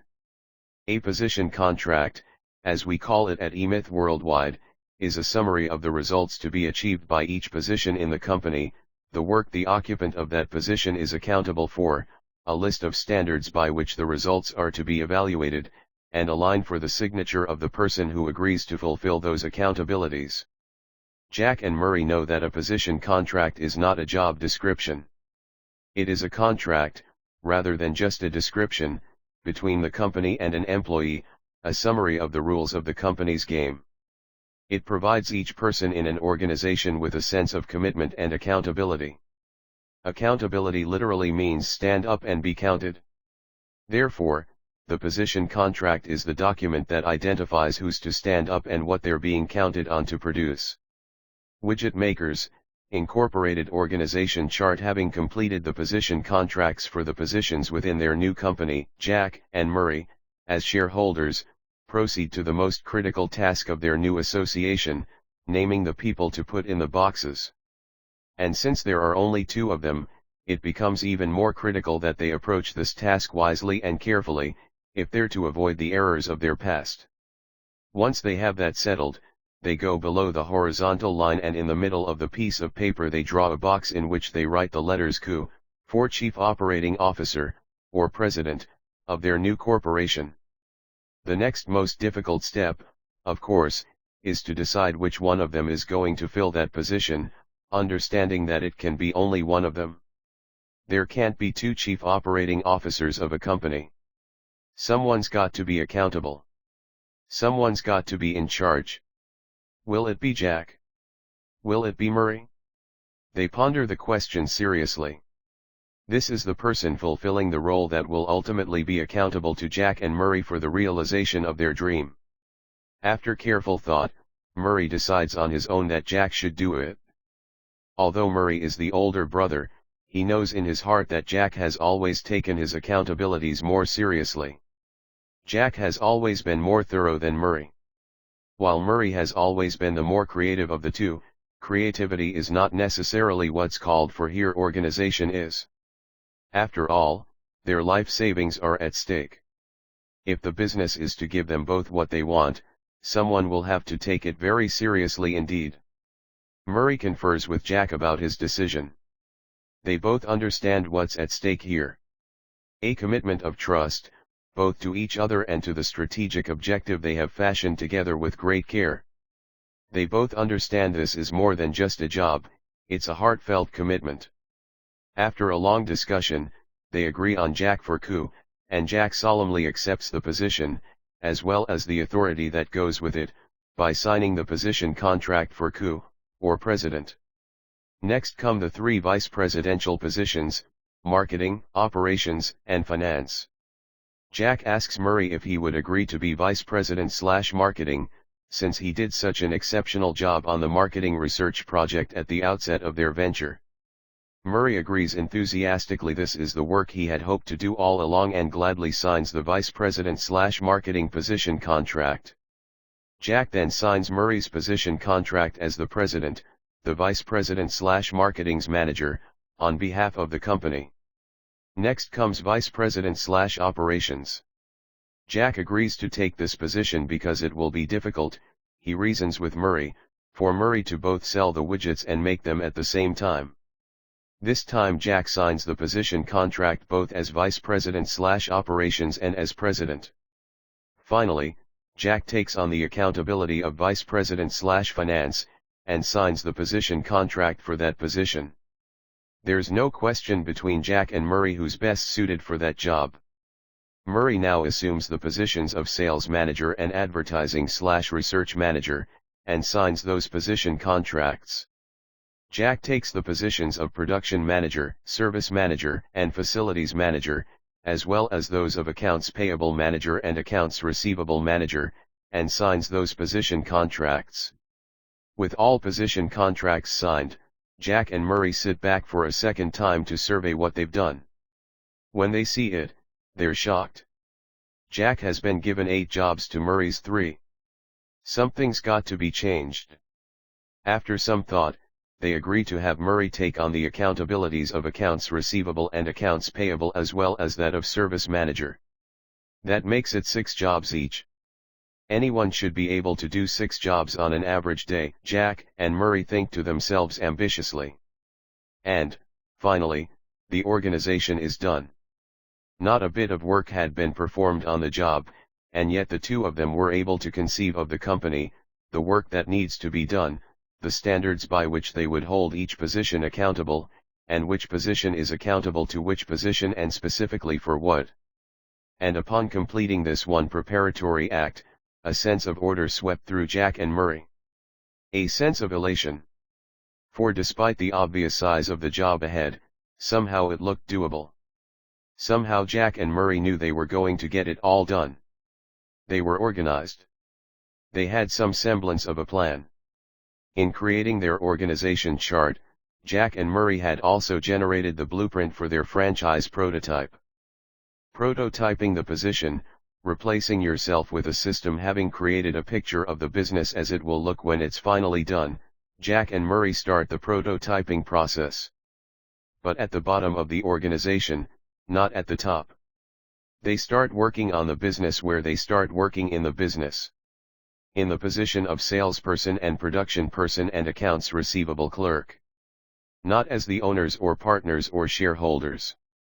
Not as the COO or the VP/marketing. But as employees, at the very bottom of the organization. Doing tactical work, not strategic work. Tactical work is the work all technicians do. Strategic work is the work their managers do. If Jack and Murray's business is going to thrive, they have to find other people to do the tactical work so as to free Jack and Murray to do the strategic work. The organization chart is the means through which that critical transition can be made. Let's watch as Jack and Murray go through the same growth process they experienced at the beginning of this chapter, but this time avoiding their earlier disaster by prototyping the positions in their organization chart. Jack and Murray go to work in their business. But now with a difference. They are no longer interested in working in their business. They are now focused on developing a business that works. To do that they begin to work in an entirely different way. As Murray goes to work in the position of salesperson, he also goes to work on the position of salesperson as vice president/marketing. As Jack goes to work in the position of production person, he also goes to work on the position of production person as vice president/operations. In other words, Murray and Jack start building their business by looking at each position in the business as though it were a franchise prototype of its own. As Murray goes to work in the position of salesperson as a salesperson, he also goes to work on the position of salesperson by implementing the business development process of innovation, quantification, and orchestration. Likewise, when Jack goes to work in the position of production person as a production person, he goes to work on the position of production person by implementing the business development process of innovation, quantification, and orchestration. Each of them asks, what would best serve our customer here? How could I most easily give the customer what he wants while also maximizing profits for the company?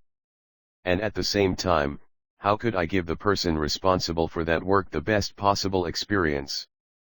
Murray begins to test the clothing he wears as a salesperson to see what colors and styles produce the greatest positive impact on the customers.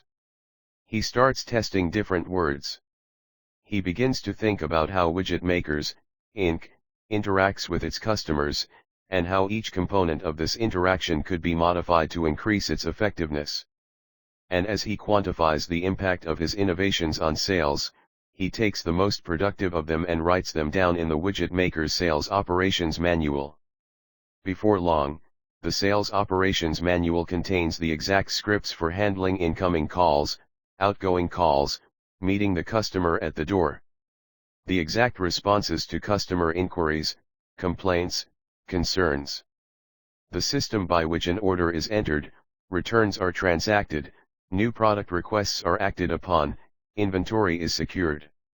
Only when the Sales Operations Manual is complete does Murray run an ad for a salesperson. But not for someone with sales experience. Not a master technician. But a novice. A beginner. An apprentice. Someone eager to learn how to do it right. Someone willing to learn what Murray has spent so much time and energy discovering. Someone for whom questions haven't become answers. Someone who is open to the possibility of learning skills he hasn't developed yet, skills he wants to learn. And the ad is placed under sales in the classified section of the Sunday paper. It reads, "Come and see our turnkey operation.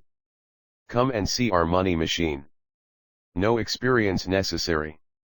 Just an open mind and a willingness to learn." And as Murray interviews the candidates, he shows them the Sales Operations Manual and Widget Maker's strategic objective, and explains how they were created and why. He tells them the story of Widget Makers, the dream he and Jack conceived, to enable them to make a personal difference in the market in which they have chosen to become leaders. He shows them the organization chart, where the position of salesperson is, to which position it reports, and who in Widget Makers is currently accountable for that position. He talks to them about their primary aim to determine who among them has a vision that coincides with Widget Maker's view of the world. And when he finds the right person, Murray hires him, hands him the Sales Operations Manual, has him memorize the words in it, dress to code, learn the systems, and finally, go to work. Using the sales system, Murray innovated, quantified, and orchestrated. At that moment, at that exact instant, Murray moves up to the position of sales manager and begins the process of business development all over again.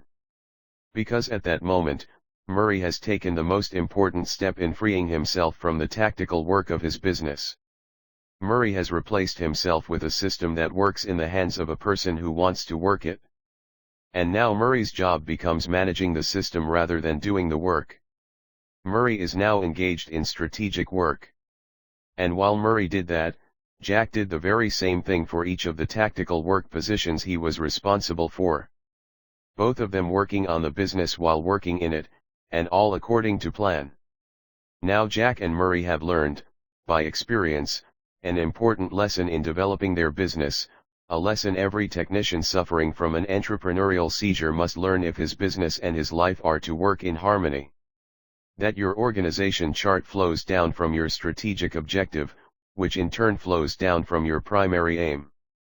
That each is the cause of the one preceding it, and each, therefore, plays a part in the fulfillment of the one before it. A logic is established, an integrated whole. In this example, Widget Makers, Inc., became an orderly system for creating and recreating Jack and Murray's lives.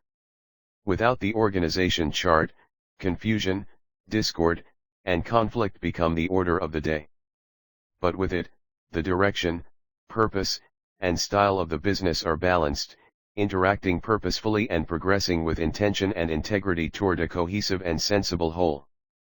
Finally, good people could come together and get something done. Sarah exhaled loudly and stretched, both arms extending fully toward the ceiling as though she was letting go of a feeling she was having difficulty handling.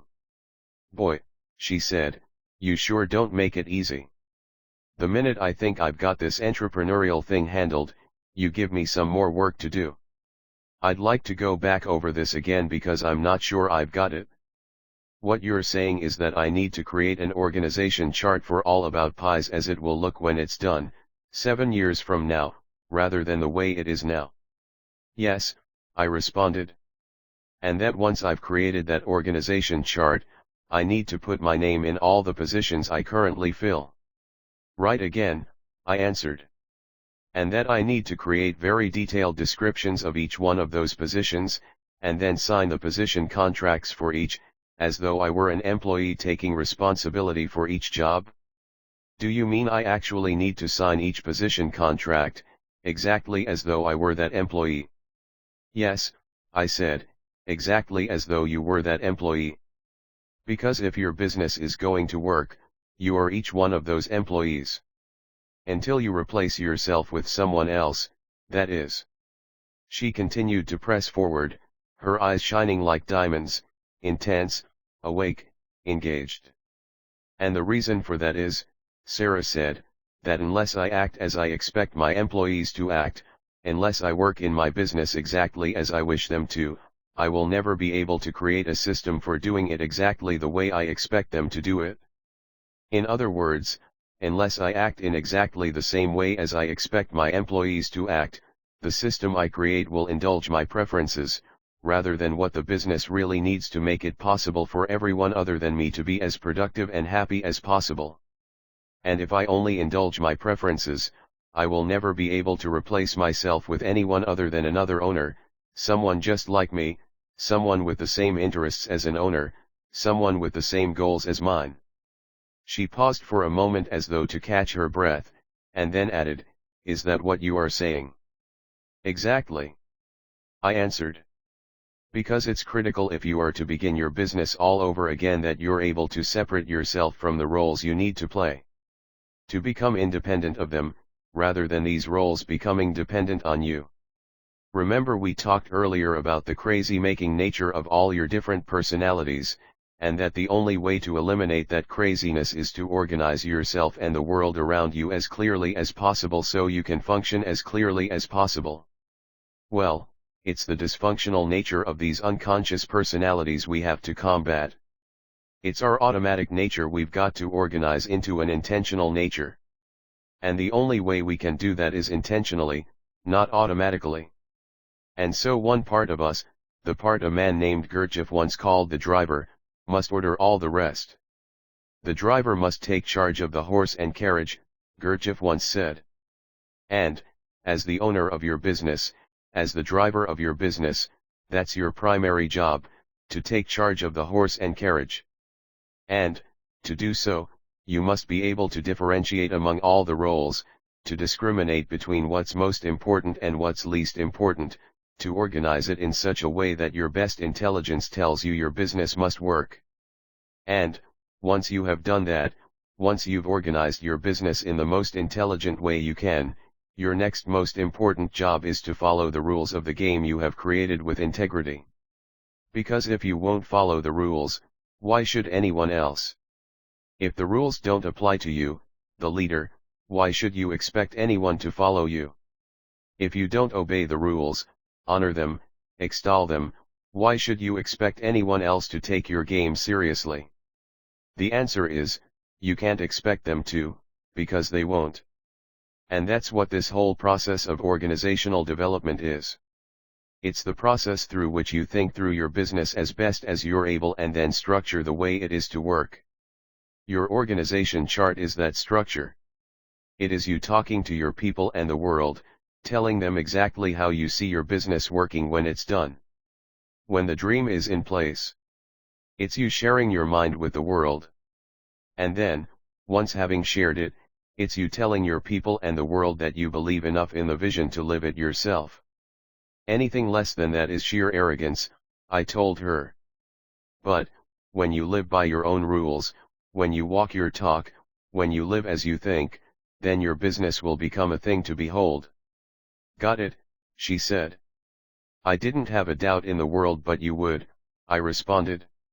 So, let's go on to management development, I said to Sarah, as I poured her a fresh cup of tea, and then to people development.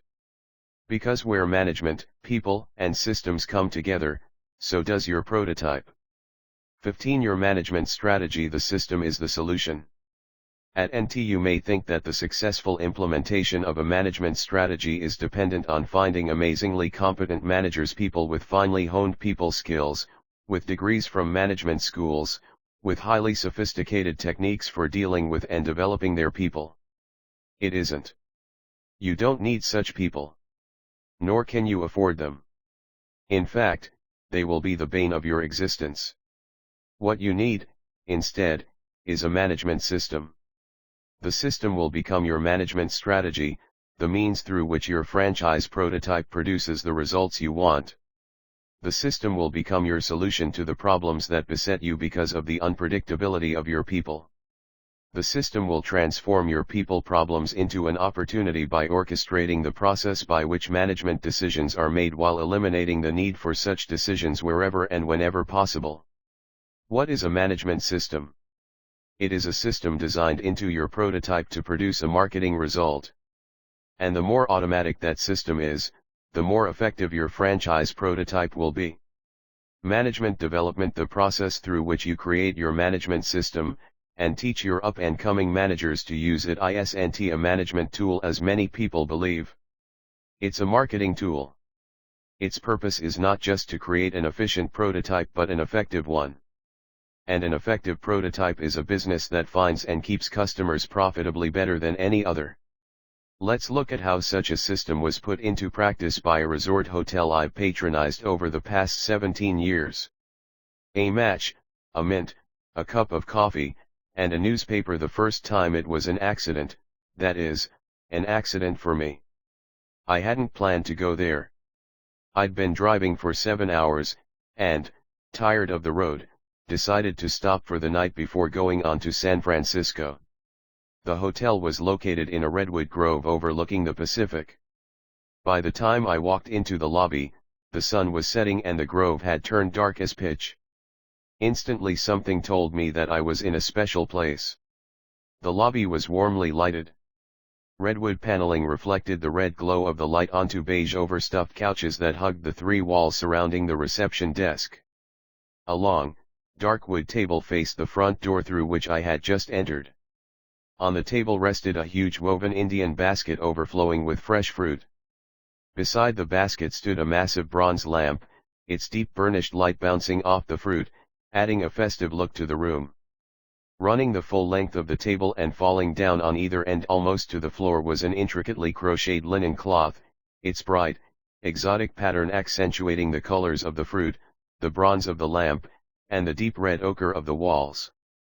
At the far side of the table, against the far wall, in a massive fieldstone fireplace, a roaring fire filled the room with the cheerful crackling of its furiously burning oak logs. Even if I hadn't been so tired, the contrast between the heat of the flames on my face and the cold of the night at my back would have been enough to attract me to the room. As it was, I practically melted with delight. Behind the reception desk a woman appeared dressed in a freshly starched red, green, and white gingham blouse and a deep red ochre skirt. A pin with the logo of the hotel atop a red ochre ribbon decorated her blouse like a badge of honor. A matching ribbon held her hair back from a glowing face. "Welcome to Venetia," she smiled warmly.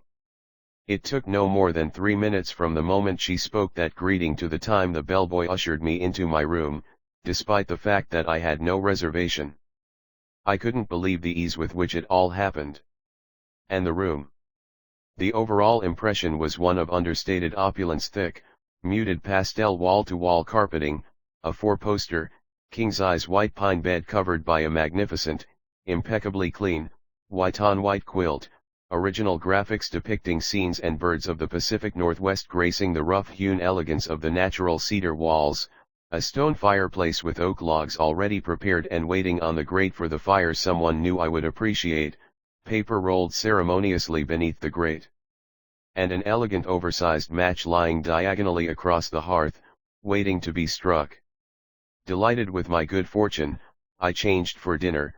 The woman at the desk had made my reservation when she checked me in. I walked out into the night to find the restaurant. A sign by a path outside of my room pointed me down another well-lit path through the dark redwood grove.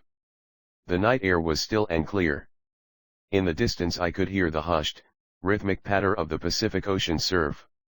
Or was it my imagination? It scarcely mattered, an aura of magic surrounded the place. The restaurant stood on a knoll overlooking the hotel and the ocean. Until I went inside, I hadn't seen another person, but the restaurant was crowded. I gave the maitre d' my name and he immediately showed me to a table, despite the fact that other people were waiting. Evidently, reservations meant something in this restaurant. The meal was as delightful as everything I had experienced before it, the food attractively prepared, the service attentive yet unobtrusive. I lingered over a glass of brandy while enjoying a classical guitarist who played a selection of Bach fugues for the dinner guests. I signed the check and returned to my room, noting on the way that the lights had been turned up on the path apparently to compensate for the growing darkness. By the time I arrived at my room, the night had become chilly. I was looking forward to a fire and possibly another brandy before going to bed. Somebody had beaten me to it. A brisk fire was burning in the fireplace. The quilt was turned down on the bed. The pillows were plumped up, a mint resting on each one. On one of the night tables beside the bed stood a glass of brandy and a card. I picked up the card and read, "Welcome to your first stay at Venetia. I hope it has been enjoyable.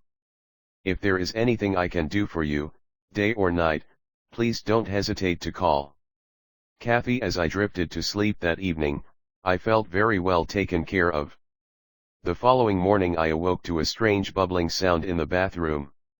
I arose to investigate. A pot of coffee, turned on by an automatic timer, was merrily perking away on the sink counter. A card resting against the pot said, "Your brand of coffee. Enjoy." And it was my brand of coffee. How in the world could they have known that? And then I remembered.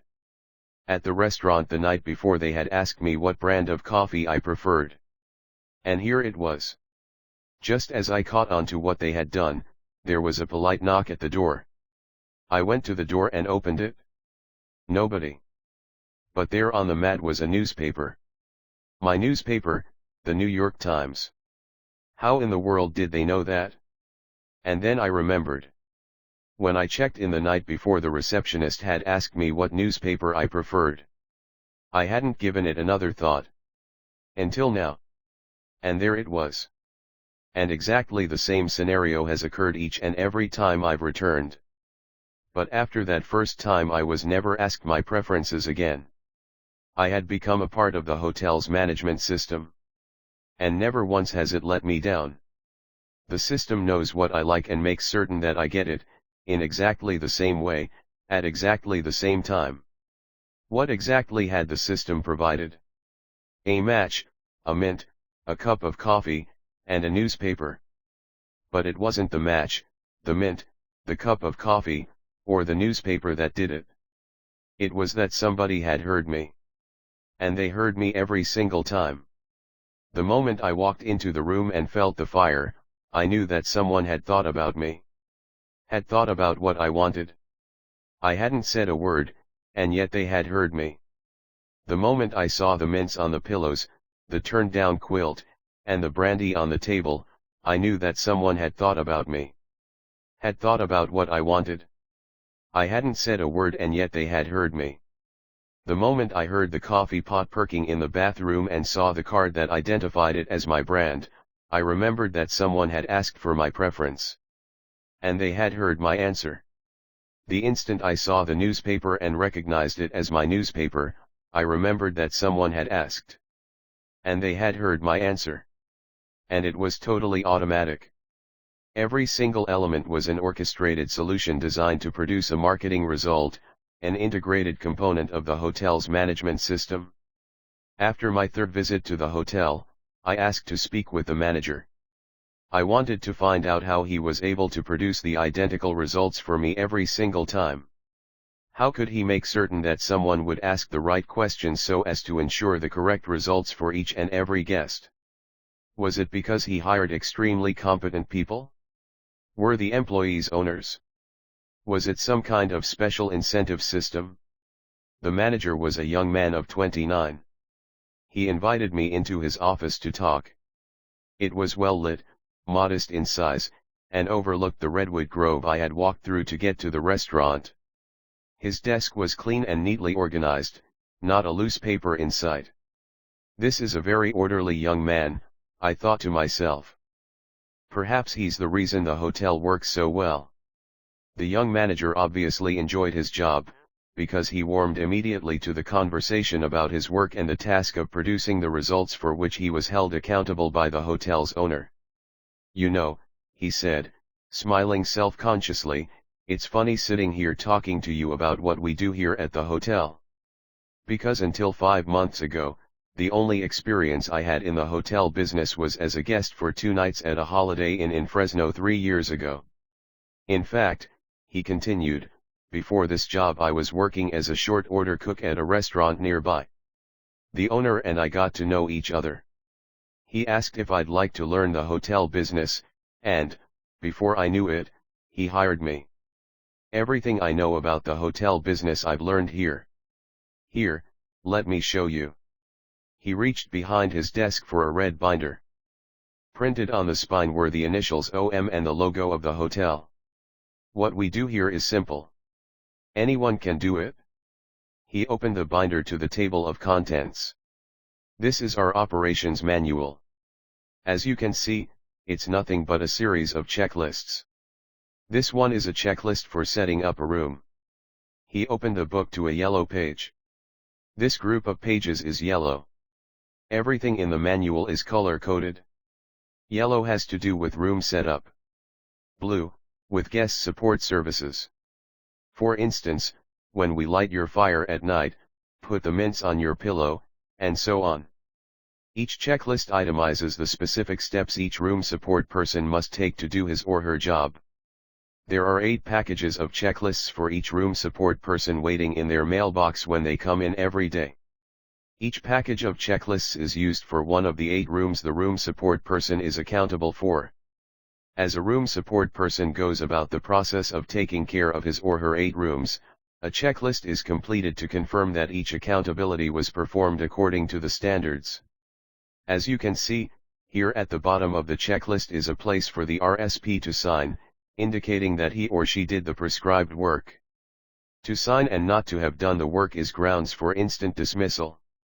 But there's another part of the system that really makes it work. On the back of each checklist is a drawing of the specific room that identifies each task to be completed, and the order in which it has to be done.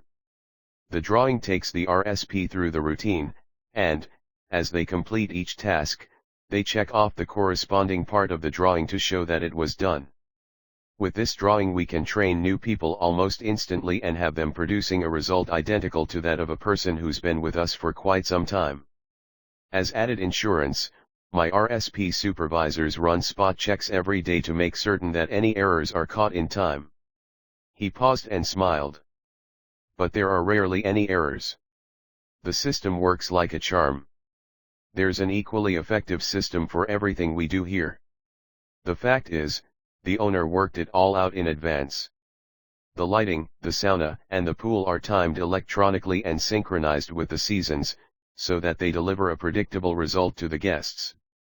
For example, you might have noticed that at night the outdoor lights increase in intensity as it gets darker.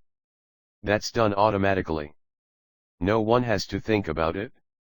I could give you lots of other examples, but I think you get the point. The whole thing was put together in a way the owner believed would make a positive impression on our guests. You'd be amazed at how many people come up to me after staying here just to thank me for how well they were treated. But it's not the big things they talk about, it's always the little things.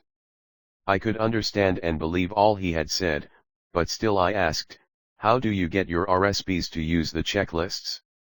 How do you get them to use the system? Don't they get tired of the routine? Doesn't it get boring for them? Ah, said my willing host. That's where we really shine.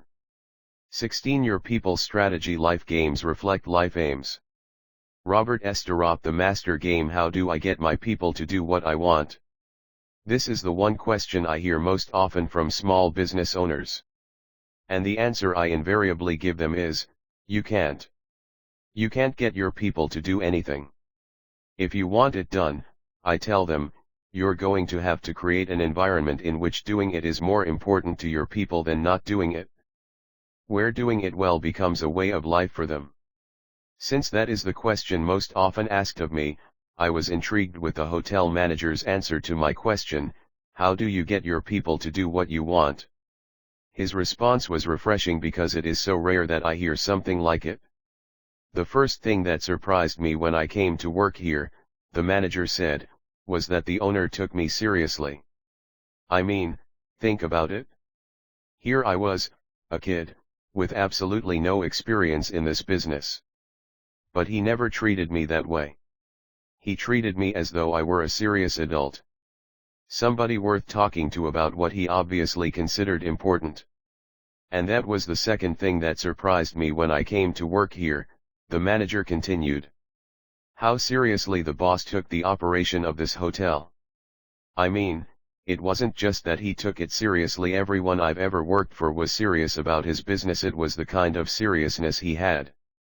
It was as though the hotel was more than just a hotel to him. It was like the hotel was an expression of who he was, a symbol of what he believed in. So if I hadn't taken the hotel seriously, it would have looked like I wasn't taking him seriously, as a man whose values I respected. I guess that's why he took me seriously. It established a level of communication between us that made it possible for me to listen to what he believed in and how the hotel expressed those beliefs on a day-to-day basis. I'll never forget my first day here, he went on. It was like I was being initiated into a fraternity or something. It was right here that it happened. He waved his arm in a circle indicating the office in which we were sitting. This used to be his office. I was sitting where you're sitting, he said. And the boss was sitting here. He pointed at the chair in which he was sitting. It was a Monday morning and they had just had a big weekend, so there was a ton of stuff to do.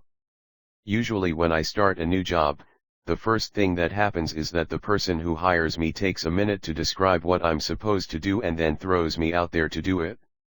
So I was surprised when the boss asked me if I wanted a cup of coffee. He seemed so unhurried, so unbusinesslike, you might say. No, that wasn't it, the manager corrected himself. He was probably the most businesslike person I had ever met. But it was how he was about his business that struck me. He seemed to be saying that what we were going to talk about was the most important thing on his agenda that day, that discussing my job was more important to him than doing the work that was going on at the time. He wasn't hiring me to work, he was hiring me to do something much more important than that. The manager smiled.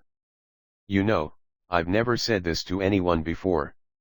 It's really strange, but while I'm telling you all of this, it's becoming clear to me why I have so much respect for this place. It's because I have so much respect for the boss. To me, the place is him. If I didn't respect him, I don't think I would be as good at what I do here as I am. Somehow the idea of what we do here is his idea. And that's what he took so long to communicate to me on that first day, his idea of this place. And what that meant to him. What he told me was something nobody has ever said to me before in any job. He said, the work we do is a reflection of who we are. If we're sloppy at it, it's because we're sloppy inside. If we're late at it, it's because we're late inside. If we're bored by it, it's because we're bored inside, with ourselves, not with the work. The most menial work can be a piece of art when done by an artist. So the job here is not outside of ourselves, but inside of ourselves. How we do our work becomes a mirror of how we are inside. The manager continued, as if the owner were talking through him. Work is passive without you. It can't do anything. Work is only an idea before a person does it. But the moment a person does it, the impact of the work on the world becomes a reflection of that idea, the idea behind the work as well as the person doing it.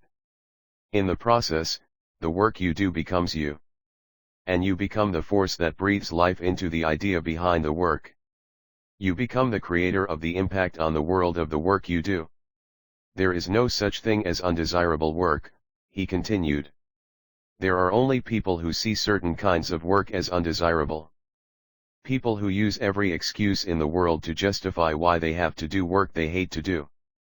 People who look upon their work as a punishment for who they are and where they stand in the world, rather than as an opportunity to see themselves as they really are. What the boss said is that people like that don't bring life to the idea of the work they do, they bring death to it. The result of that is always what we experience as the sloppy, inconsiderate, inconsistent, and inhuman transactions that take place between most businesses and the people who buy from them. Exactly the opposite of what we have here. And the reason it's different here is because we give everyone who comes to work at the hotel an opportunity to make a choice. Not after they've done the work, but before. And we do that by making sure they understand the idea behind the work they're being asked to do. I guess that's what excited me most about taking this job, said the manager. It's the very first place I've ever gone to work where there was an idea behind the work that was more important than the work itself. The idea the boss expressed to me was broken down into 3 parts. The first says that the customer is not always right, but whether he is or not, it is our job to make him feel that way. The second says that everyone who works here is expected to work toward being the best he can possibly be at the tasks he's accountable for. When he can't do that, he should act like he is until he gets around to it. And if he's unwilling to act like it, he should leave. The third says that the business is a place where everything we know how to do is tested by what we don't know how to do, and that the conflict between the two is what creates growth, what creates meaning. The idea the boss has about the business comes down to one essential notion. That a business is like a martial arts practice hall, a dojo, a place you go to practice being the best you can be. But the true combat in a dojo is not between one person and another as most people believe it to be. The true combat in a martial arts practice hall is between the people within ourselves. That's what the boss and I talked about in our first meeting. His philosophy about work and about business. I came to understand that the hotel was the least important thing in our relationship. What was important was how seriously I took to playing the game he had created here.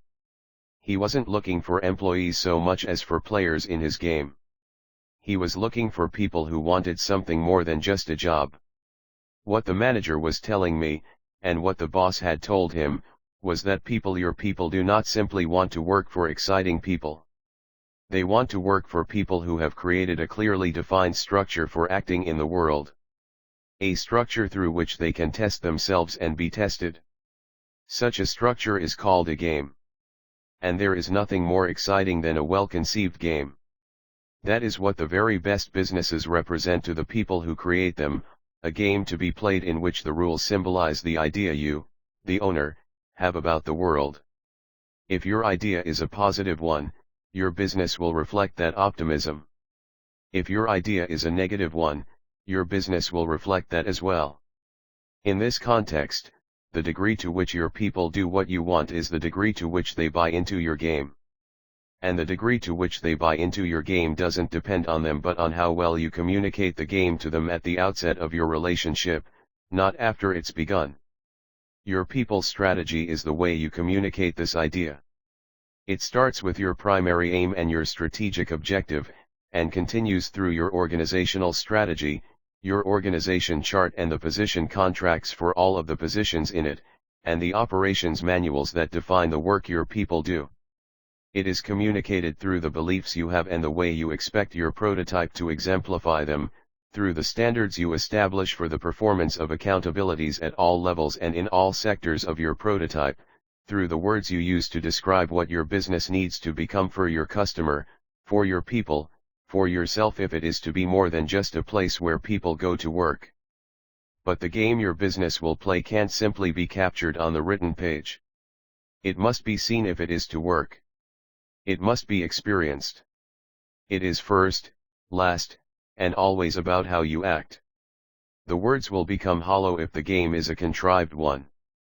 The game can't be created as a device to enroll your people. It can't become cynical if it's to provide your people with what they need in order to come alive while playing it. The game has to be real. You have to mean it. The game is a measure of you. How you act in the game establishes how you will be regarded by the other players. The rules of the game, as in any game, the people game has rules that must be honored if you are to become any good at it. I've included a few here to give you a taste for them. As for the rest of them, you'll have to discover them for yourself by playing a game of your own. You'll learn the rules in the process. 1. Never figure out what you want your people to do and then try to create a game out of it. If it's to be seen as serious, the game has to come first, what your people do, second. 2. Never create a game for your people you're unwilling to play yourself. They'll find you out and never let you forget it. 3. Make sure there are specific ways of winning the game without ending it. The game can never end because the end will take the life right out of your business. But unless there are victories in the process, your people will grow weary. Hence, the value of victories now and then. They keep people in the game and make the game appealing, even when it's not. 4. Change the game from time to time, the tactics, not the strategy. The strategy is its ethic, the moral underpinning of your game's logic. This must remain sacrosanct, for it is the foundation of you and your people's commitment to each other. But change is necessary. For any game can become ordinary, no matter how exhilarating it may be at the beginning. To know when change is called for, watch your people. Their results will tell you when the game's all but over. The trick is to anticipate the end before anyone else does and to change it by executive action. You'll know if you've pulled it off by watching how everyone responds to the change. Not at first, however. You can expect some resistance at first. But persist. Your persistence will move them through their resistance into your new and more enlivening game. 5. Never expect the game to be self-sustaining. People need to be reminded of it constantly. At least once a week, create a special meeting about the game.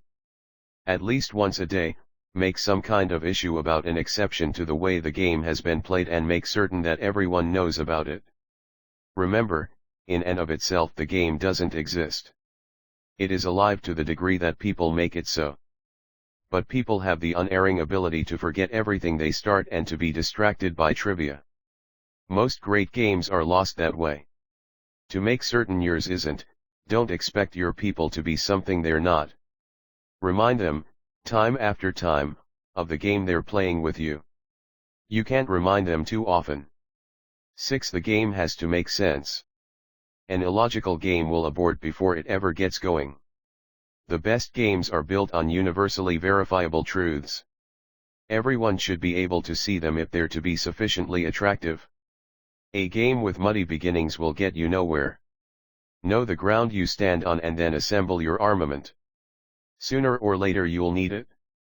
For a game that isn't tested isn't a game at all.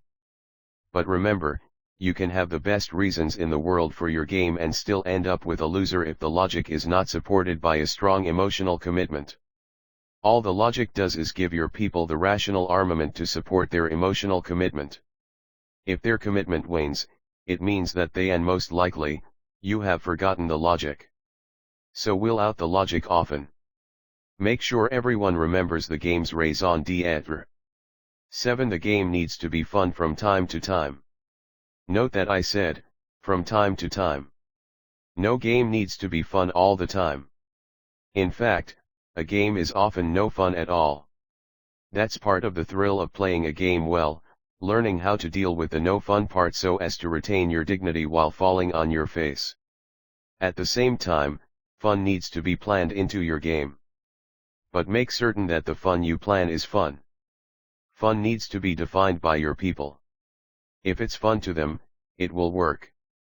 But not too often, maybe once every 6 months. Something to look forward to, and something to forget. 8. If you can't think of a good game, steal one. Anyone's ideas are as good as your own.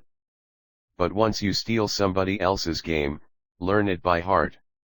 There's nothing worse than pretending to play a game. The logic of the game to the hotel manager, The boss's game was a good one, so he learned how to play it. It was a simple game, but effective. It was built on the following logic: most people today are not getting what they want. Not from their jobs, not from their families, not from their religion, not from their government, and, most important, not from themselves. Something is missing in most of our lives. Part of what's missing is purpose. Values. Worthwhile standards against which our lives can be measured. Part of what's missing is a game worth playing. What's also missing is a sense of relationship. People suffer in isolation from one another. In a world without purpose, without meaningful values, what have we to share but our emptiness, the needy fragments of our superficial selves? As a result, most of us scramble about hungrily seeking distraction, in music, in television, in people, in drugs. And most of all we seek things. Things to wear and things to do. Things to fill the emptiness. Things to shore up our eroding sense of self. Things to which we can attach meaning, significance, life. We've fast become a world of things. And most people are being buried in the profusion. What most people need, then, is a place of community that has purpose, order, and meaning. A place in which being human is a prerequisite, but acting human is essential. A place where the generally disorganized thinking that pervades our culture becomes organized and clearly focused on a specific worthwhile result. A place where discipline and will become prized for what they are, the backbone of enterprise and action, of being what you are intentionally instead of accidentally. A place that replaces the home most of us have lost. That's what a business can do. It can create a game worth playing. It can become that place of community. It can become that place where words such as integrity, intention, commitment, vision, and excellence can be used as action steps in the process of producing a worthwhile result. What kind of result? Giving your customer a sense that your business is a special place, created by special people, doing what they do in the best possible way. And all being done for the simplest, most human reason possible because they're alive. What other reason do you need? Human beings are capable of performing extraordinary acts. Capable of going to the moon. Capable of creating the computer. Capable of building a bomb that can destroy us all. The least we should be able to do is run a small business that works. For if we can't do that, then what's the value of our grand ideas? What purpose do they serve but to alienate us from ourselves, from each other, from who we are? Playing the game thinking the way the hotel owner did, you can begin to construct a mental map of the game he created. His hotel became a world in which the sensory experiences of his customer were greeted by a profound dedication to cleanliness, beauty, and order. But this dedication didn't rest on a purely commercial justification, though there was that too. No business could be successful without it, but a moral one. On the boss's philosophy, his view of the world, his idea. The idea was then communicated to his people, both in word and deed, through a well-planned process. The importance of this cannot be overstated. The boss communicated his idea through documented systems and through his warm, moving, and positive manner. He knew that he could communicate the orderly yet human process of pleasing customers to his people only if it were communicated to them in an orderly and human way. In short, the medium of communication became as important as the idea it was designed to communicate. And the hotel's hiring process became the first and most essential medium for communicating the boss's idea. As the manager explained it to me, the hiring process was comprised of several distinct components. One, a scripted presentation communicating the boss's idea in a group meeting to all of the applicants at the same time. This presentation described not only the idea but also the business's history and experience in successfully implementing that idea, and the attributes required of the successful candidate for the position in question. 2. Meeting with each applicant individually to discuss his reactions to and feelings about the idea, as well as his background and experience. At this meeting, Each applicant was also asked why he felt he was superbly appropriate for the role the position was to play in implementing the boss's idea. 3. Notification of the successful candidate by telephone. Again, a scripted presentation. 4. Notification of the unsuccessful applicants, thanking each for his interest. A standard letter, signed by the interviewer. 5. First day of training to include the following activities for both the boss and the new employee: reviewing the boss's idea, summarizing the system through which the entire business brings the idea to reality, taking the new employee on a tour of the facilities, highlighting people at work and systems at work to demonstrate the interdependence of the systems on people and the people on systems, answering clearly and fully all the employee's questions, issuing the employee his uniform and his operations manual, reviewing the operations manual, including the strategic objective, the organizational strategy, and the position contract of the employee's position, completing the employment papers, and the hiring process is just the beginning. Just think. All of this simply to start a relationship. Are you beginning to understand that systematizing your business need not be a dehumanizing experience, but quite the opposite? That in order to get your people to do what you want, you'll first have to create an environment that will make it possible? That hiring people, developing people, and keeping people requires a strategy built on an understanding of people completely foreign to most businesses? That the system is indeed the solution? That without an idea worth pursuing, there can be no people strategy at all? But with that idea you can finally say, just as our young manager said, that's where we really shine. Management, people, systems. As I watched Sarah take all this in, I saw that the idea of this integrated view of business had begun to take hold of her imagination. Gone was the resistance, the doubt, and the fear that what I had brought to her door was beyond her, something unreachable for the baker of pies she had come to believe she was.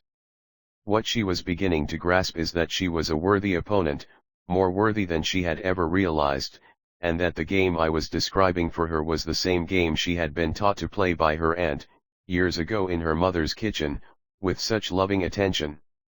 That there was absolutely no difference. She smiled at me, as though reading my thoughts. I'm beginning to see the connection between all these things we've talked about, she said. They're all beginning to make sense. The puzzle is coming together. I can see the parts merge into an exciting picture that I now know has been there all along. All that needed to be done for the picture to take form was for someone to move the pieces into their proper place. I'd like to describe it for you, the picture I'm beginning to see, before I ask you some more questions. Go right ahead, I smiled. In fact, I'd be disappointed if you didn't. It all goes back to my childhood, of course. To the spirit I spoke about earlier. To what I felt like as a little girl. And I know now that I'm not alone, that I'm not the only one who's ever felt that way. That there were probably lots of other little girls and boys who were suffering the same sort of experience. And lots of grown men and women who, like me, are still carrying around the impact of their early childhood experiences. And so I see my experience as the corralling of the wild horse, the stuffing away of the spirit my teachers and my parents trained me to do so well, as the beginning of a philosophy for my business, a philosophy that my business needs if I'm ever going to offer anything of true value to my employees and my customers. There will be no stuffing of the spirit here, my business will say. Maybe I should put it up above the door to remind everyone who comes in what our purpose is. She grinned. Or, maybe better yet, let thy spirit run free. Yes, that's better. It even feels better. She laughed aloud with the joy of it. As she continued, it became so clear to me what a miraculous gift speaking can be.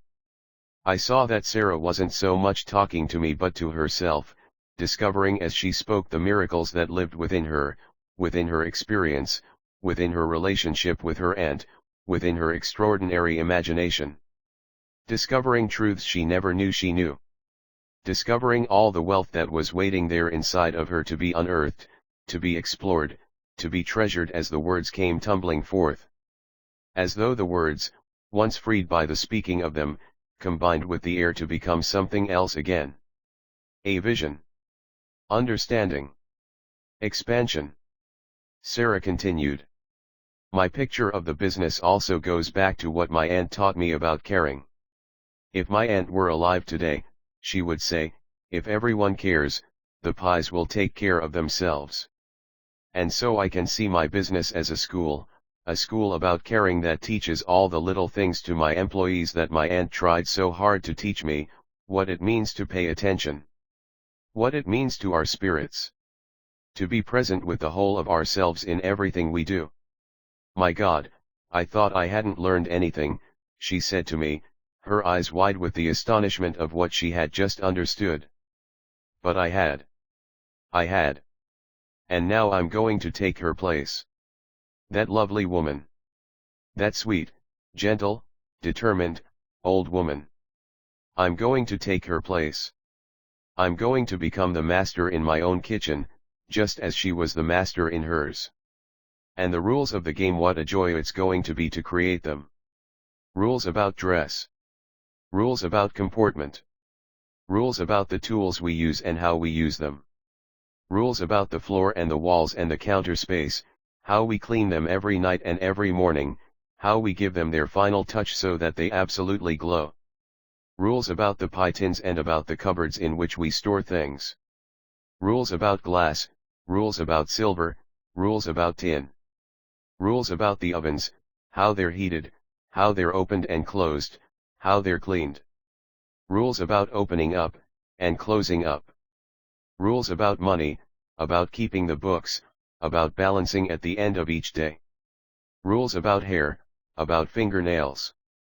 Sarah's eyes were flashing as she poured out the beginning of her vision, as her vision began to take shape.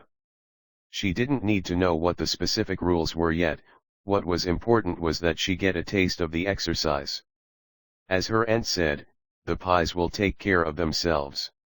Sarah was on her way. Talk to me more about management, Sarah said. I heard you say earlier that I don't need professional managers to be successful in my business, that, in fact, I'm better off without them. What's wrong with hiring experienced managers? Everything's wrong with it, Sarah. Because, if you don't know how to manage, how are you going to choose them, and how are you going to manage them? You can't. Because they will manage by the standards they have been taught to manage by in somebody else's business. Not by your standards. Remember delegation rather than abdication. You can't delegate your accountabilities, Sarah. Delegating your accountabilities is abdication.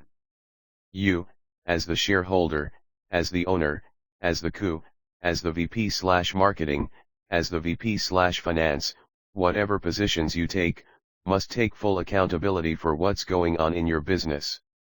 And to do so, you must lead the company in the direction you intend it to go. And that means you must set the standard.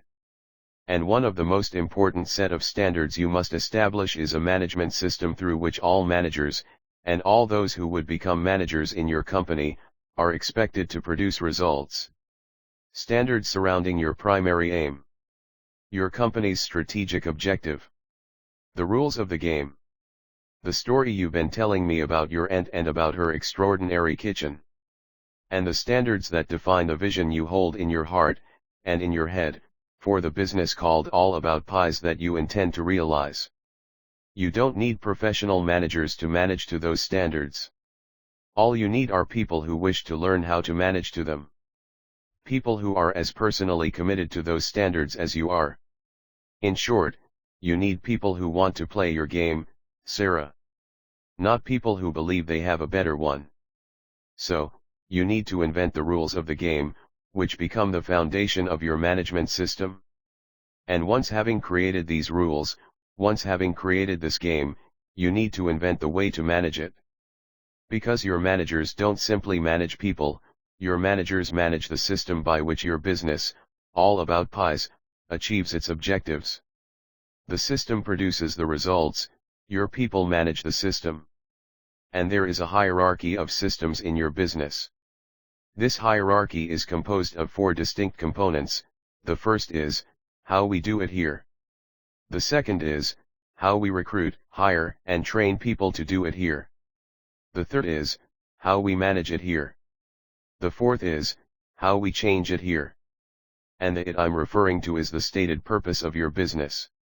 At Federal Express it's when you absolutely, positively have to get it there overnight.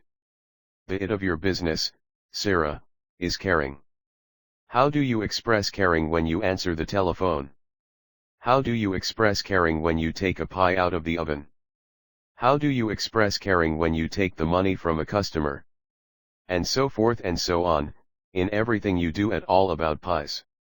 And your answer to those questions is how you do it here. It is the sum total of everything you've created, every distinct process for performing every little task at All About Pies. Every bit of which is documented in your operations manuals. Every bit of which is taught at your school.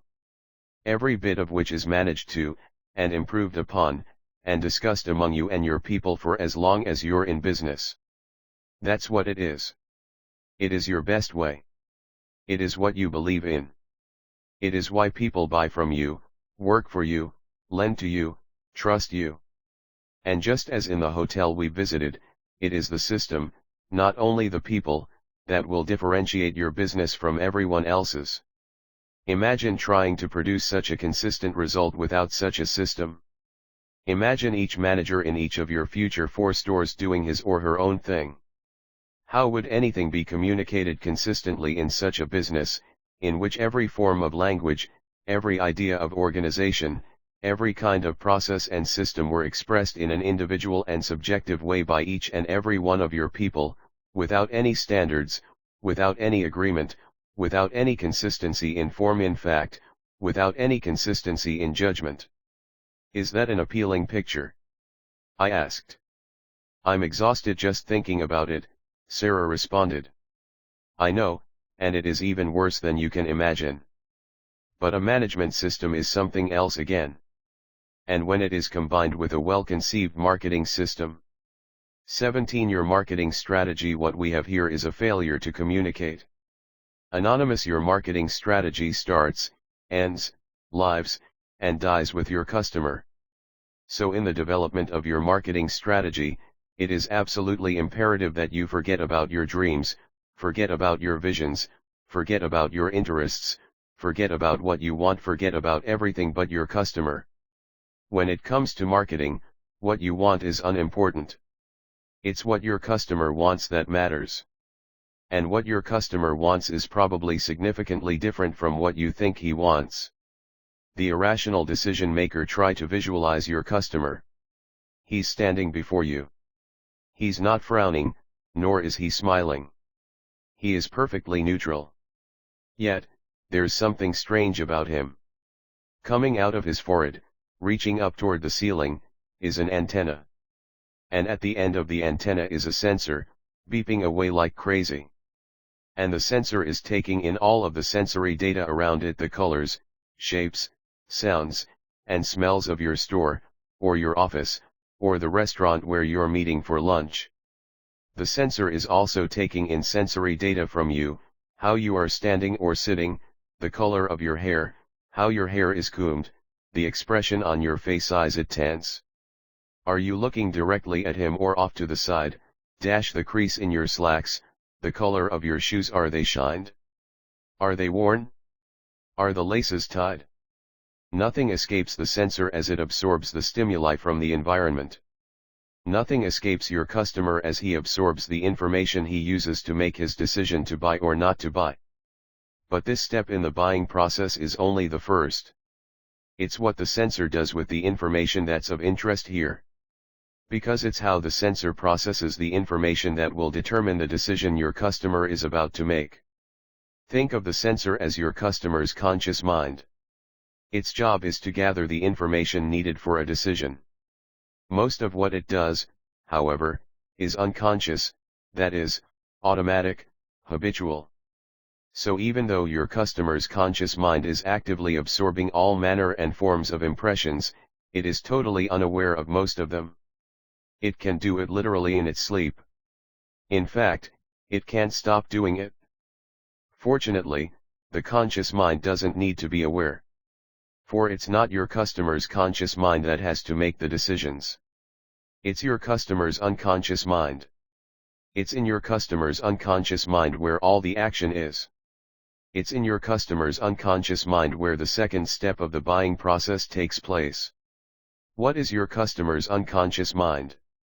It's like a vast, dark, underground sea in which a multitude of exotic creatures swim about, single and in schools, silently seeking out food, each with entirely different needs and tastes. Those creatures are your customer's expectations. And the sea in which they swim is a truly foreign place to your customer. He has no idea what's swimming around down there. What's lurking behind some subterranean rock? What's lying still and quiet as a stone on the bottom, waiting patiently and deliberately for some sweet morsel to wander by? But you can rest assured that every creature in that sea, every one of those expectations, is a product of your customer's life. Of his reactions, perceptions, attitudes, associations, beliefs, opinions, inferences, conclusions. An accumulation of all his experiences since the instant of his birth, and for all we know, before it, to this very moment when he stands before you. And all his expectations are nothing more or less than the means through which the sum of them all, your customer's personality, gets fed what it needs. The food it needs comes in the form of sensory input from the conscious mind, the surface. And if the food is compatible with its expectations, the unconscious mind says, yes. And if the food is incompatible with its expectations, the unconscious mind says, no. And that decision, yes or no, is made at the instant it gets a taste. In a television commercial, we're told, the sale is made or lost in the first 3 or 4 seconds. In a print ad, tests have shown, 75% of the buying decisions are made at the headline alone.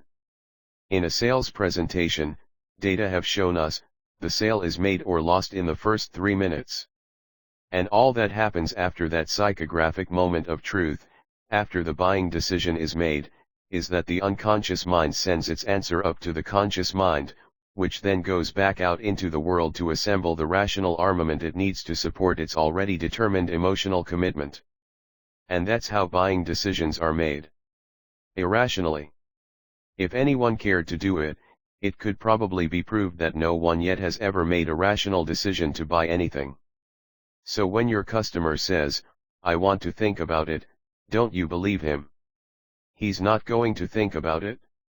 He doesn't know how. He's already done all the thinking he's going to do. He either wants it or not. What your customer is really saying is one of two things. He is either emotionally incapable of saying no for fear of how you might react if he told you the truth, or you haven't provided him with the food his unconscious mind craves. Either way, little or no thought enters into the transaction. Despite what we would like to believe, the decision was made unconsciously and instantaneously. In fact, it was made long before you ever met. But your customer didn't know it.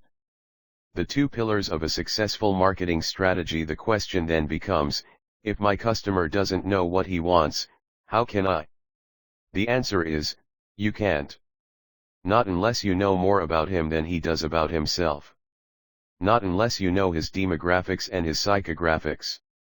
Demographics and psychographics are the two essential pillars supporting a successful marketing program. If you know who your customer is demographics, you can then determine why he buys psychographics. And having done so, you can then begin to construct a prototype to satisfy his unconscious needs, but scientifically rather than arbitrarily. Again, demographics is the science of marketplace reality. It tells you who buys. Psychographics is the science of perceived marketplace reality. It tells you why certain demographic types buy for one reason while other demographic types buy for another. Let me give you an example of how these sciences might be utilized in your marketing strategy. Notice the shade of blue on the jacket of this book. I call it IBM blue.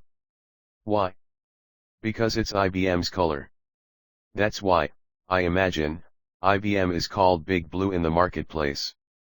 Why that specific shade of blue rather than another? Why blue at all? Because that shade of blue has an extraordinarily high appeal and preference to IBM's central demographic model. They see that shade of blue, and it's love at first sight.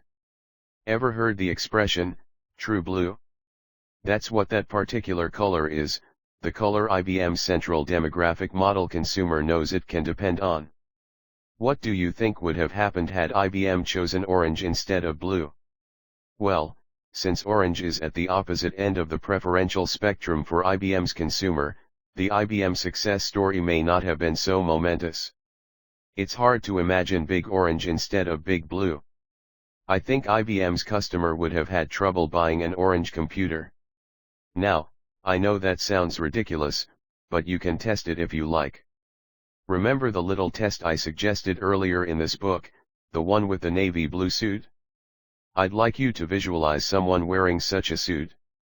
Can you see him in your mind's eye? Deep navy blue, vents in the back, possibly a pinstripe. Sharply creased trousers. White starched shirt. A red and blue striped tie.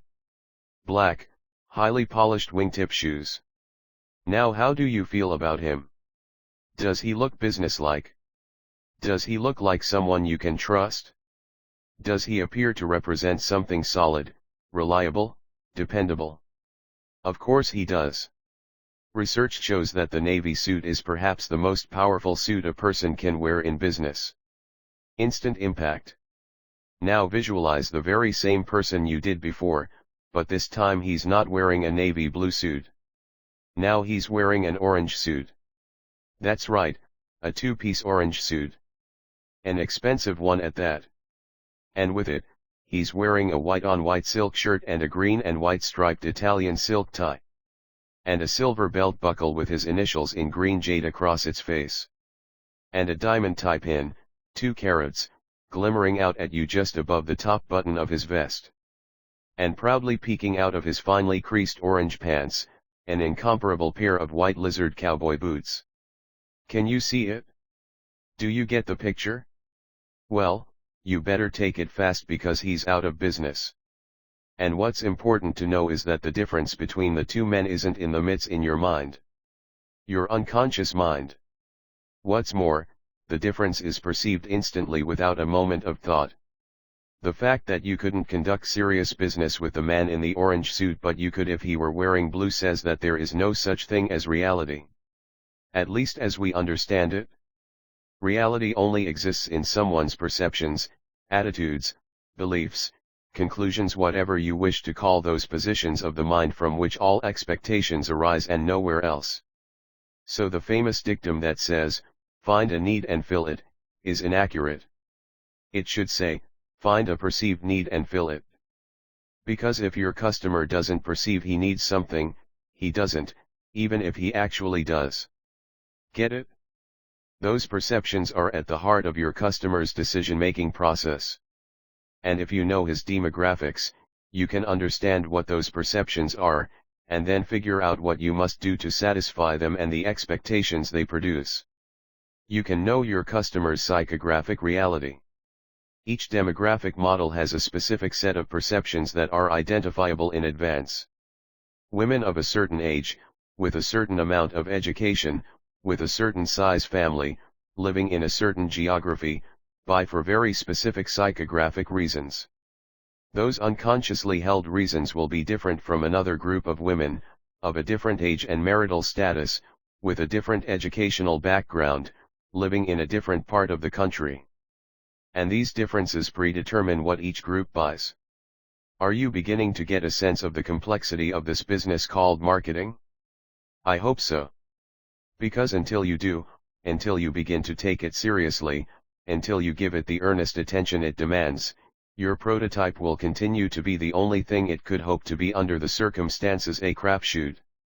At Gerber Business Development Corporation, we have created tools for our small business clients to begin the often arduous task of making demographic and psychographic determinations, and how to position their prototype in the mind of their consumer. The impact has been astonishing. Small businesses that acted like small businesses when we met them began to operate with intelligence. Their customers came vividly alive to them, often for the very first time. Inquiry, the active solicitation of specific information, and controlled experimentation replaced the guessing, blind hope, and feverish busy work that preceded them. Innovation, quantification, and orchestration became the driving forces behind their efforts. The fact is, any small business can do it. And every small business must. If mature businesses, such as IBM, McDonald's, Federal Express, and Disney, take such things seriously, then how can you not do the same? Your business is far more fragile than a big business. So if anything, you must take marketing more seriously than a big business does. And time is running out. We have entered the unforgiving age. An age in which countless small businesses will either accept the challenge of an information-glutted society or be destroyed by it. An age in which your customer is deluged by so many products and promises that he becomes swamped in confusion and indecision. The challenge of our age is to learn our customer's language. And then to speak that language clearly and well so that your voice can be heard above the din. Because if your customer doesn't hear you, he'll pass you by. No doubt you feel frustrated as you read this. You must be asking yourself, how do I do it? How do I determine my customer's demographics, his psychographics? What colors to use? What shapes? What words? But if you're asking those questions, you're well on your way. For the purpose of this book is not to answer those questions but to raise them. Not how to do it but what needs to be done. Unless you understand what needs to be done, unless you understand the essential importance of marketing to your prototype, unless you understand that your customer is far less rational in his convictions and expectations than you had ever imagined, unless you understand that your prototype is your product, all the how to do it in the world won't make a bit of difference to you. But we're not finished yet. We have one more step to take in your business development program. Your systems strategy, the glue that holds your prototype together. I know you don't want to talk about how to do it, Sarah said, squinting her eyes for mock emphasis, but if you want to leave this table alive, you're going to have to give me more than that. How do I determine the demographics and psychographics of my most important customer, she implored me. Well, I began, let's start where you are. What we already know about your business is that it's attracting someone to it. That the picture you have in your mind about the all-about pies you wish to create isn't that foreign from the one you've created. That while you didn't clearly formulate the ideas at the beginning of your business, we now know that your inner entrepreneur was busy all the same. That the caring you wish to express in the all-about pies of the future was in you all the time. It's expressed today in the delicious quality of your pies, the beauty of your shop, and, I might add, the lovely, albeit frazzled, state of your being. She snorted quietly in response, and I went on. So, I believe it's safe for us to assume that the people coming in your door today are unconsciously expressing their preference for the caring you have so eloquently shared with me. They're buying it even now? The first question you must ask, then, is, who are they? Who are my customers, specifically? What is their demographic profile? How do you answer that question? You ask them. You ask each and every one of them, by having them complete a questionnaire in return for a free pie. The free pie is the price you pay for that information. The answers you get will prove to be a bonanza. But, while you're at it, you might as well get the psychographic data you need, as well as the geographic data you need. How do you do that? You find out on your questionnaire what colors they prefer, what shapes, what words. You find out the brands of perfume they buy, automobiles, clothes, jewelry, food. You match those brands to the ads and commercials that sell them, and you discover by becoming interested in what messages are being sent to your customers by other companies who are successfully selling to them what messages you might send to those customers, who are demographically and psychographically the same as your existing central demographic model, to intentionally come in your door. How do you find them, those people you have not yet met? You buy a list of those who fit your central demographic model in what you've now determined to be your trading zone. What's your trading zone? It's the geographic perimeter within which your current customers mainly live. You take their addresses from your questionnaire, identify them on a map, draw a line around them, and that's your first pass trading zone. You then buy a list of demographically correct people living in that area. Is that enough? How to do it for now? I ask Sarah with mock impatience. Will that keep you busy for a while? Because if it is, I'd like to go back to the what to do for a minute. There's a lot more to it than meets the eye. This marketing thing isn't nearly as complicated as I might have made it seem, I continued. But it's important that you take it seriously. Because it most often is regarded by small business owners as merely good common sense. And I have seen more often than not that the only definition of good common sense is my opinion. That most small business owners, suffering as they do from what I've come to call willful disinformation, simply decide what they want to do without any information at all, without any interest in what's true, and then simply do it. Stationery designed by the local quick printer with a logo thrown in. Colors picked by their wives. Signs designed by the local sign guy whose experience is in painting signs, not in determining what colors and shapes are psychographically correct. In short, Sarah, while you don't have to go over the scientific deep end, you do have to be sensitive to the science of the marketing art. You have to be interested in it. In fact, you have to be interested in everything your business needs. You have to become a student of the art of business and the science of business. And that's the what to do part of all this. Do you realize how much marketing money is spent by companies like McDonald's, Federal Express, Disney, and Walmart to get it just right? Do you realize how much time and attention companies like PepsiCo and American Express spend to get their brands just right? And how easy it is to miss the mark? And what it costs them if they do? In a small business you simply can't afford to spend the money they do.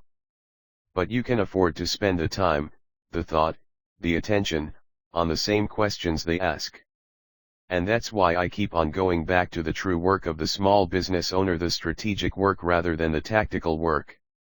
Because if you're doing tactical work all the time, if you're working all the time devoting all your energy in your business, you won't have any time or energy left to ask, let alone answer, all of the absolutely critical questions you need to ask. You'll simply have no time or energy left to work on it. The owner of the business must start out by asking marketing questions. The COO must continue to ask marketing questions. The VP/marketing is absolutely accountable for asking marketing questions. In fact, there isn't a function or position within the company that is free of asking marketing questions. If by marketing we mean, what must our business be in the mind of our customers in order for them to choose us over everyone else? And so, seen from the appropriate perspective, the entire business process by which your company does what it does is a marketing process. It starts with the promise you make to attract them to your door. It continues with the sale you make once they get there. And it ends with the delivery of the promise before they leave your door. In some companies that process is called lead generation, lead conversion, client fulfillment. In your business, Sarah, it's called marketing, sales, and operations. But whatever you call it, it is the essential key process that runs through every business. And it is how well integrated that process is, how totally and completely connected each part of the process appears in relation to the rest of the process, that will determine how successful you are at getting them to come back for more. And it is getting them to come back for more that is the primary aim of every business. Because what McDonald's knows, and what Federal Express knows, and what Disney knows, indeed, what every extraordinary business knows, is that the customer you've got is one hell of a lot less expensive to sell to than the customer you don't have yet. And that's why the business process of lead generation, lead conversion, and client fulfillment is so critical to the growth of your business. And that's what marketing is. The whole process. Not just a part of it but the entire thing. And it never stops. And so, while the VP/marketing and the VP/operations and the VP/finance each have their own specific accountabilities, they share one common purpose: to make a promise their customer wants to hear, and to deliver on that promise better than anyone else on the block. And the place where they join each other is at the position of coup. The coup is the driver of all this. The coup connects each part of the business process. The coup maintains the integrity of the whole by acting as the arbiter of the strategic objective he is accountable for fulfilling, of the rules of the game he is accountable for maintaining, of the game the business has chosen to play. And it is there, at that point in the middle, where hierarchy and process meet. It is there, at that point in the middle, that your business comes together.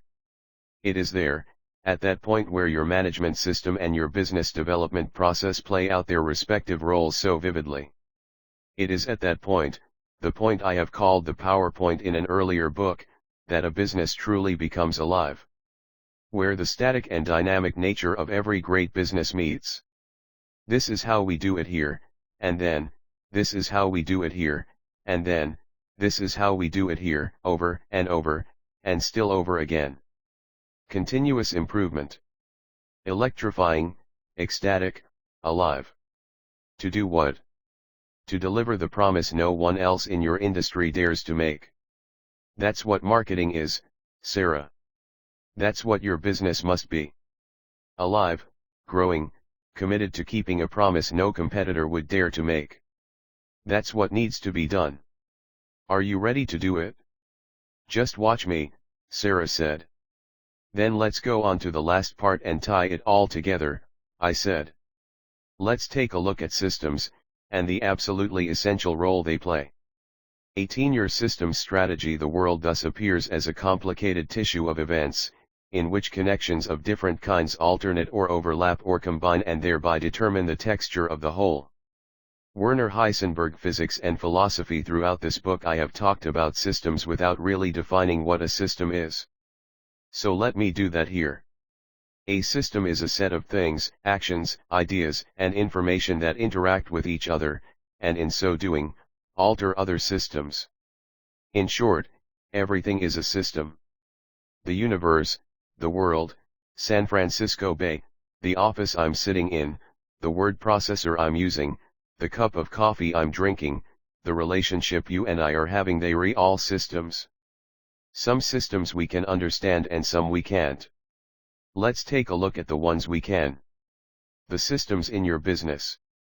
3 kinds of systems. There are 3 kinds of systems in your business: hard systems, soft systems, and information systems. Hard systems are inanimate, unliving things. My computer is a hard system, as are the colors in this office's reception area. Soft systems are either animate living or ideas. You are a soft system, so is the script for Hamlet. Information systems are those that provide us with information about the interaction between the other two.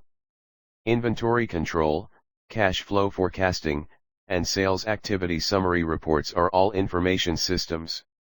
The innovation, quantification, orchestration, and integration of these 3 kinds of systems in your business is what your business development program is all about.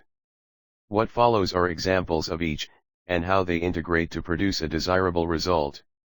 Hard systems. At eMyth Worldwide, we used to use whiteboards extensively in seminars, internal meetings, and conferences with clients and prospective clients.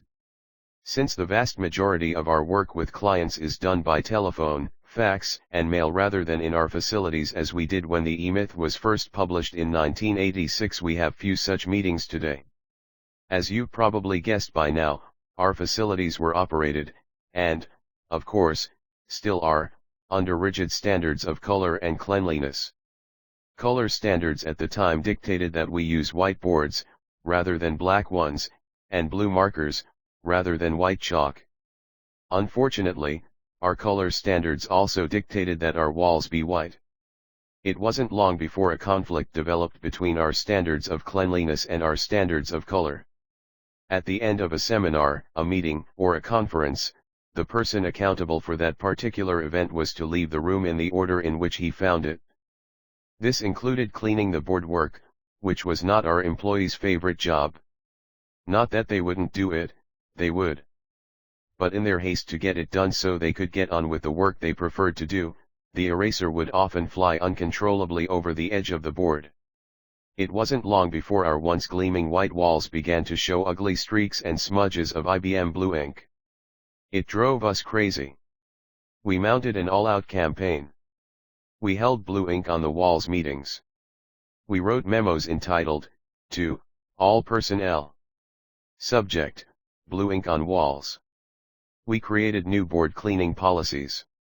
We created cleaning teams. We created wall tours. We created board spot checks. We installed signs above every board saying, "Be careful." But no matter what we did, no matter how hard we tried, no matter what we said to our normally meticulous people, blue ink got on the walls. Our only apparent recourse was to paint the walls white over and over again or go back to blackboards and white chalk. Neither was acceptable. And that's how our Prevent a Smudge system was born. We had one standard that insisted on impeccably clean walls and another standard that made the first one seemingly impossible to uphold: white boards, white walls, blue ink.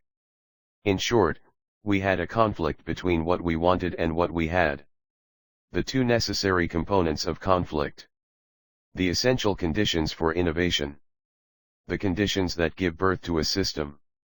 But a third component was needed to translate the conflict we were experiencing into remedial action: will. We were determined to lick the problem, and would not rest until we had. Will applied to any conflict creates energy. Conflict without will creates frustration. An engine turning, but going nowhere. Conflict with will creates resolution, a movement beyond the dilemma. Voila! The E-Myth Worldwide Prevent a Smudge system. It was so obvious. So simple. We installed a clear lucite collar around each board. Extending 4 inches out from each edge of the board, the lucite collar literally stopped the blue ink carnage in its tracks. In one fell swoop, the walls were clean. Our people were delighted, our clients amazed. The constant painting, memo writing, sign creating, team invading, policy polluting activities that had pervaded our organization for more than 3 weeks were history. And all because of a 4-inch lucite collar. A hard system for producing a human and totally integrated result. A system solution to a typically people-intensive problem. Without anyone having to pay attention to it. Leaving me free to write this book, or anything else I cared to do. After all, that's the purpose of a system, to free you to do the things you want to do. Soft systems, things need to be sold. And it's usually people who have to sell them. Everyone in business has heard the old saw, 80% of our sales are produced by 20% of our people. Unfortunately, few seem to know what the 20% are doing that the 80% aren't. Well, let me tell you. The 20% are using a system, and the 80% aren't. A selling system is a soft system. And I've seen such systems produce 100% to 500% increases in sales in almost no time. What is a selling system? It's a fully orchestrated interaction between you and your customer that follows 6 primary steps. 1. Identification of the specific benchmarks or consumer decision points in your selling process. 2. The literal scripting of the words that will get you to each one successfully, yes, written down like the script for a play. 3. The creation of the various materials to be used with each script. 4. The memorization of each benchmark's script. 5. The delivery of each script by your salespeople in identical fashion. 6. Leaving your people to communicate more effectively, by articulating, watching, listening, hearing, acknowledging, understanding, and engaging each and every prospect as fully as he needs to be. At E-Myth Worldwide, we call it the PowerPoint selling system. A career development company we worked with put it in the hands of people with no experience, and revenues increased 300% in 1 year. An advertising agency put it in the hands of people with no experience in either selling or advertising, and revenues increased 500% in 2 years. A health spa put it in the hands of people with no experience, and revenues increased 40% in 2 months. If you put it to work in your company, it will do the same for you, no matter what kind of business you're in. The PowerPoint selling system is composed of two parts, structure and substance. Structure is what you do. Substance is how you do it. The structure of the system is all of the predetermined elements of the process, and includes exactly what you say, the materials you use when you say it, and what you wear. The substance of the system is what you the salesperson bring to the process, and includes how you say it, how you use it when you say it, and how you are when you say it. Structure and substance merge in the selling process to produce a far more extraordinary result than any single salesperson could if left to his own devices. Let's look more specifically at the most important component of the PowerPoint selling system, what you say. Or what we call at eMyth Worldwide, the PowerPoint selling process. The PowerPoint selling process. The PowerPoint selling process is actually a series of scripts defining the entire interaction between the salesperson and the customer. These scripts, or benchmarks, are 1. The appointment presentation, 2. The needs analysis presentation, 3. The solutions presentation. The appointment presentation. Most salespeople fail at the outset of the selling process because they don't realize the purpose of an appointment presentation. Most believe that the purpose of an appointment presentation is to qualify the customer and ascertain whether or not he is a viable prospect. It's not. The purpose of an appointment presentation is one thing and one thing only, to make an appointment. The appointment presentation moves the prospect from where he is to the second benchmark in the process, the needs analysis presentation. It is a series of words, delivered on the telephone or in person, that engage the prospect's unconscious, remember, by speaking primarily about the product you have to sell rather than the commodity. For example, "Hi, Mr. Jackson. I'm Johnny Jones with Walter Mitty Company. Have you seen the remarkable new things that are being done to control money these days?" What new things? Well, that's exactly why I called. May I have a moment of your time? The product? Financial control. Control is the key. The presentation tells Mr. Jackson that there are things going on in the world, remarkable new things that he doesn't know about.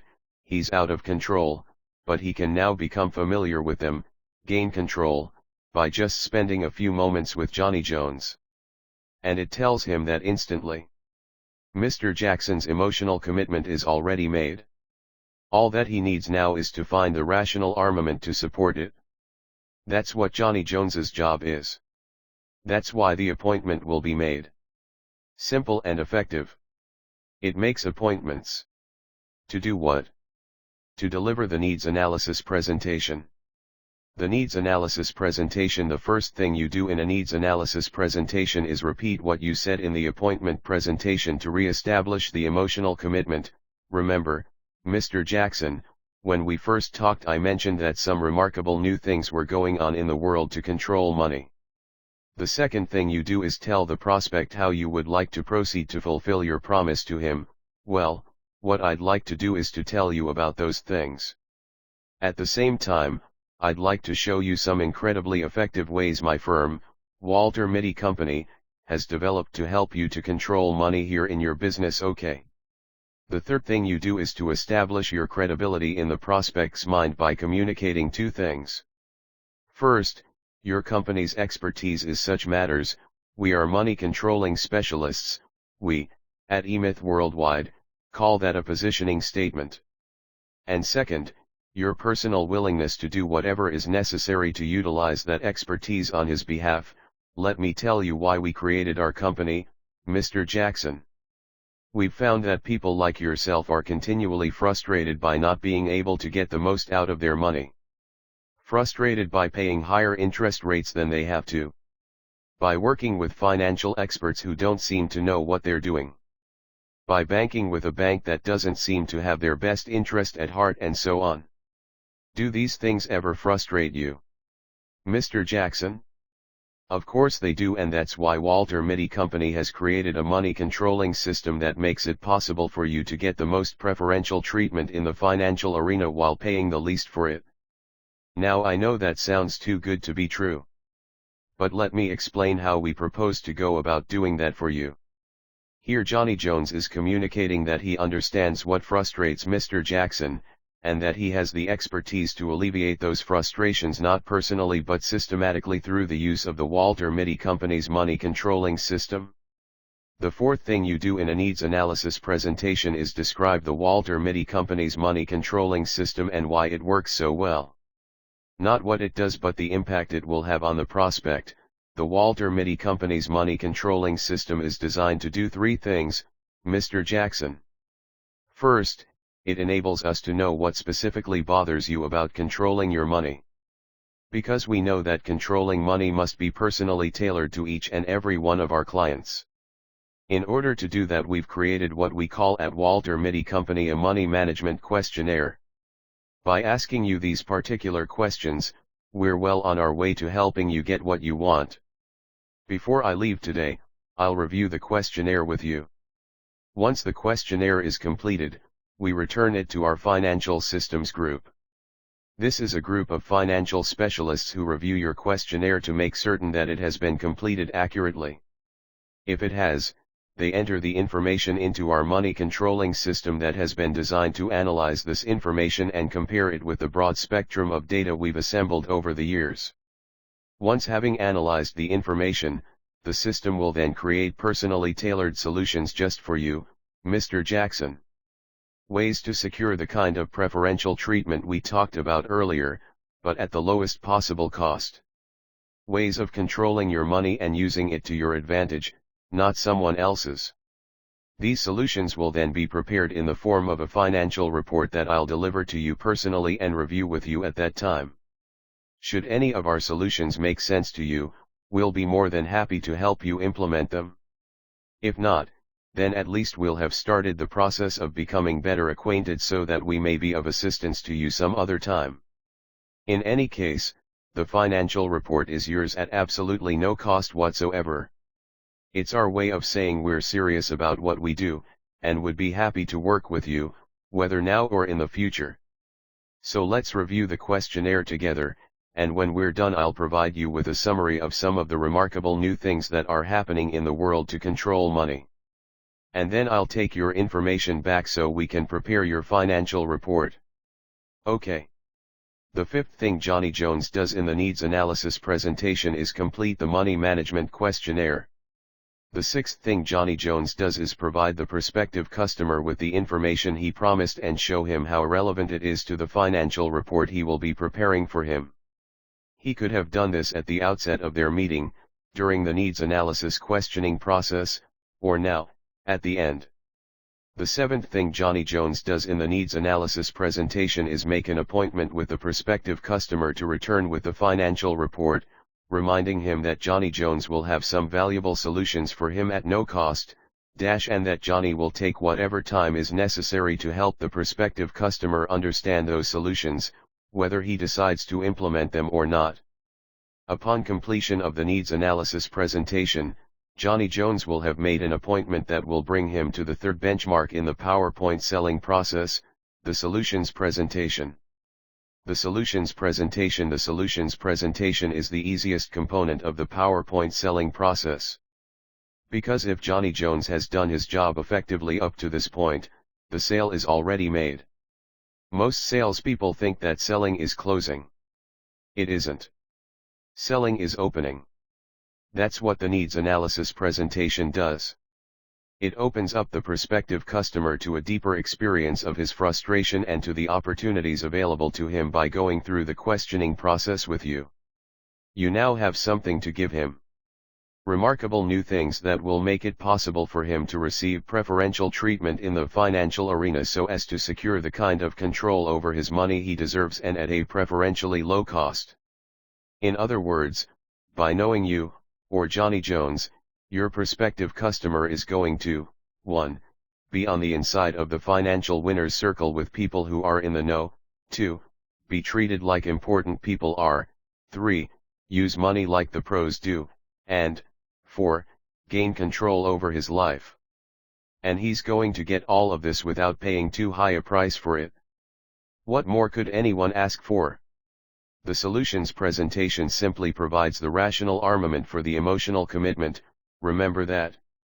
Here Johnny Jones brings the prospect up to date by reviewing everything he said and did during the needs analysis presentation.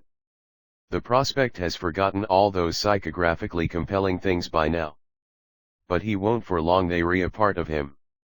Then Johnny Jones reviews in great, patient, and earnest detail every last word, comma, and number in his prospective customer's financial report. He asks questions to make certain that the prospect feels that this is his financial report, not Walter Mitty Company's. And when Johnny Jones is done, when he's reviewed all of the components of the financial report prepared just for his prospect, Mr. Jackson, he asks him this question: of the options we've suggested here, Mr. Jackson, which do you feel would best serve you right now? And then waits for the answer. Because the next person who speaks is going to make a purchase. If that's Johnny Jones, he's going to buy a no sale. And that's all, except for writing up the sale.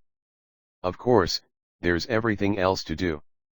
What happens when the prospect says this? What happens when the prospect asks me that?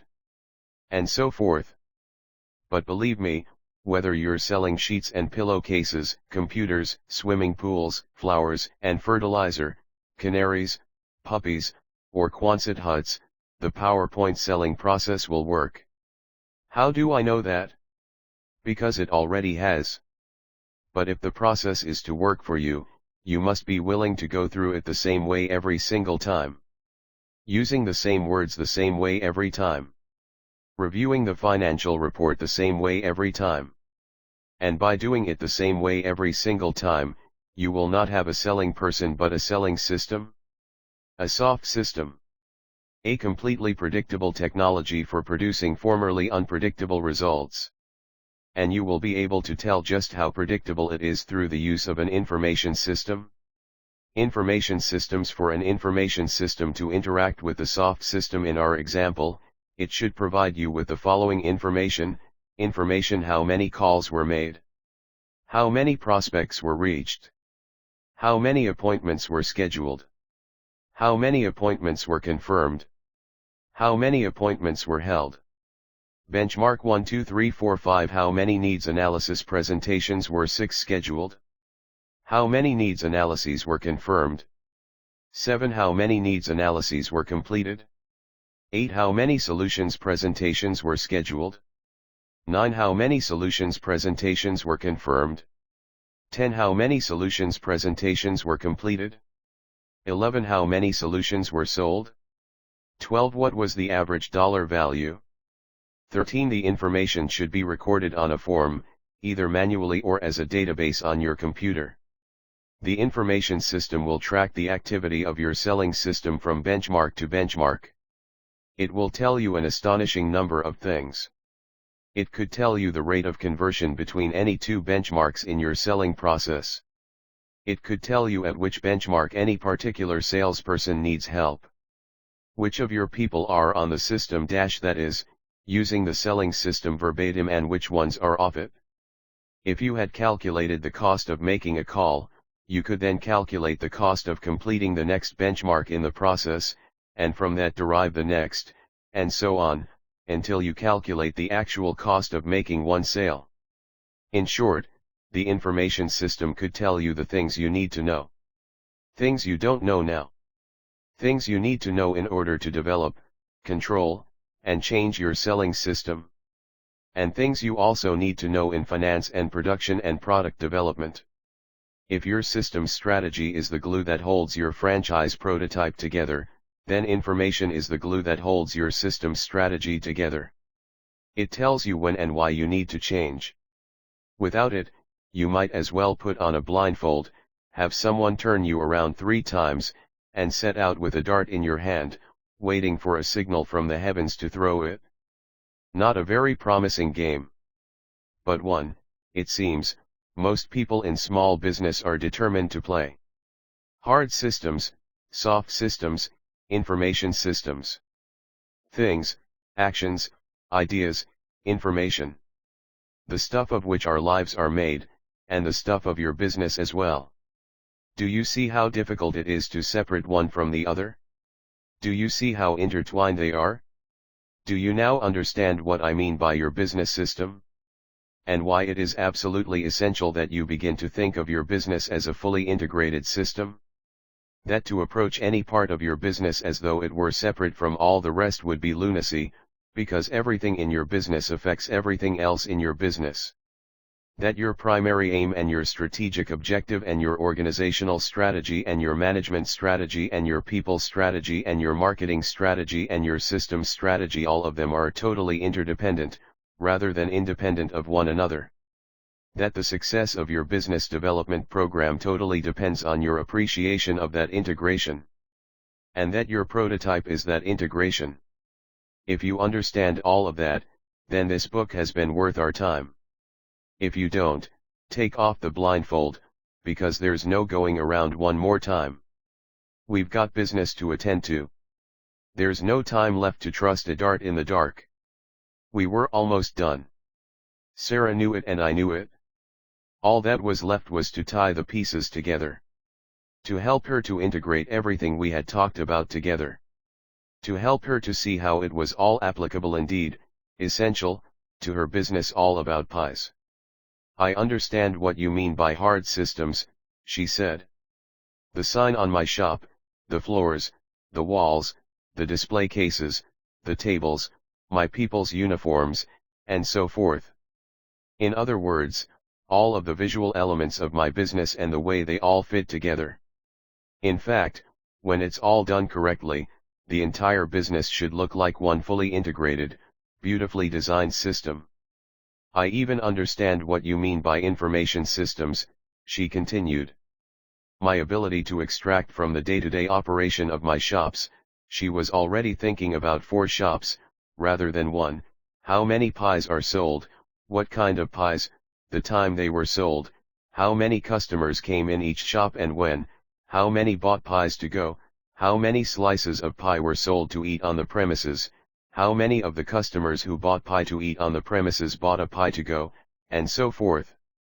And I can imagine a good deal more than that I would like to know now that I've begun to think about it. What I don't fully understand is the soft systems part. Can you tell me a little bit more about that? I can't possibly imagine my people using, what did you call it? The PowerPoint selling system. I suspect you do without realizing it, I said. Remember what I talked about early on when we were discussing innovation? Hi, have you been in here before, as opposed to hi, can I help you? Well, what's your version of that? Remember when we talked about the game worth playing and the recruitment process the manager used at the hotel? What about the script he used when he told the story about the boss's game? What's your version of that? And remember when we talked about the hotel's checklists, and then went on to describe the management system that defined them? What's your version of that? In fact, I continued, every written or verbal communication with anyone who comes into contact with your business is a soft system. What so few of us understand is the power of those words when they are totally integrated. That your recruitment script, and your shop's name, and the training you conduct in your school, and the words in your customer brochures, and your ads, everything you say, must work together just as the visual components of your shop must work together, to make one powerfully effective message. That you are all about pies, and that there is no one, absolutely no one else like you. There is no one else telling the same story. There is no one else using these same words in exactly the same way as you are. And that these words represent the idea behind all about pies.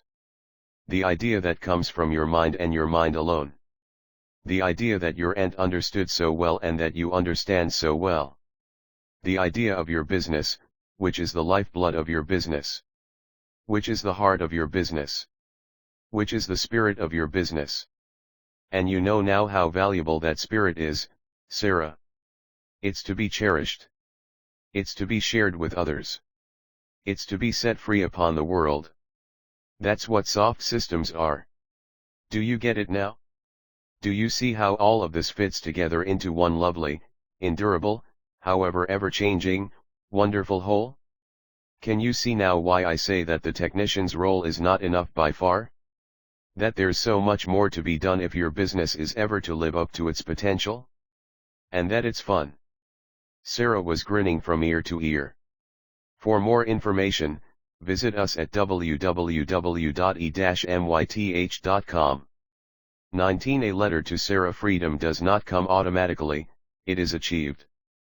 And it is not gained in a single bound, it must be achieved each day. Rollo May. Man's search for himself. Dear Sarah, it has been said that there are no accidents in the universe, and so I might consider it to be providential that on this very day that I'm writing this letter to you, I have just finished reading, for the third time, Rollo May's remarkable book, Man's Search for Himself. What a lesson that book holds for all of us in business who would believe that today's hot subjects of core values, meaning, purpose, and empowerment are advanced thinking when, in fact, Rollo May spoke more eloquently about those very same subjects in 1953. For that matter, who among us today in business recalls May's Age of Anxiety, or Camus, or Dostoevsky, or Kierkegaard, or Kafka, or Orwell, or T.S. Eliot in The Hollow Men, or David Reisman in The Lonely Crowd? To them, however, the question was not one of success in business but of life and death. If we had such a yearning for values in 1953 when May's book was first published, and we have such a yearning for values today, what has happened to us in the interim? The Cold War? A trip to the moon? Korea? The Vietnam War? Cambodia? The sexual revolution? The feminist revolution? The civil rights explosion? The psychological revolution? The New Age Manifesto and the coming millennium?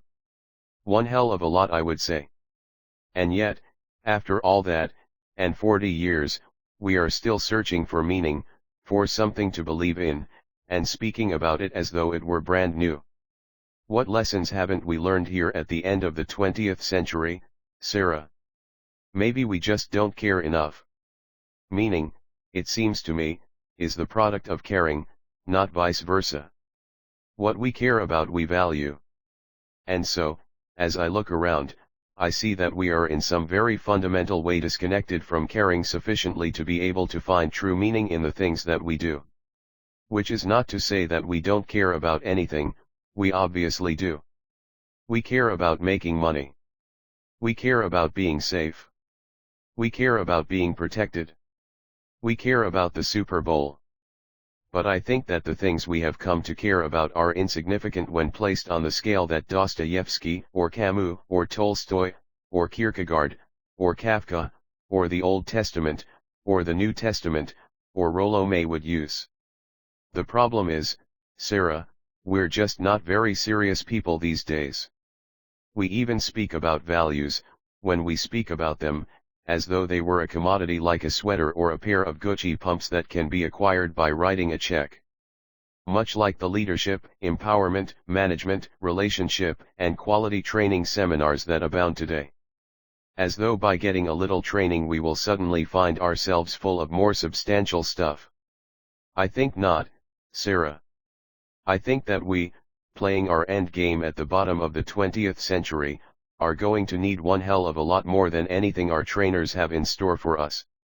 I think we need a shock, a self-administered shock, so jolting, so outrageous, so unsympathetic to our little wants, that we'll either be blown off the planet we've each shaped for ourselves, our personal little spaces, when we least expect it, or we will burn to a crisp right there on the spot, never to be heard from again. And therein lies the problem, Sarah, and, of course, the opportunity. How does one come to the point in his or her life when he or she is not only ready but eager and willing, however terrifying the prospect might be, to self-execute such a leap of faith without any guarantees that it will do any good? That, dear Sarah, is where I believe we left each other not too long ago, at a crossroads, where I stood and watched you walk off on your newly discovered path, thinking to myself that I knew where you were going and what you would discover there, and, at the same time, realizing I knew nothing of the sort. That the path you had chosen reached both forward in time and back to your childhood and the spirit you had thought you lost. But what I know to be true from my own life experience is that you will not truly rediscover your spirit in the past but will discover it is waiting for you in the future on the path you have now chosen. Your spirit isn't behind you, it is way ahead of you, it has already made its choice. All that needed to happen was for you to make yours, and you were together again. Pretty metaphysical for a hard-headed guy like me, perhaps, but while I can't prove it, I know without a shadow of a doubt that it is true. I know, because the very same thing has happened to me, time and time again, when I was open to it. I know that my spirit is waiting out there in front of me on one of any number of 1,000 paths, and that it's up to me to choose that one path on which my spirit waits, and to step out on it brightly, without hesitation, to pursue the I, which is the greatest one I can possibly be. To be spiritful, that is, spiritual. That is to be in touch with my soul. And there, in our spirit, Sarah, is where meaning lies. There, in what your aunt called caring.